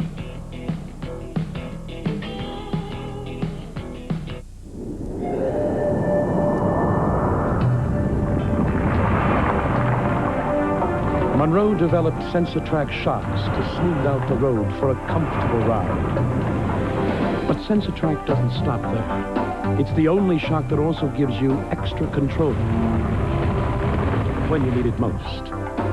SensorTrack shocks and struts, only by Monroe, for comfort and control. You want to know how to choose a motor oil? Take a ride to your local garage and see what the mechanic puts into his own car. Fact is, of all the brands of motor oil, more ASE certified master technicians choose Valvoline for use in their own cars and trucks. So before you buy a motor oil for your car, know the one more top mechanics put into theirs. Valvoline, the #1 choice of America's top mechanics.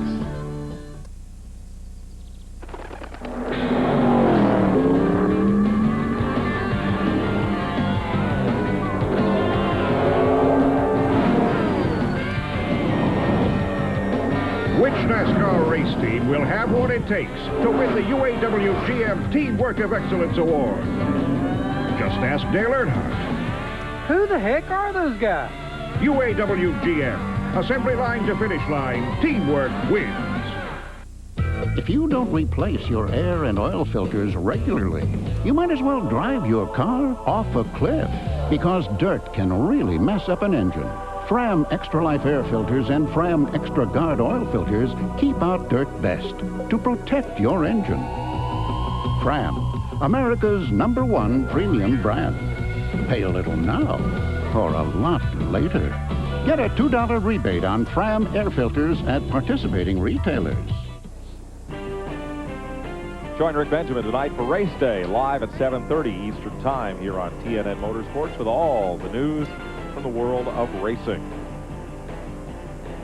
Ninth victory this season for Hendrick Engines. What an enviable record they have. But a young freshman driver who's had a lot of laps on this track had a good run here today. Glenn? Well, he certainly did, Mike, and I'm pretty sure that this puts him in the lead for the Rookie of the Year standings right now. Good run for Robert Presley. Started out a little better than maybe what it finished, but still overall not a bad day. Yeah, it was a good day. You know, we got to run up front there a little bit, and just our pit stops are off a little bit. You know, we got to learn to do a little bit. You know, it's me coming in and me going out, and then while we're sitting there. But I really got to thank the Skull Bandit team. We had a good race car, and Jerry and all them boys at the motor room, they put one heck of a motor in. So just thank God for a good, safe race today. Well, we talked about this earlier in the race at one time, Robert. I talked to your brother Charlie, and you've got a lot of laps on this racetrack, a lot of experience here. That has to pay off. It paid off, you know, in the long run of the, you know, we could go like 80 laps, and they would really beat us bad for like 40 laps, and then we would get to using some of the apron of the racetrack and diming the racetrack and start catching back up to the leaders. But, you know, we need to get a little better fuel mileage where we don't have to pit for no tires or gas here. Well, as I said, he's in a close battle with Ricky Craven for Rookie of the Year. Now, this is his son, Coleman. Coleman's the boss, and the boss says it's time for them to leave, so we're going to go down to Randy. Well, Bobby Labonte talking to the coach, Joe Gibbs. We'll try and get a word with him. Bobby, we looked and saw early today you were running up front, track position. Wow, did that show something when you had to go to the back of the field? Yeah, it really did. You know, I tell you, I didn't really think it was going to be that hard to pass, but, you know, it was. And you know, we just had one little problem there, got us back, and then we got halfway up there and got spun with Bodine. Gee whiz, you know, and got back all the way back up 15th. So, hey, you know, that was a great day for the Interstate Battery Chevrolet. We weren't really what we wanted to be, but we had a good top 5 car, maybe top 10 car, but we made the best out of something that we couldn't really control, and salvage something out of it. So we'll go to the next race. Track's tough to set up for here. Did you learn anything that you can come back with if they leave the pavement the way it is? Yeah, you know, really, you know, I know it's just hard to pass on, and, you know, there wasn't a 2-groove racetrack. It was at a groove. In the middle of the racetrack, you had to go up and dime in the corner. Most everybody did, so it was just hard to pass. But, you know, we got a pretty decent setup, but, you know, track position today meant more than maybe the next race. Another flat track next week, big one at Pocono. Can you win there? Well, I don't know. We're definitely going to improve off of last time we were there. Okay. Congratulations on another solid run anyway, even though it wasn't where you want. That's the way it goes. Thanks a lot. Bobby Labonte will mention that Jimmy Hensley was treated and released from the infield care center here. As we surmise, he just had the breath knocked out of him when he had that hard hit into the wall in turn number 1. Hensley is okay. A lot of dignitaries here in the Granite State. And earlier, Glenn Jarrett caught up with one national figure who was here for the show. Well, you know, one of the most recognizable faces here in the crowd today at New Hampshire, and a huge crowd it is that of Kansas Senator Robert Dole. You a big race fan, Senator? Well, more or less. I watch a lot of it on television. I'm a big Richard Petty fan. He's from North Carolina. My wife's from North Carolina. He happens to be a good Republican. And so I've sort of followed it, not as closely as I probably should, but I remember 1976 was my first introduction to racing. It was in South Carolina, Darlington. I was there representing the Ford Dole ticket. Jimmy Carter was there representing himself. On that day, he won. Well, now, I know that you have declared for the presidency, which the primaries will start in the not-too-distant future, but what about a running mate? Well, what about Richard Petty? Think he's available? Or Dale Earnhardt? You know, there are a lot of good people around, but I haven't made that decision yet. First, I've got to be the winner in the GOP sweepstakes for the nomination. And we don't have quite as many entries as you have here today, but we've got about 9 or 10, and the list is growing. Wish you the best of luck, and have fun here today at the races. Big crowd here, the New England primary, one of the first, and he's not going to miss a chance to be in front of all these people. I'll tell you, silly season has started in Winston Cup racing, and that other silly season has started as well here in the Granite State, where it traditionally kicks off. The hat dance is going on in Victory Lane. Change the hat, take a picture. Ray Evernham, crew chief for Jeff Gordon. Well, we profiled Ray and want to take you with a little look inside what his thoughts are here midpoint in this season. Despite the fact his team continues to linger close to the top in the point standings, Evernham isn't looking to race for a championship this year. Our cars are not built for points racing. Our cars are built right now to win races. Our team's not ready. Our driver's not ready. That's just too much pressure. I mean, you wouldn't put a fighter with a couple of fights in the ring with a champion. You know, I don't want to get in the ring with Dale Earnhardt yet. You know, he's still the champion. We're going to make mistakes. You know, we're going to make mistakes like we did leading the Daytona 500, and you don't want that to crush a young team. You know, I just made a big mistake that cost us a bunch of points the other night at Charlotte. You know, we have to go through those things, learn how not to do them, and learn how to handle them as a group before you can become champions. The ups and downs of racing can be very harsh, but Ray's son, Ray J., now in remission from leukemia, has helped to keep those pressures in perspective.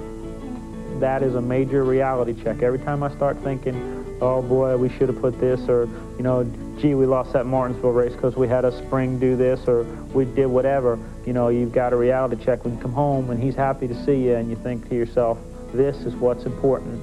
You know, everything else you can live with as long as he's okay. Helping his son, Ray J., has led Ray on a path to help others and keeps his competitive side in check with his charitable side. I don't think of myself as a guardian angel, but I can tell you that I do go out of my way to help people whenever I can, because I know what it feels like to be dragging along the bottom and just have that hand reach out and grab you and somebody help you, because I've had my butt saved a couple times, and that's the truth. When all this is said and done, you know, this pool table will be gone, and these flags and these trophies and all that stuff is going to be gone. But, you know, I want to be able to leave the sport and have somebody say, hey, he was a good guy. That means more to me than anything.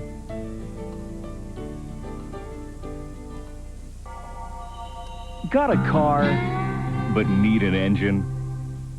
Then come to Pep Boys, where you'll find a huge selection of over 1,200 quality engines for your car or light truck for as low as $699.99. Import or domestic, all have a 12-month unlimited mileage warranty. And you can charge it with your Pep Boys credit card and pay as little as $35 a month. So come to Pep Boys and drive away happy.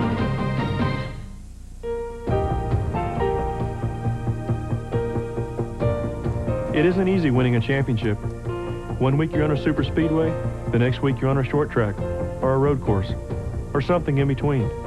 You have to change, you have to adapt, and you have to have the consistency and the technology of Goodyear Eagle tires. Goodyear, #1 in racing, #1 in tires. Winning the championship takes consistency, and that takes Goodyear. Man has always been fascinated with speed. But winning is more than a flash of speed.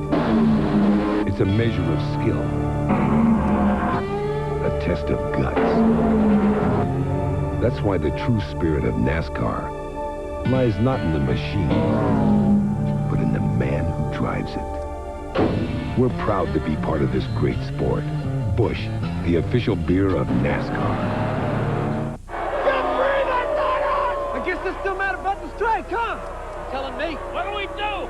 There's only one thing to do. Take them off a pizza. What? Are you nuts? You know how much that would cost? We'll take them to the Pizza Hut lunch buffet. You can get all the pizza, pasta, and salad you can eat for just $3.99.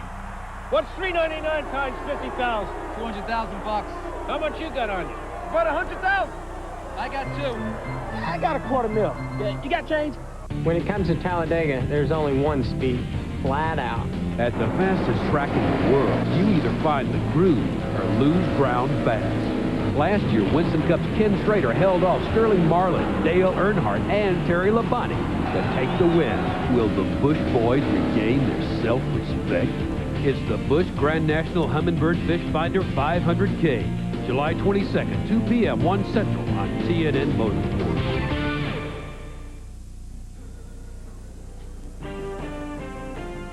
Welcome back to New Hampshire International Speedway. All those folks in line are for the helicopter shuttle out of here, and we would like to have interviewed defending Winston Cup champ Dale Earnhardt, but he was right at the head of the line and on the first chopper out after the cars rolled to a halt in the garage area, along with his wife and daughter.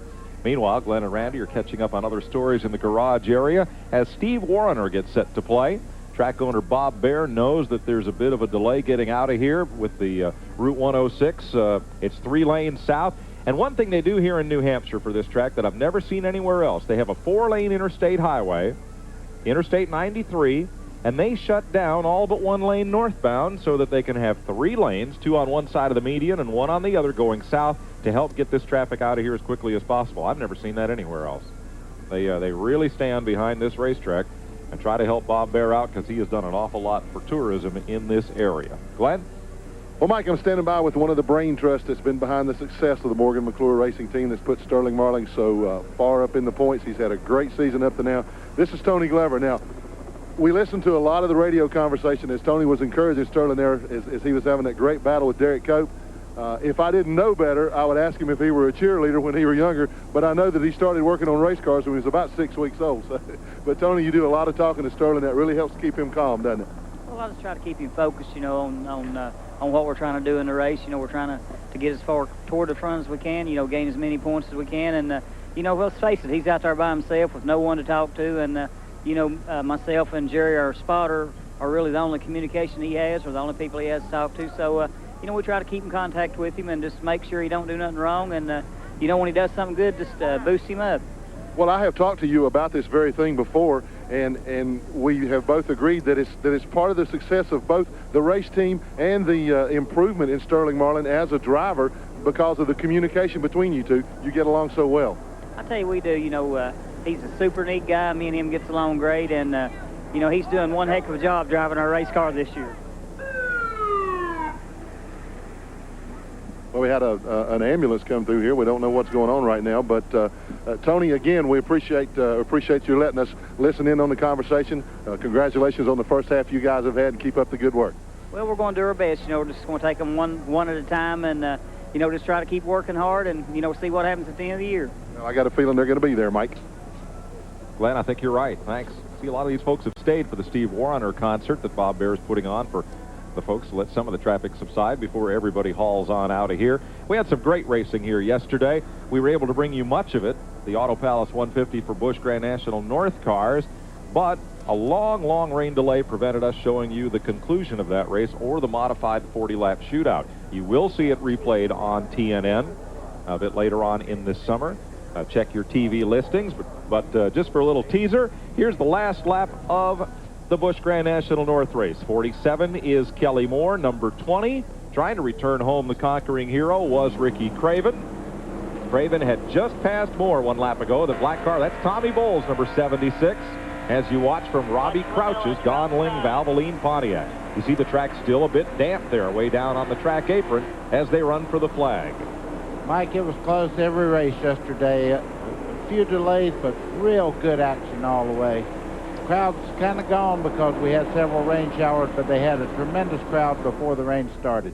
Craven won it. Kelly Moore, the point leader, second. Tommy Bowles, third. Great run for the unsponsored driver out of Ellington, Connecticut. Robbie Crouch, fourth. Keith Lamel, fifth. The rookie, Denny Doyle, great sixth-place run. Last year's winner, Martin Truex, was second. Mike Stefanik, the former modified champ. And yes, that's Kenny Schrader there in ninth. And pole sitter Andy Santerre in 10th. A race we've waited all year to see, the modifieds of the Featherlight Tour. Boy, do they draft, do they run. Stephen Park in the lead. Tony Hirschman second, Jan Leedy, the pole sitter, third, and there on the inside is Tim Connolly. See the 25 car there hung up on the outside. Even yesterday, that wasn't a great place to be caught. We had some great in-car views from Stephen Park's number 8 Sunoco modified that drove to the win. There's Ricky Fuller in 77 coming home in 5th, edging Tommy Crevino. Mike Ioannidze second, Bruce D'Alessandro 8th, second-generation star Ed Flemke 9th, and the defending Tour champion Wayne Anderson was 10th. Steve Park makes it 2 for 2 weeks, 2 wins on the Featherlight Modified Tour, and you will see those races coming up on TNN as an encore presentation. Don't miss them. And we love you, New Hampshire. Yeah, we'll be right back. Let me guess. One side of you craves easy chair comfort, while the other side itches for performance, right? Well, meet Buick Regal with its famous 3800 V6 engine and Grand Touring suspension. Add to that an all-new interior with body-sensitive seats. And finally, there's a car for the two of you. Buick Regal. Starting on up, you're behind the wheel. Move it down the road now, see how it feels, yeah. Add more life to your car, take it to the star. From Texaco Clean System 3 gasolines to Haviland Formula 3 motor oil and Texaco antifreeze coolant, there's no better place to take your car than to the star. Add more life to your car, take it to the star.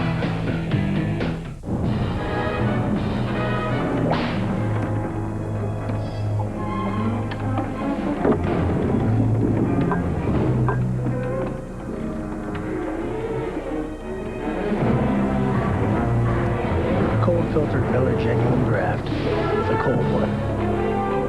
You know the beer, you know the taste. With Miller Genuine Draft, the world's a very cool place.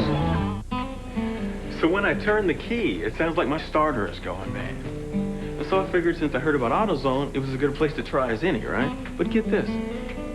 I go in there to buy a starter. The guy tells me we need to test my old one first just to make sure that's not the problem. It turns out that it's a solenoid switch. That one little test saved me a big headache. You know, that AutoZone's all right. And when you get service like that, I mean, you don't forget it.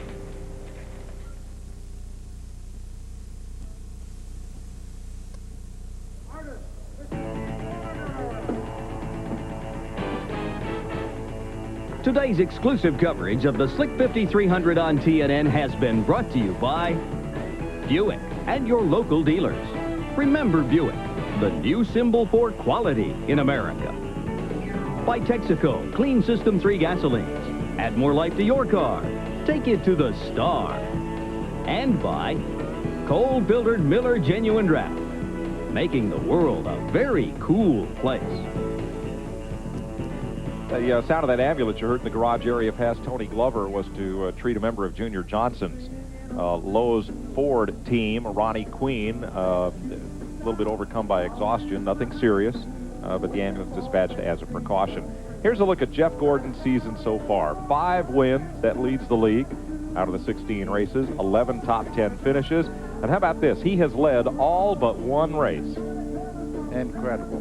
Boy, they have it together this year. I tell you, that team has really come along. I mean, in the last couple years, you kept seeing it, but you didn't really know it was happening. But I'm telling you, they really come this year prepared. Sears Point was the only race that he did not lead a lap. Steve Warrener's tuning up to play here for the crowd that stuck around here at New Hampshire. I want to say hi to Tommy Ciccone, SCCA road racer, who suffered second-degree burns in a practice accident on Monday. He's at Providence Hospital recuperating. Say hi to him. And just a little bit of a comment, folks, about our in-car radios. We like to listen in, and we know in the heat of battle and competition, sometimes language gets a little strong. If you have a comment on whether or not we should eavesdrop, send it along to us at TNN Motorsports. We'd like to know what you think. Coming up, the Humminbird Fish Finder 500-kilometer race, Saturday, July 22nd from Talladega, Alabama. That circle of speed, favorite hangout of Buddy Baker. He knows where all the fish are there. That is home, folks. Yep. Be sure to tune in live Saturday, July 22nd for that one, right here on TNN Motorsports. Ernie, pretty good competitive race, and boy, Jeff Gordon, when he pulled the trigger, everybody else was back in the mirror. I tell you, Ray Abraham set that car up really good, but Jeff did a great job driving it. It was, we found out what Jeff Gordon's made of. He started 20th. They made some good calls in the pits. Ended up winning the race. And a great run for Morgan Shepherd, his best finish of the season, winding up in second. Once again, to recap, Mark Martin third, Terry Labonte fourth, Ricky Rudd finished up fifth. Sixth was Rusty Wallace, seventh, Derek Cope, eighth, Ted Musgrave, ninth was Sterling Marlin, and 10th, Kenny Schrader. For Ernie Irvin and Buddy Baker, for Glenn Jarrett and Randy Pemberton on Pit Road, I'm Mike Joy, hoping you've enjoyed this presentation of the Slick 5300 from New Hampshire International Speedway, a place we always love to come back to. We'll see you soon again on another live telecast on TNN, the Nashville Network.